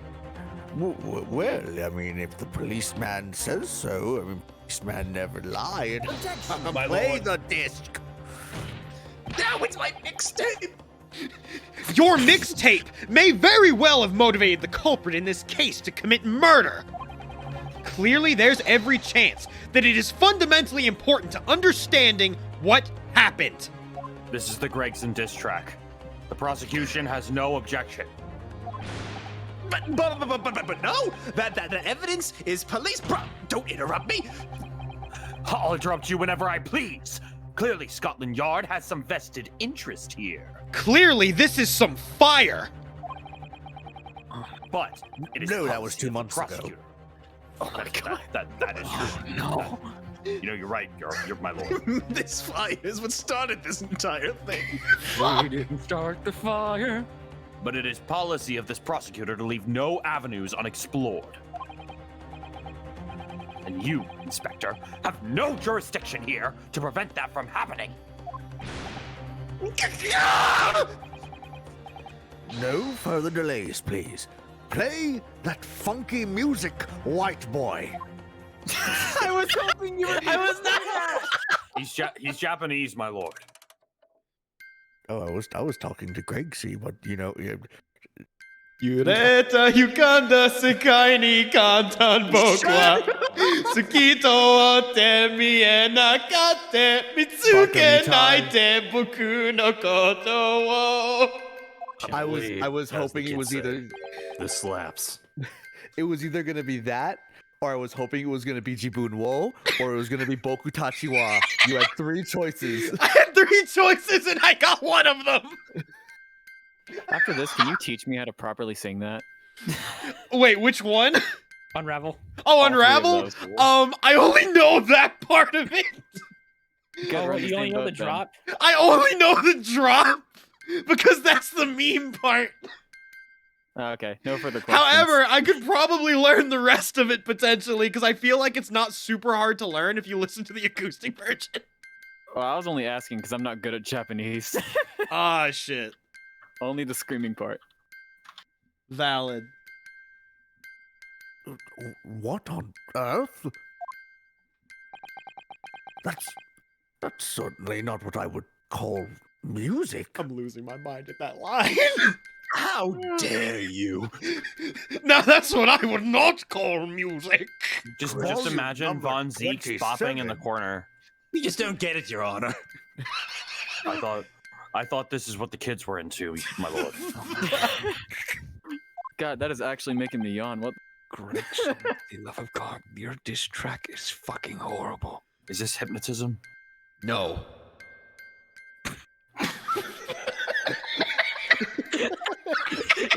There's your answer.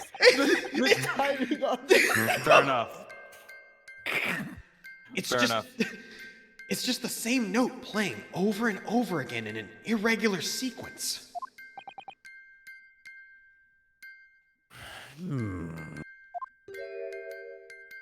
It's my album of worst beats ever.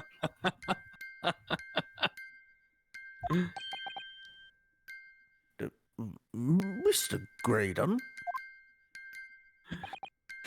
This really is priceless. After all of that, the music box is broken. Broken? It can't be. Can it? Well, obviously. In fact, I wouldn't be surprised. If the officer sent to fetch it didn't drop it on the way back to the courtroom. Super default? I'm sorry. It's fine. Might be. Might be. Just might be. Well, with much regret, I feel the court must accept that this music box offers little in the way of clues.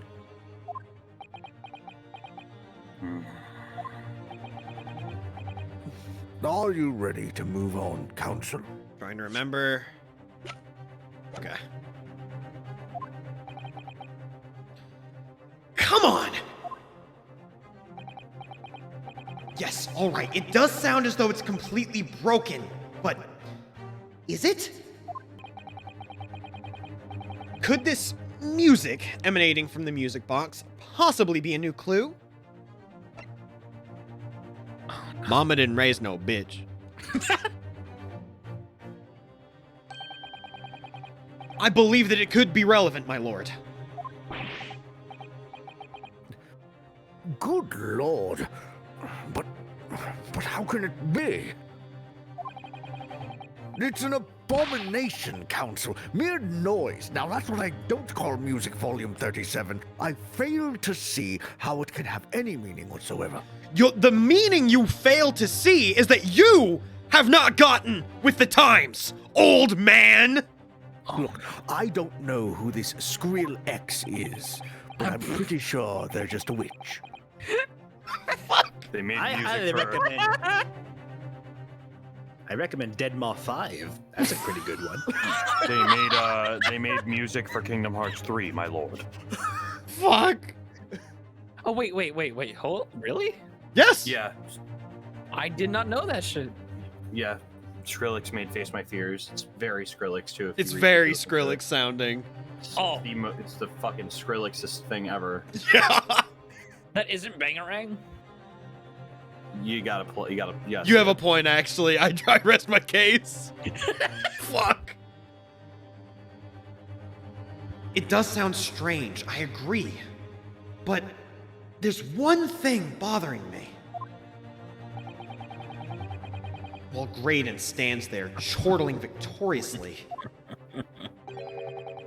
the inspector beside him has a rather telling expression on his face.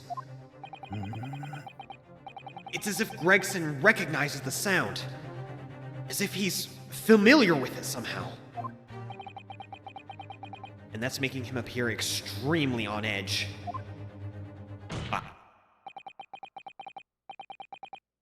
If that's the stance of the defense, my Nipponese friend, answer me this. Oh?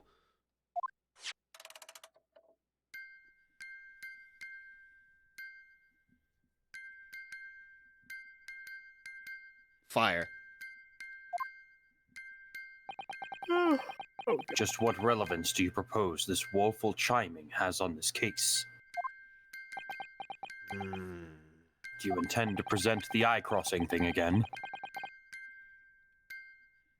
I tend to cross my ears, but it's the defense's belief that the sound emanating from this music box is...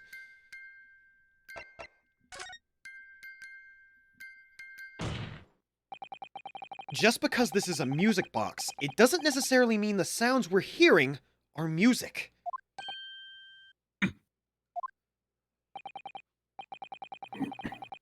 Look at that. The smile vanished from Graydon's lips as soon as I said it. I'm on the right lines here. I must be!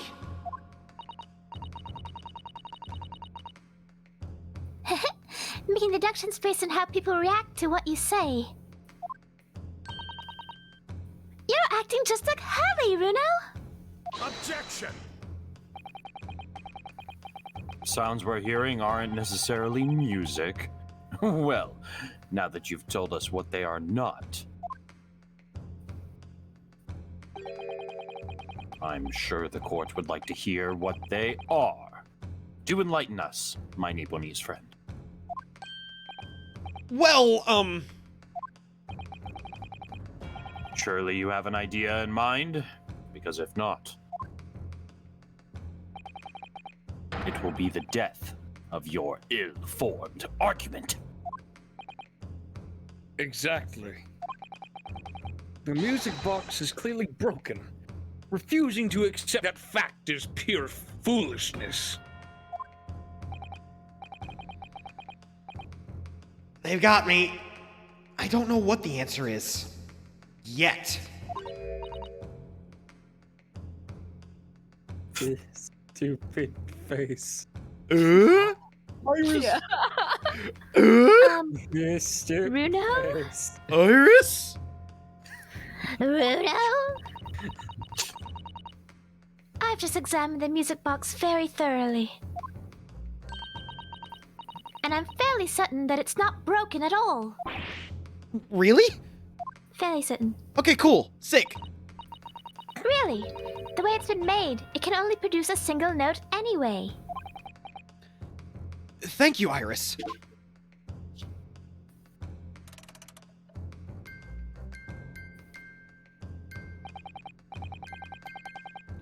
Alright. Well, if the music box isn't broken, it must mean that the sounds it's producing have some significance that isn't musical.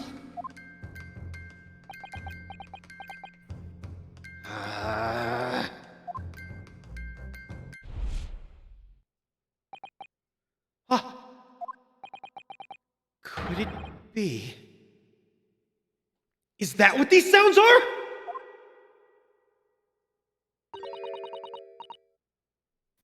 Something's just struck me, Runo. I feel like recently, in the past few hours even, I've heard another sound very much like the one this music box makes. No.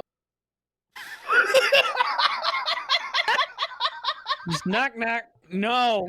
The cutoff, no! Fucking destroyed me! That was perfectly timed. I love that. Like, the moment Iris just says, I heard a very similar sound, you just hear that. Knock knock. No. That is comedy gold. Oh, fuck. Yes. Yes. It's a familiar sound. Actually, Iris, I was just thinking exactly the same thing. I'm going to have to press the defense for an answer. If your assertion is that the sound produced by this music box is not in fact music at all, then what the devil is it, Counsel? All the evidence we've seen so far, all the testimony we've heard, it's all pointing to one single answer now. Prosecution demands that my learned Nipponese friend presents proof now. Tangible proof of this latest wild speculation. All right then. This could be the best chance I'm gonna get to fight back in this trial. I'm fighting back so hard that I've lost everything. I'm fighting for my fucking life on this seat. And if I'm right, it's gonna join all the dots together. The evidence that explains the truth. The evidence that explains the true nature of the sounds on the music box is this. Wait a minute. Is it the portfolio, my learned friend? You're right, it's the portfolio. There's no way it's the portfolio, There's no way my it's learned the friend. portfolio. Thank you, God. Thank you, God. Dick, do you want the answer? Hang on, I'm trying to remember. Real quick, like. Do you have a picture of the juror?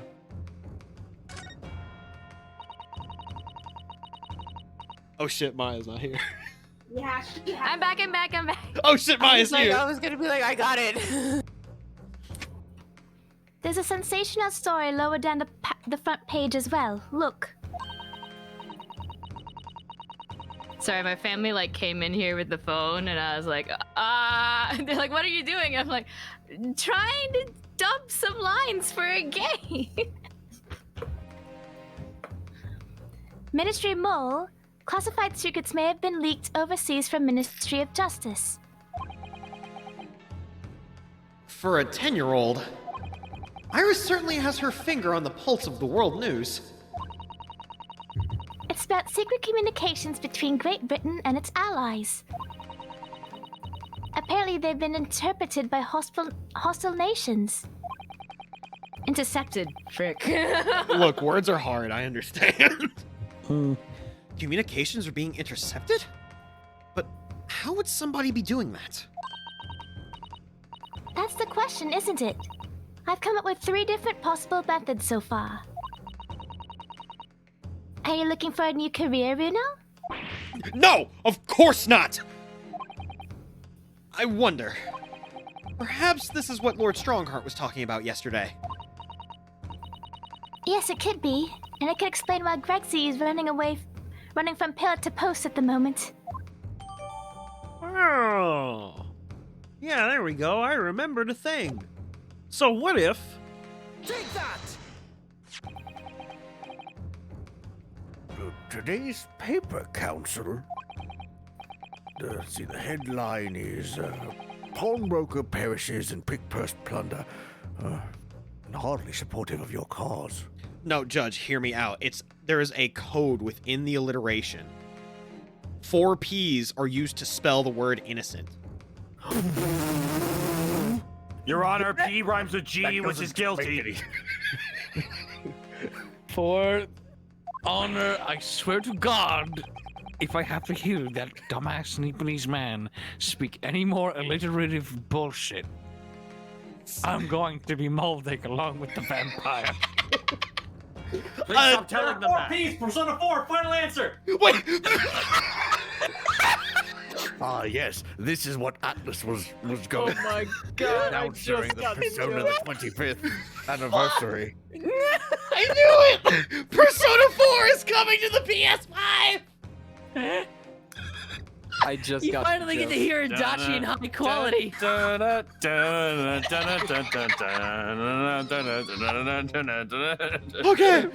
Okay, I'm focusing. We're back. Holy shit. No, my lord. I was hoping you'd look a little further down the page. Oh, the funnies, yes. There's an orange cat, my lord. Oh, that Garfield. He certainly does hate Mondays. Do you know that it is indeed Monday, my lord? I want to get out of here. Further down. Oh, Ministry Mode. Classified secrets that may have been leaked overseas from Ministry of Justice. That's not funny. Yes, this is a very serious matter being investigated at the highest level, I understand. I have heard that international transmissions along supposedly secure lines are somehow being intercepted and leaked to various other countries. And presumably, those transmissions are in the form of wired telegrams? Of course. Juror number 5! Your input, please. Stop. Oh! Me, sir? Whatever is the matter? You told the court before that you worked at the same communication station as Mr. Graydon, did you not? Yes, that's correct. And the particular station where you work deals with government communications and newspaper reports? Oh, yes. We're not your run-of-the-mill communication station at all. Our work is extremely important. Then tell me, is this not a very familiar sound? Hmm?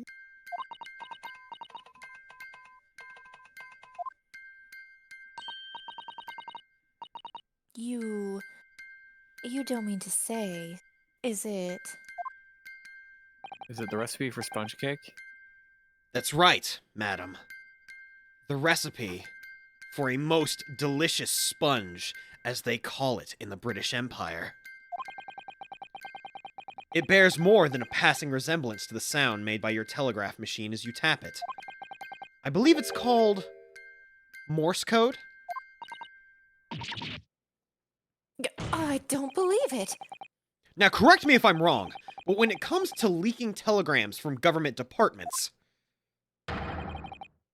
there could be nobody more perfectly placed than a highly skilled communications officer. Are you suggesting that the music box disc contains stolen government secrets and Morse code?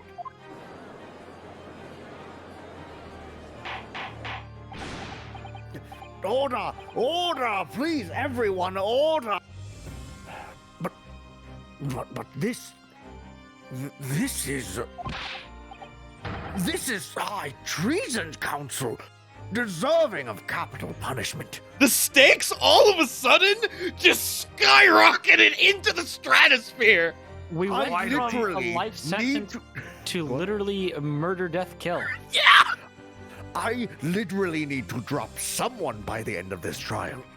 This would be the canonical, guaranteed second person we've heard die on death row in Ace Attorney. Yes. Too much new vocabulary. What is this treason? And what is capital punishment? The sort of words I half expect you to know. For our sovereign government's confidential information, Astral Nation would surely pay almost any price. Yes. And on that night, 2 months to... God damn it. I'm choking, Squidward. You almost had He it. just like throws up and from nervousness, just on the bench. That night, 2 months ago. Like, he realized the stakes are now non-existent, and it just, like, caught up with him. You're no longer on this plane of existence. You may give up now and die on the floor. Your Honor, I'm good. Give me one more shot at that. All right, Your Honor, please give this man a bucket for the love of fucking God. Yes, and on that night, 2 months ago, that was the very negotiation that was taking place inside the omnibus. But in the end, McGilded perished, and the all-important disc lay unclaimed in the pawnbrokery. My word! In which case, whoever stole that information in the first place must surely have been beside himself with worry. Because if the disc were to be discovered before it found its way out of the country, It would reveal an act of high treason, punishable by death, by me. Your Honor, high treason. I'd say get his ass, but it doesn't seem like the appropriate time. Damn, I That's did exactly what's gonna happen. I did not get the League of Legends comic. Ankle has failed me. I don't play League. I escaped I only from played that League void for years 2 and matches. years. Oh fuck. Listen, I'm a filthy Ezreal player. I know nothing about League of Legends. I just know the Your Honor, League of Legends. Oh, yeah. League of Legends. Death. What? So the culprit had no choice but to retrieve it. And in order to do that, he played League of Legends. Oh god. He would have to gain entry to the pawnbrokery illegally in the middle of the night. Because the article left behind by Mr. McGilden would incriminate him too much if it got into the wrong hands. Isn't that right, Mr. Graydon?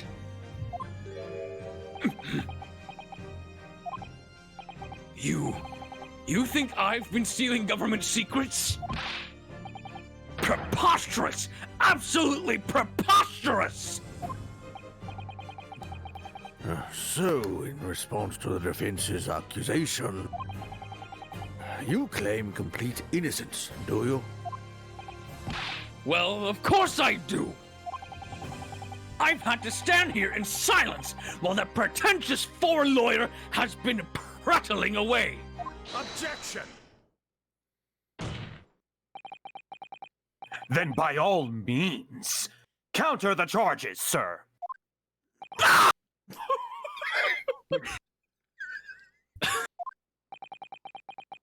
The prosecution demands the witness testifies in response to the accusations brought by the defense.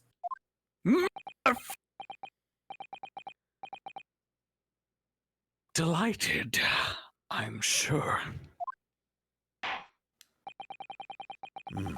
The witness is reminded that the crime under scrutiny in this trial is the murder of the pawnbroker, Mr. Winterbank. That being a most flagitious offense for which the law of this land sanctions a capital punishment. But the heinous act of high treason is no less serious a crime. It's actually more serious, but I urge you to bear that in mind as you testify, Mr. Graydon.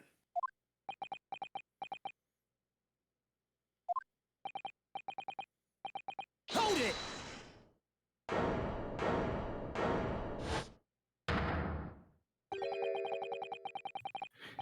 You gotta let us have a rabbit and pork here, Governor. We got things to say. I love them.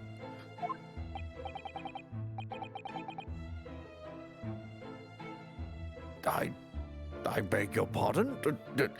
Who do you think you are? We're the Skulkin Brothers! Who the hell do you think you are? Ash Skulkin. Occupation is professional, buddy. Forgot they did this. Wait. Name's Ringo Skulkin. We ain't baddies enough to sell out of our motherland. That's right. We're what they call. Let's do it. The three Skulkin Brothers.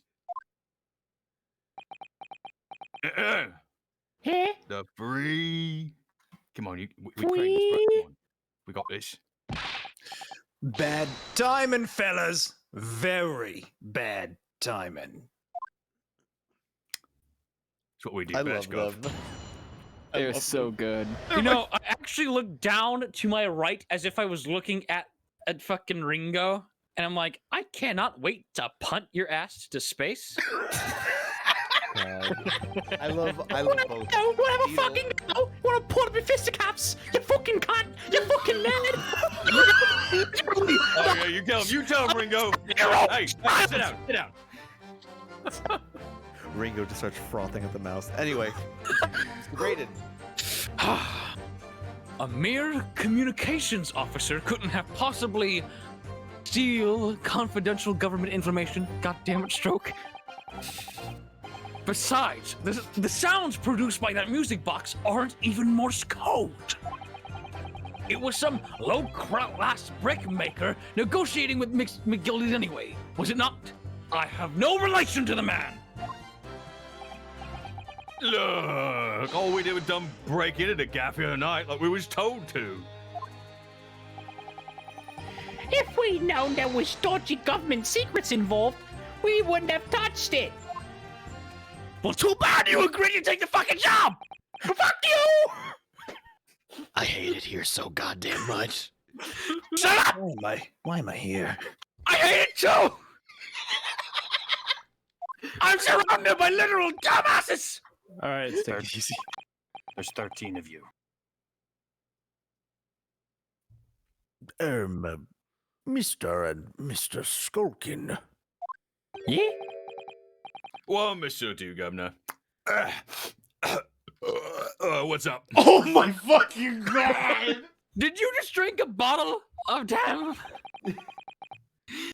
This man just cracks open a 40 and downs it like. What a legend! What happened? I missed that. Oh fuck! Oh my god. Never mind. Yeah, Tell me don't later. worry, you're good. We'll tell you in post. Do I take it that you now admit to the crime? That on the night in question, you did indeed gain entry to the premises illegally. Yeah. Yeah. And moreover, you did so as a party of 3 in collaboration with Mr. Graydon here. Oh, God. Let's see. We did, guys. We did. Oh, you two are going to fucking regret it. Quieten down, please. Quieteneth downeth, please. What do you say to that, Mr. Graydon? I say they're a bunch of bitches. I have no idea what these two ruffians are referring to. You little rodder, get us mixed up in all this monkey business. You never said nothing about no government secrets. It was supposed to be a straight-up job. You know, the clean kind of crime. And what about the geezer whose shop it was, eh? Poor old bloke didn't have to die, did he? You little... Nice to know who your friends are. Fuckers. Whatever these men say, I deny the accusations. Indeed. Well, I certainly wasn't expecting this little music box to become so significant in the proceedings. However, as it has, I will admit it into the court record as evidence. This really is the Joker beating up Hitler. Oh my god. Alright, real quick, I need to run away for like 1 minute, so I'll be right back. Yep. I'm so sorry. This whole interaction is big Joker getting beating up Hitler. He's like, I'm crazy, but I'm not a Nazi. I'm guessing the Joker's made. I'll steal from a house and threaten people, and take their stuff, but I'm definitely not a traitor to the country. I think the line was like, I'm a psychopath, but I'm an American psychopath. Yeah, seriously. It kind of... Wait, is this the... Wait, no, it's still the Joker. It reminds me of the, It reminds me of, like, the... I'm crazy enough to take on Batman, but the IRS? No, thank you. Mark Hamill was such good. It was such a good Joker. Dude. Everybody takes off their cap and crosses their heart. Mark Hamill. Have you seen the like little like Batman, not the animated series, but like I think it's like whatever the modern one is, but it's Raven where of like the Gold? Joker and the Trickster kidnap You're Mark referencing, Hamill. yeah, when Mark Hamill voiced 3 characters in the same episode, that's Raven of including Gold. himself. Yes, Yes. Oh, perfect Lord. stuff. It's like it just that sounds one amazing. bit It That just ends shows with Joker rage. asking like, "What's a voice actor?" And then like everyone like everyone just laughs because they're like, "Yeah, he wrote this bit himself. We all know it." Yeah. All right, I'm back. Sorry about that. Welcome Apparently, coffee just, for those that don't yeah. know, coffee shoots right through you. It's horrifying. Yes. All It right. gives It's you a the runs. diuretic. Gesundheit. I got to use these $24 words somewhere. Somewhere. Bodon. I don't know why it's like my face to face with you because I'm helping you at this point. I mean, look, there's definitely such thing as, cooperation, begrudgingly so. Yeah, It's true. I will tell you to go fuck yourself still. You'll tell me to go fuck myself, but you'll do so with a heart of gold and an iron will of steel. Yeah. What? Hello? Yes. Oh. All right, let me rephrase that. An iron will of steel. Help. That's me. That's me. Iron and steel are different metals, my guy. I don't Yeah, know if and you were use that to make an informed. alloy. I'll be your alloy. No, that's the Horizon Zero Dawn character. It turns out that we really were the Horizon Zero Dawn. I knew you were gonna say that. Okay. All right, go on. So is this newspaper headline accurate? Government communications are being intercepted? How could I possibly know? Let's say, hypothetically, government communications were being intercepted. Shut up, Ben Shapiro. What do you mean by that? Any important government communications are handled by high-level officers, by specialists. General members of the staff in the station where I work would never be entrusted with sensitive information. Oh, fuck! Oh, no! Who is this man stealing your battery? There are 5. There are 5. I mean, I'll wait till Nick plugs his thing in. Hang on. We can't progress until we have that anyway. We should be fine. You know what? Oh, wait, I found the cord. Never mind. I was about to say fuck it and start pulling out my Joy-Cons, but then I actually found the USB Type-C because I'm a god. Yes. Ow. This controller was actually fully charged. I cannot believe that 5 hours is enough. Wait, it lasts 5 hours? I thought it was longer than that. It might only have been partial charge now that I think about it. Yeah, because I was about to say, mine definitely lasts a lot longer. Switch Pro controllers last a long time. I am so glad I ended up just getting one, because the knockoff ones are just... Ugh. They don't last as long as you think. All right, juror number 5, your time to shine. Alright. Oh no, stop. Must say something, stop. Let me guess. Juror number 5.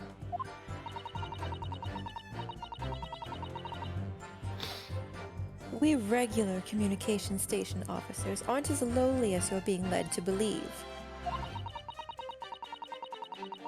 A team of us are responsible for setting up and testing the telegraphs used by that ministry. And Mr. Graydon is the team leader. That's fascinating. Stop snitching on me. Graydon is a highly skilled operator. Stop. Currently in the presence of Idol. Stop. Shut up!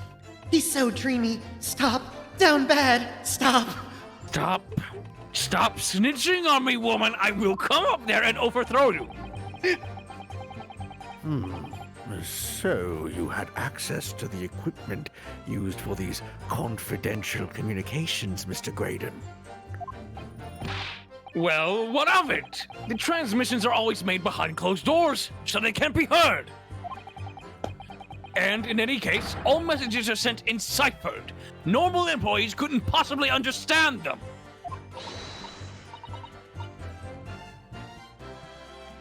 Oh no, stop. Must say something. Stop. And can you say stop saying stop, please? Mr. Graydon regularly attends meetings with Ministry technicians and the Ministry communications team. He assists them in ensuring that there are no errors in important international communications.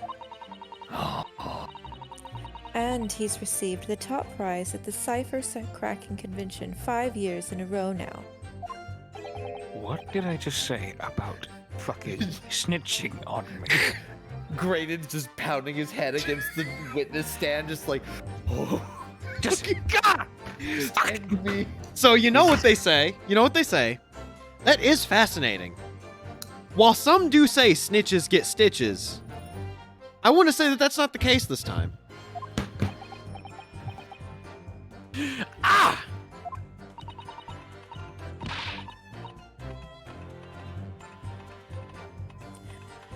Graydon is highly skilled operator. Stop. Currently in presence of idol. Stop. Well, your idol would appreciate it if you'd keep your mouth shut.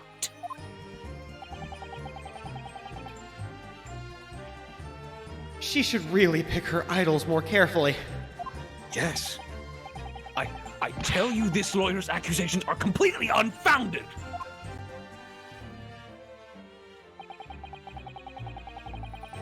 Hold it! They're not? To anyone with a brain, that would be blatantly apparent on listening to that music box for even a few seconds. Of course, of course.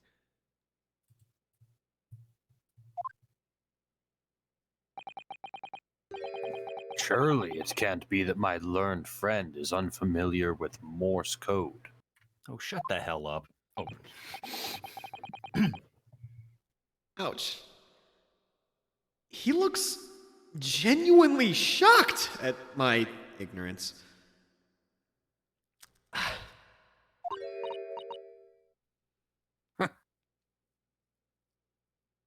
I can't tell. Oh, shit.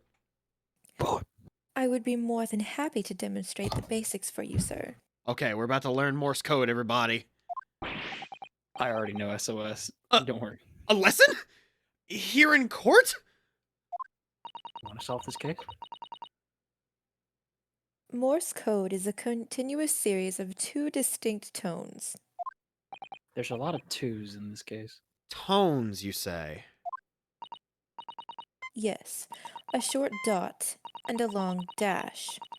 By combining those two in different ways, you construct letters. I see. For example, this is A, and this is B. But when you listen to the sound produced by this music box, you only hear one tone, don't you? But it sounds so similar. The rhythm of it is the same in everything. But there's no discernible meaning to this apparently random sequence of sounds. So your assertion is fundamentally flawed. This is not Morse code. No! Really, you shouldn't be so surprised. What did I tell you? That music box is nothing but a worthless piece of scrap. Perhaps you might consider studying your subject matter before casting aspersions in future. Stop!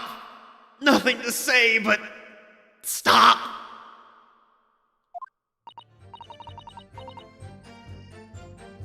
I'll do this first. Okay. Oh, it's so frustrating, isn't it? Iris? I mean, if the government secrets were somehow being leaked using the music box, so many other things would slot into place so nicely. Could there still be something I haven't considered? Would it really be impossible to use this music box somehow to play back Morse code? Huh. But what if I were to purchase fast food and disguise it as my own cooking? Oh? No.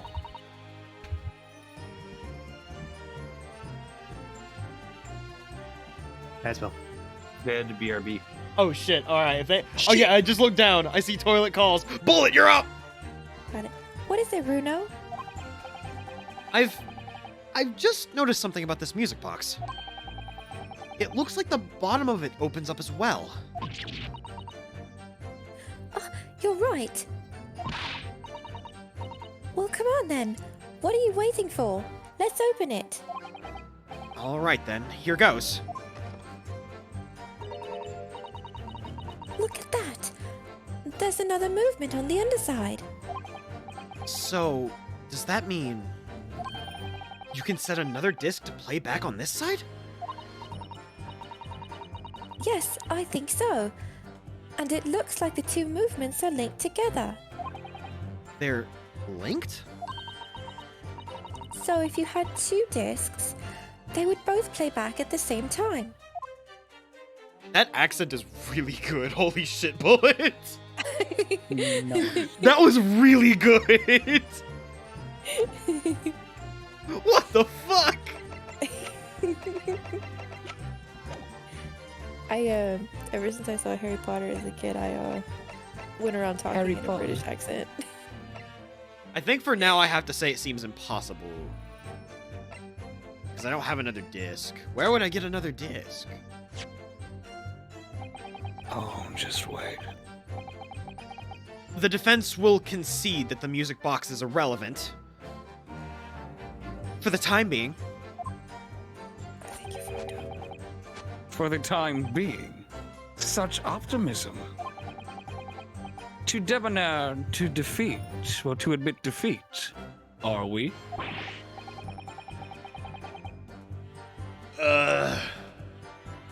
Those gesticulations are really starting to grate. Sorry, I have too much style for you.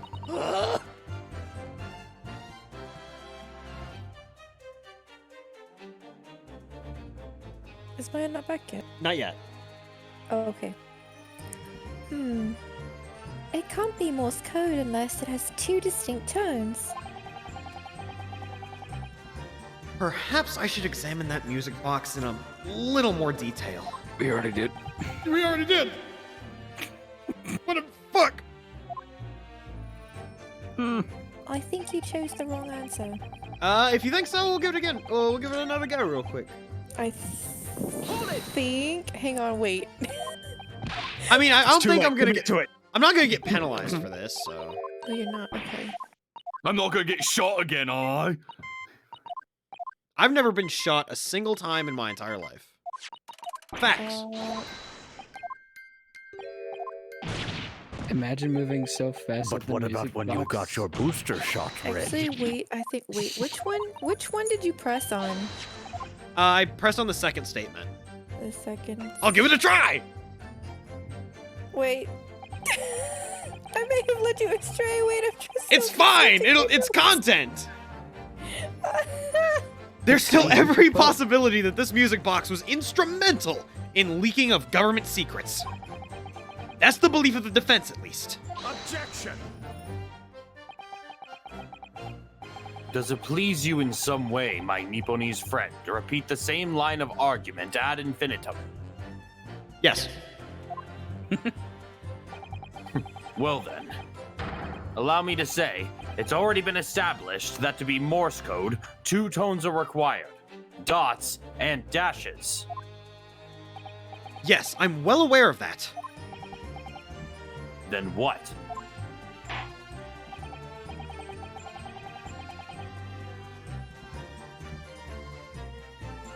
Go. Mr. Judge. I said that entire line muted. Oh. Well, it would appear the defense has a hypothesis to put forward. He's shaking. You had better present your idea at once, Council. How do you propose that this music box, which appears to produce only a single tone, could have been used to cipher secret messages into Morse code? What? So it turns out I did not lead you astray after all. Just imagining like Runo's like looking at the box like in public and just like opens it. It's like, oh, huh. And then the judge is like, so, what evidence do you have? He just holds it up and does it again, just staring the judge dead in the face. It's like the Card Crusher meme, but with opening up a music box. Oh my god. Pretty much. Got it! Good gracious! What am I looking at here? Another movement on the other side of the music box.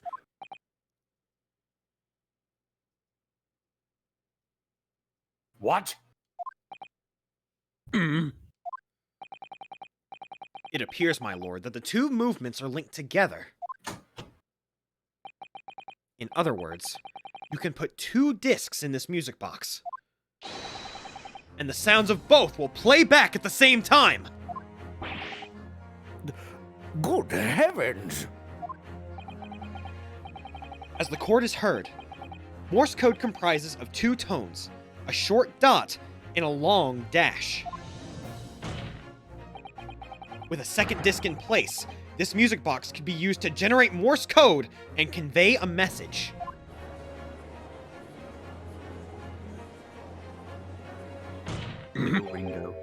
This is beyond a joke. I'm sorry? This poor excuse for a lawyer has absolutely no evidence to support his claims.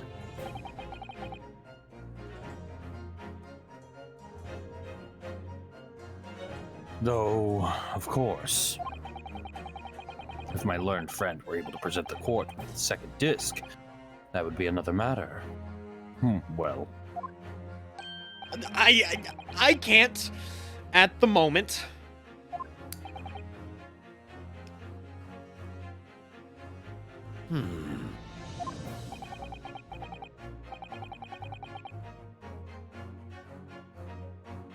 And may I remind the court that, as the witness has pointed out,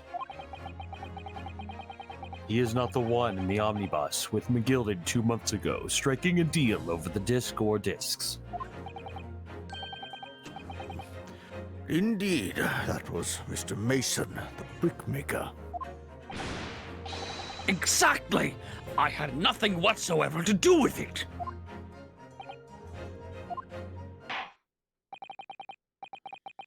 Though it has holes, I must admit, the argument presented by the defense has much promise. I believe the cross-examination should continue. Damn it. The link between Graydon and the victim of the omnibus case must be there somewhere. But I haven't found it yet.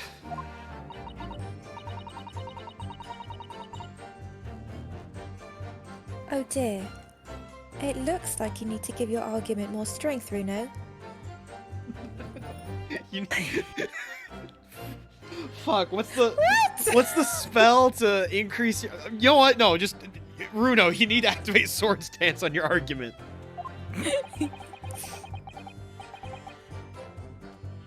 You will reiterate your testimony, if you please, Mr. Graydon.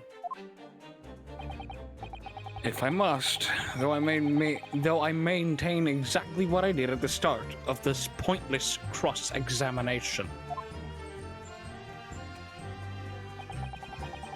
It was some low-class brickmaker who negotiated with McGilded anyway, was it not?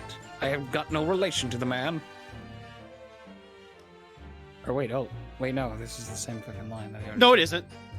This is a new line. Hang on. I'm trying to remember something here.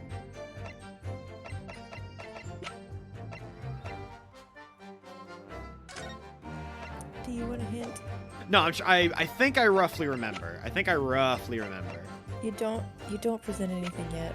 No, I know yet. I know you don't present it just yet. I was remembering something. I was refreshing the old noggin. I got you. So 2 months ago in that omnibus, McGilded killed the brickmaker and stole the disc.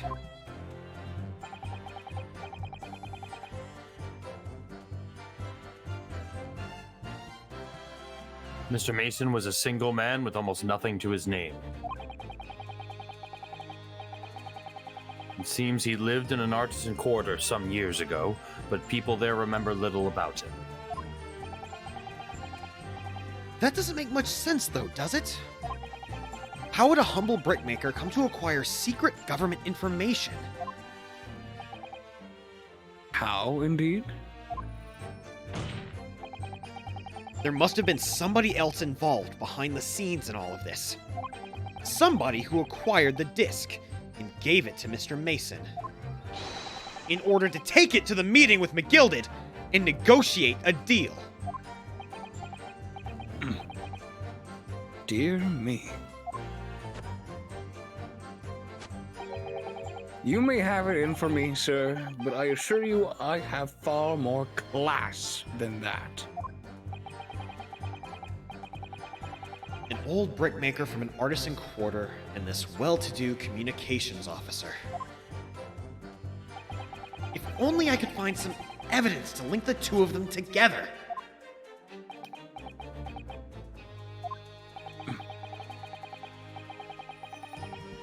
If you have nothing more to add on to that note, let us return to the witness testimony.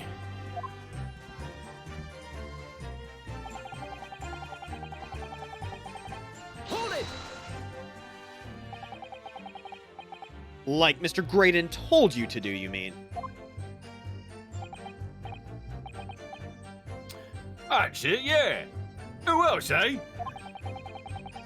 Silly me thought it was popping over for a natter after all them years. And the rudder's a jaunty job for us. Hey, Ash.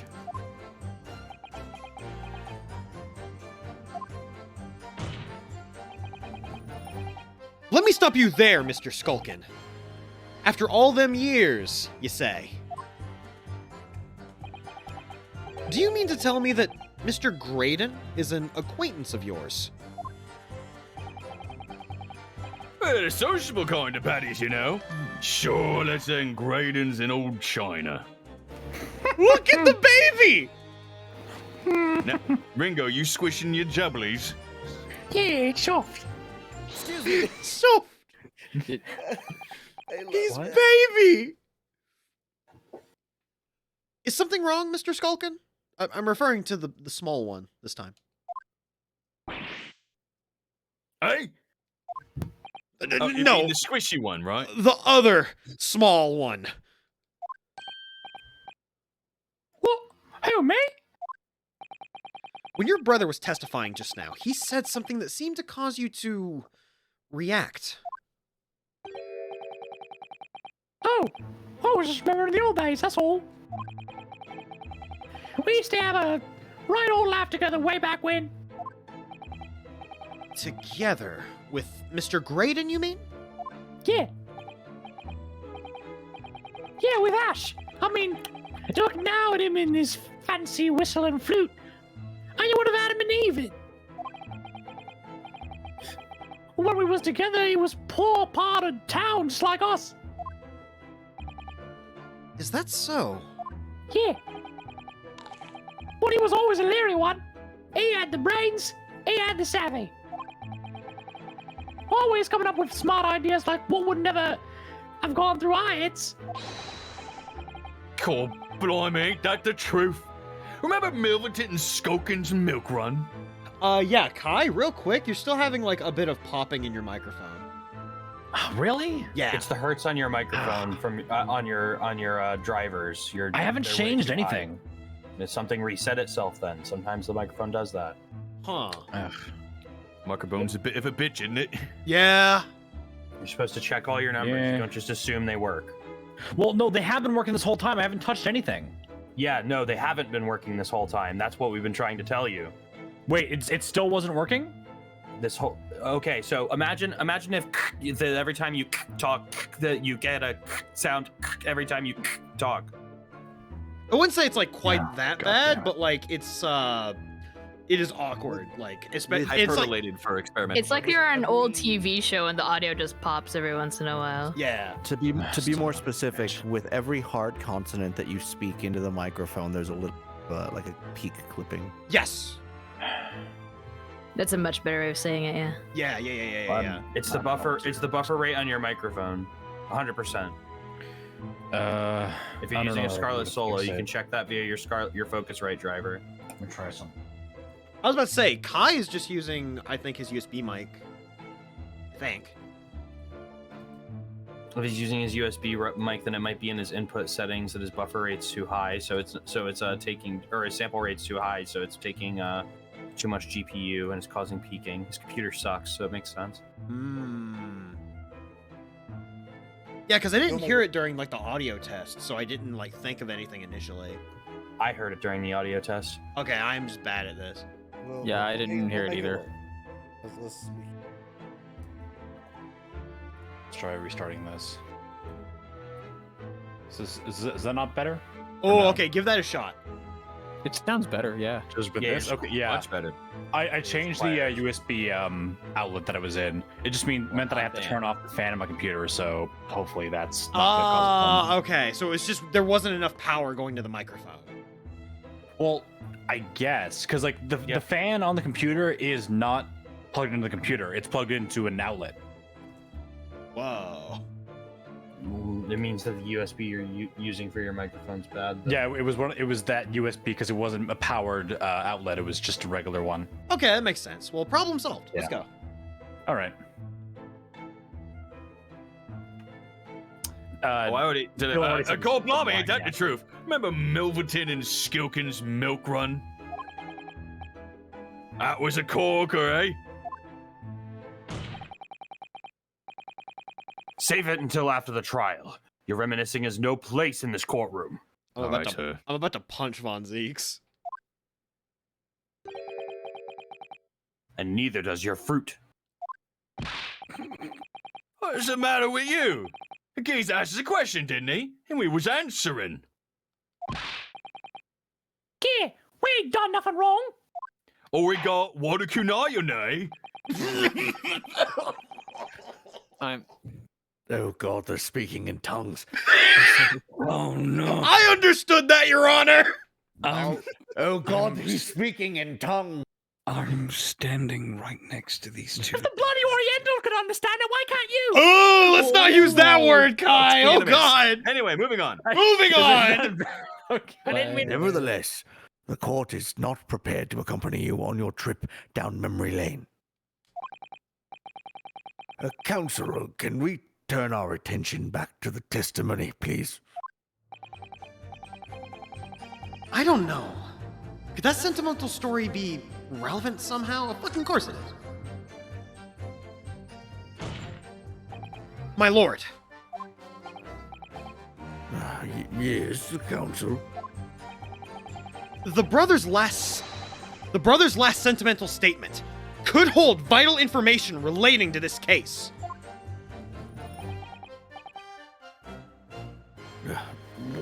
Very well, counsel.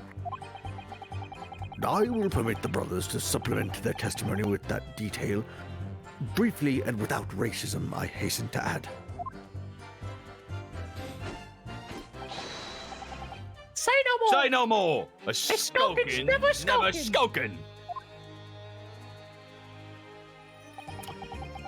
Moving it in Skulkin's milk run.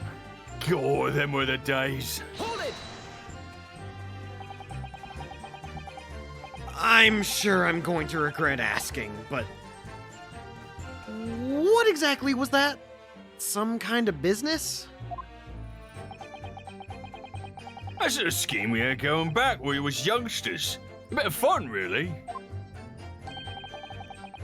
Delivering fresh milk to the locals. That's what it was all about. That sounds alarmingly legitimate. There must be a catch.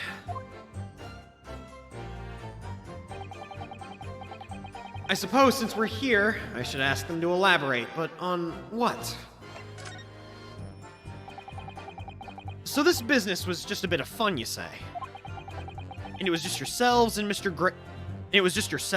Graydon involved? Yeah, that's it.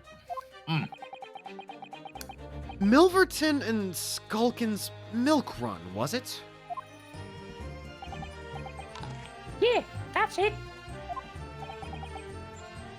And where did the Milverton part come from? Oh, right. I thought a clever dog of you would work that one out by now. That's... Enough of this.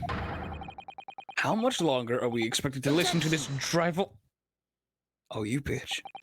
Let me guess. You don't accept anything these two witnesses are saying?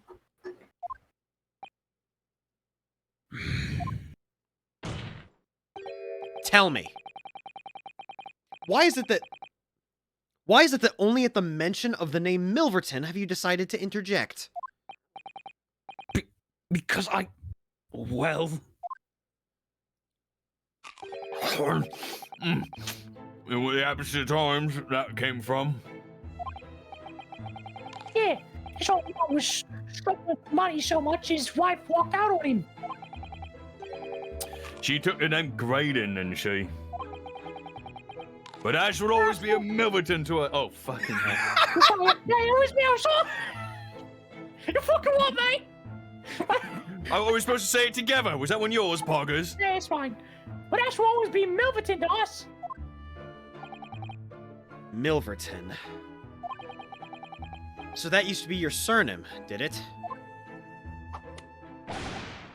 Of course not. This is all bunkum. I've been a Graydon since I was born. Do you really think that you can rely on the testimony of these two thieves, hmm?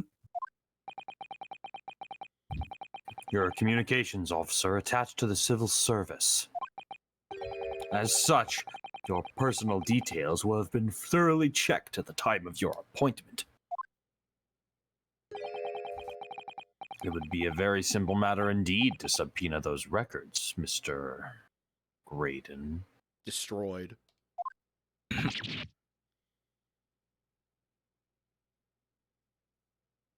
Damn it. Very delayed reaction. Well, it would appear that Mr. and Mrs. Skulkin's testimony has been reliable. For once. You were born Ashley Milverton, then? I know it's a girly name, but shut the fuck up. Is that correct? I don't think it's a girly name at all. I don't know, I think it's fine. Very well. Yeah, you don't get really ashamed of your name. I think it's a good name. Hold it up high. Also, I think that name was pretty appropriate in that era. Mm-hmm. So Ashley Graydon was once Ashley Milverton. That information could change things and could turn out to be extremely important. And then you just look and his age also changes from 27 to like 31. Oh, fuck that. Man ages like 5 years in an instant. Turns out he's actually like 18. God. Yeah. If I was somehow 18, I would be rolling in my grave right now. Grow up! I'm 38 years old! I know. I turn 18 in about 2 days. Oh, baby. Happy birthday. Happy Yeah. birthday. Yeah. All of a sudden we seem to be up to our neck in a serious matter of national security. Although, all this talk about interception of secret government messages is still just conjecture at this stage. It would explain a number of things, though, wouldn't it? The negotiation Ginny overheard in the omnibus 2 months ago, and the breakup and the break-in at Winterbanks. The breakup at Winterbanks.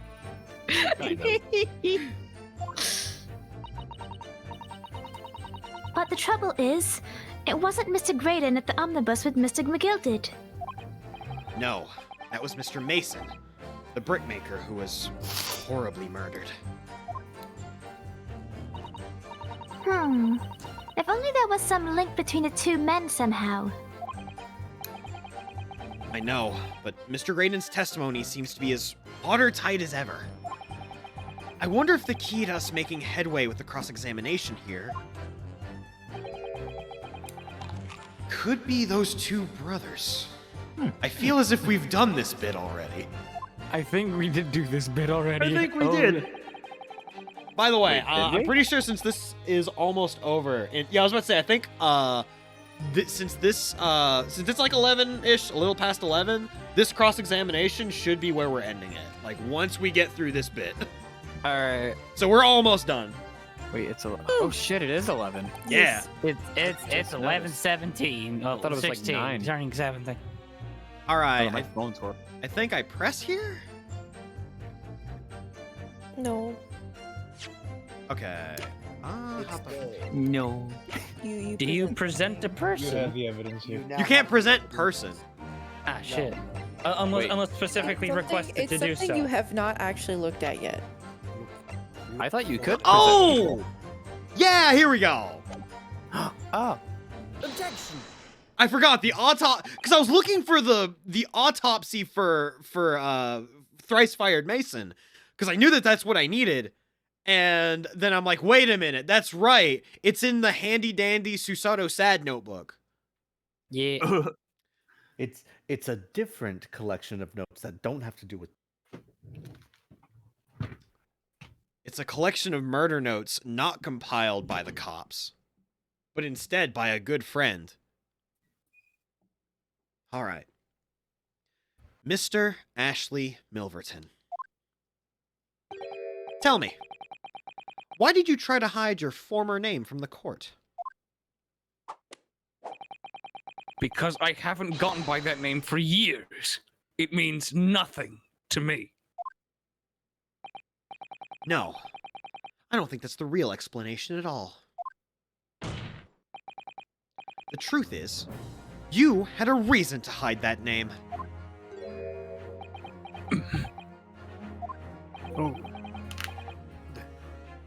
Explain yourself, please, Counsel.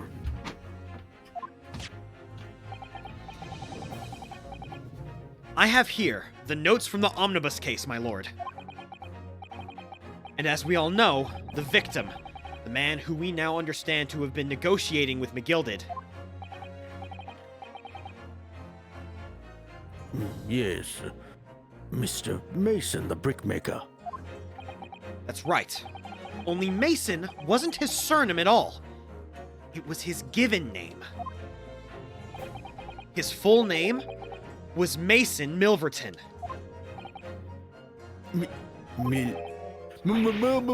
Milverton? Do you mean to say... The saints alive! Mr. Ashley Milverton. Is it not the case that the brickmaker, Mr. Mason Milverton, was your father? I don't. As I believe I mentioned earlier, your family history will have been thoroughly checked when you joined the civil service. And it really would take no time at all for the court to subpoena those records. The truth is, you have been illegally acquiring highly confidential government information and selling it to McGilded in collaboration with your father.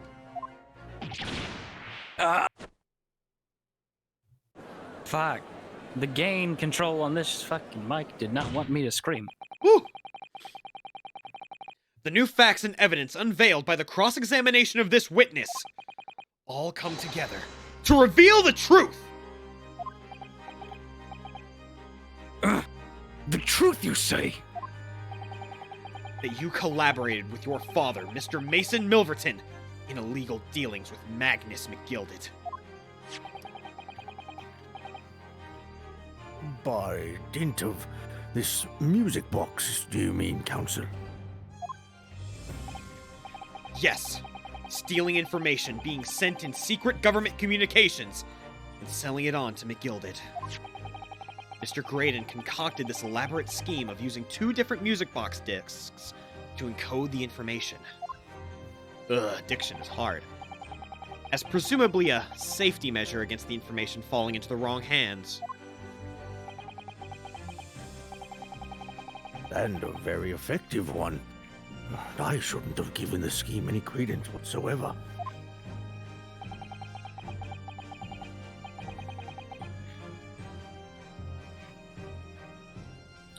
But the deal with McGilded went sour, and the brickmaker met his end. Yes, but before he was arrested, McGilded managed to temporarily dispose of the stolen disc at the pawnbroker. Then, having learned of the situation, you appeared at Windibank's 2 days ago. In an attempt to recover the 2 articles McGilded had placed in pawn there.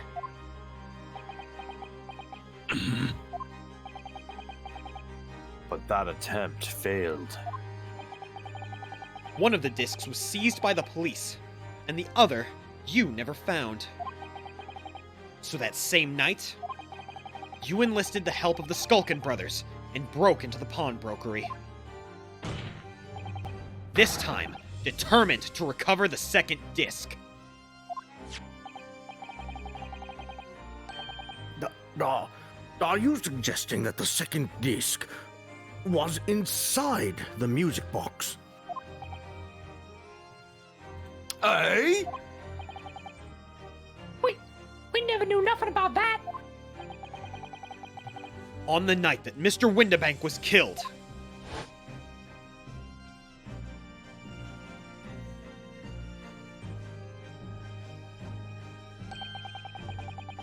the intruder to the pawnbrokery touched one item and one item alone.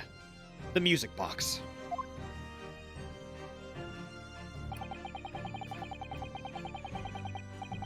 As rather ingeniously demonstrated using the 2 prints from the security camera, indeed.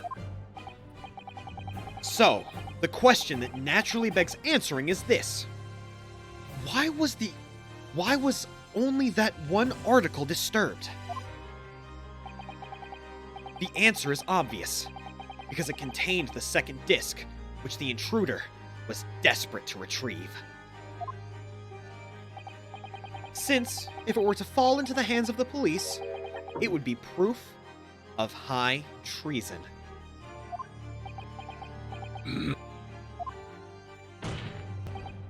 Well, Mr. Graydon?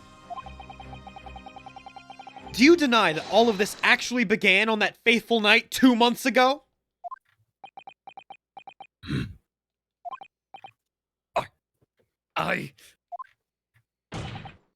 I refuse to accept any of this nonsense!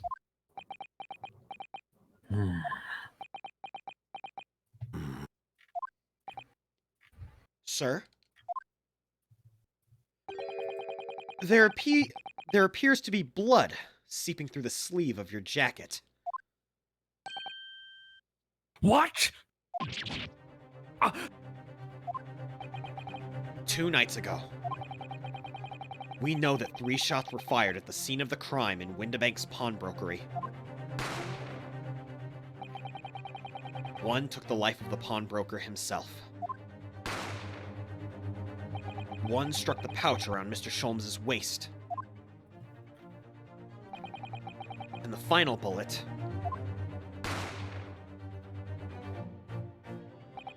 struck the calendar on the wall of the shop, having first pierced the arm of one of the intruders.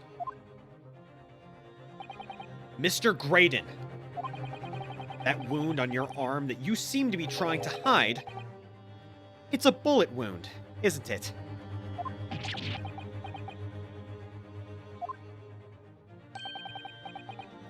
Hey, he's got you now, me old China. I'm gonna call quits and croak, I reckon. Ringo is just like, please die for me. I will punch you, you little shit. Can't talk about my brother like that.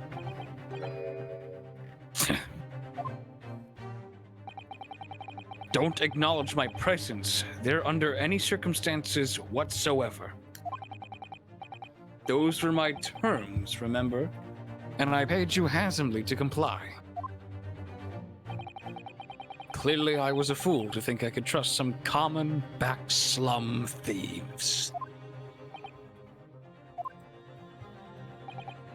Fine, I admit it. I was there in Winterbanks that night.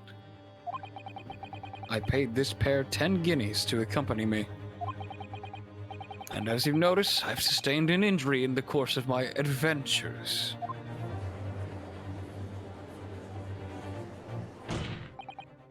But that is all!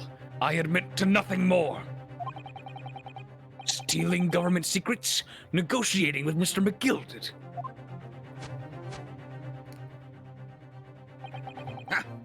As God is my witness, I am sure I recall nothing of the sort. He's not going down without a fight. Not until I can show hard evidence, I suppose. Nevertheless, the defense has now established a crucial fact. Which is? Crispy Nuggies. Damn. Yeah, I was about to say that they were a little crispy on my end. Why does it always happen here? At the end. Croissant! One. Are you gonna eat that croissant? No. Go ahead. Okay. What? Okay. There we go. Game Capture HD is back up. Everything should be good. No. We're right at the tail end. We can do this. Whoa. Yes. Well, we know that one bullet was fired from each of the two firearms we have in evidence. The bullet from the Skulkin brothers' gun hit the pouch around Mr. Sholmes' waist. And the bullet from Mr. Winterbank's gun clearly must have been the one that caught Mr. Graydon on the arm.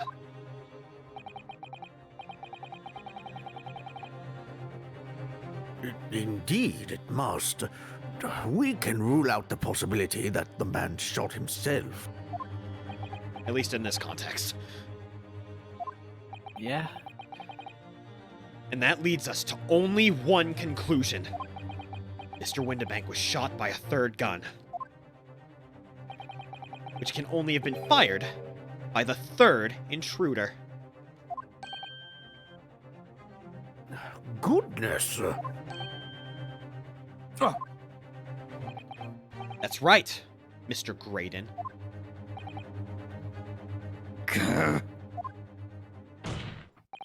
The only person who could possibly have shot Mr. Winterbank that night is you! Hold! Stop pointing at me.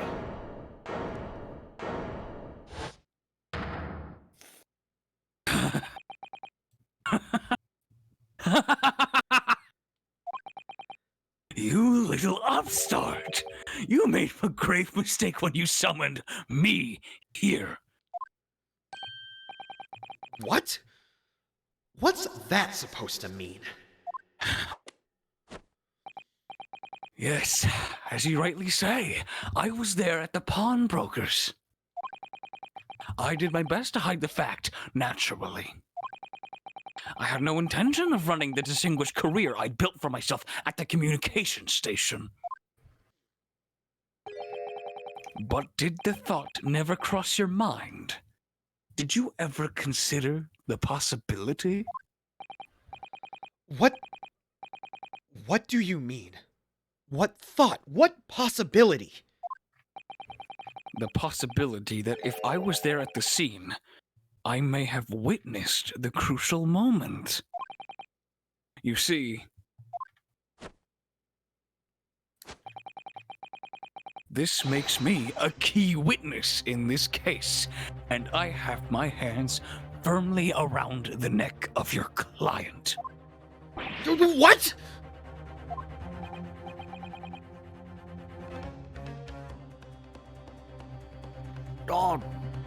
Are you suggesting? I saw it all.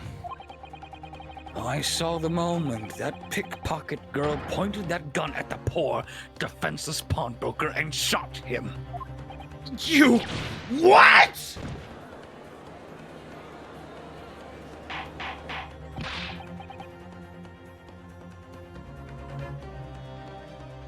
Order! Order! Order! Well, it would seem we are finally entering the last act of this theatrical trial. How much longer do we have for this, by the way? Not very long. We're like right at the end. Mr. Graydon. Yes, It looks vampire. Say again, Ankle?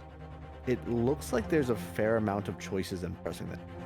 Okay, is there a fair amount of choices like left for here? Because I was thinking of whatever the next choice come up with was where I was going to cut it.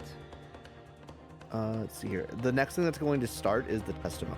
Oh, in that case, I can cut it right at the beginning of the testimony. Yeah, because we'll have this, and then we'll actually have the outro to case 5. Yeah, because that was my plan, was just cutting right at the beginning of like whatever the next big event was. All right, sounds good. Yeah. I trust you are fully aware of the implications here. If it is shown that your claim is false, you will have incriminated yourself as the killer.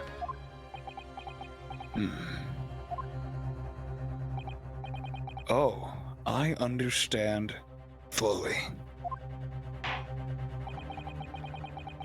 Then I must ask you to give your formal testimony once more. You will explain to the court precisely what you saw the moment the defendant allegedly shot the victim. You might want to stop moving that arm too. I'm legitimately concerned. Don't worry about my damn arm and let me talk. Nothing would give me greater pleasure. All right, there's the cutoff. He clicked through the table. It's like, listen, the reason of my slowing down is because I am slowly losing my blood. Brain function. I'm actually brain fading fast. function Somebody get me going to a down. hospital. Brain function reduces by 75%. I'm reminded of that fucking shit post that I think it was JJ Solidus that recorded, where it's just Solid Snake after he got thrown off of the bridge by the boss, be like, both of my arms and legs are broken, so how do I fix this? How do I fix this? Oh yeah, that's right. I don't. You're just fucking dead. You're just fucking dead. Colonel, I'm a regular guy. Boss. Oh, fuck. All right. Oh, I'm loving this trial. No, this trial is absolutely fantastic and just how in it fucking goes. Yes. It very is similar. It's very similar to the Quercus Alba case, except we don't have to deal with the whole diplomatic immunity storyline. Oh my god. Oh shit. Okay. Okay. You know what?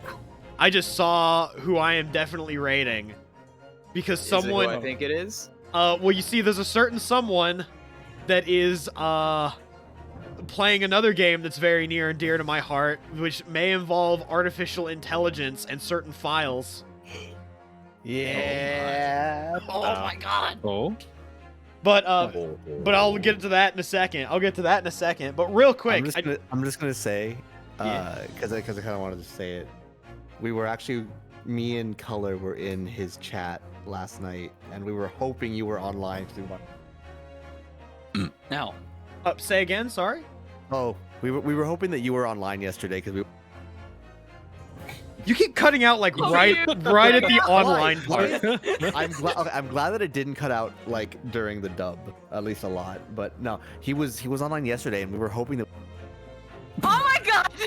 I'm screaming. I was starting to think he's doing it on purpose, but I know you're not. The best bit. All right. I may be 29 years old with dementia, because I entirely forgot about what the fuck I was gonna say. Yeah, it cut out one more time. I'm so sorry. I go the same place every time. My God, why? Okay, you know what? I'm just gonna. Okay, very clearly. Why don't you finish the sentence? We've heard the first half 3 times. Yeah, just do the second half. Just finish the I sentence. was going to give you a raid if you were online. Oh, okay. We were suggesting you, and then we realized you. No, I get you. I get you. We got Yesterday. that one. Yeah. I will Reverse raid, let's go. Well, I will tell you right now, if that had happened, I would have very, very much appreciated it. So the thought means a lot to me. So thank you so much. Of course. Yeah, because like it's no spoiler. Sean is like one of the 3 people in like the U.S. voice acting scene in terms of like the people that are like up there that I look up to a lot. So I would have screamed. He's such a bro. Oh man, like yeah, that's the thing. Like Sean is like easily one of the people I like look up to like super hard. But anywho, that's me gushing. That's me gushing. We're not gonna gush right now. I just wanted to say real quick, thank you all so much for hanging out with us. Of course, as usual, whenever we get to scream into mics, it's always super nice. I apologize for any sort of like weird pacing and technical difficulty stuff. I'm gonna try to be a little more on top of that stuff. But in general, I have been having a great time. Thank you all so much for joining me in the Discord as well. We're almost done with this first game. The next session is going to be the finale of Great Ace Attorney 1. And I am so fucking excited to finally be done with this goddamn game. I honestly feel like with where we stopped, I think we're going to be at... I think this next session is going to be one of like the shortest session. Easily. I think it will be the shortest session. And if it does turn into that, you know what? That's how it is. Exactly. That's how it is. Exactly. It's like at most, I can come up with some other stuff that if I need to do anything that night. Oh no, we're playing Melty Blood for like the last hour. No, for the last 2 hours, everyone that was voice acting in the call that day needs to get on Ace Attorney Online, and we all need to My make a case God. on Ace Attorney Online. That is genius. Lived up Ace Attorney Online cases, dude. There's an Adachi skin for Nick. Like there's so many things we can do there. Oh, let me tell you, I've been making jokes about doing Ace Adachi for ages. So you're telling me we can do Neko Arc Ace Attorney? We could do Neko Arc. Yeah, it's a possibility. It's definitely a Shikitono Ace Attorney. Oh God! I actually forgot that we made that bit at like near the beginning of the case. Oh God! Like it completely slipped my mind. I was gonna write it down, and I just. I'm feeling too forgot happy about me roasting the damn jurors. Oh God! All right. Yeah, Now, because I am tired and I have a burrito in the fridge that I'm going to go devour. We're gonna raid. Wait. Can I say one thing? Yes. It's not gonna take that long. Yes, go ahead. I just to remind everybody, we are not doing the live dub next week because I'm stealing Nick for a tournament next week. Yeah, next Saturday we're doing a charity tournament for Gundam, which is going to be, in order to enter, you have to donate towards either a Ukrainian relief fund or a trans assistance fund. Hell yeah, dude. Trans Assistant Fund for Texas youth. Yes. Both amazing. Yeah. Exactly. But this has been great. We're so close. I am going to head out for the night. So take it easy, everybody. Say bye, everybody. Farewell to you lovely people that See you watch. later. Farewell, my lord. Have a night. It's been nice being a pompous prick for you all. Goodbye, everyone. Yes. Oh my God. I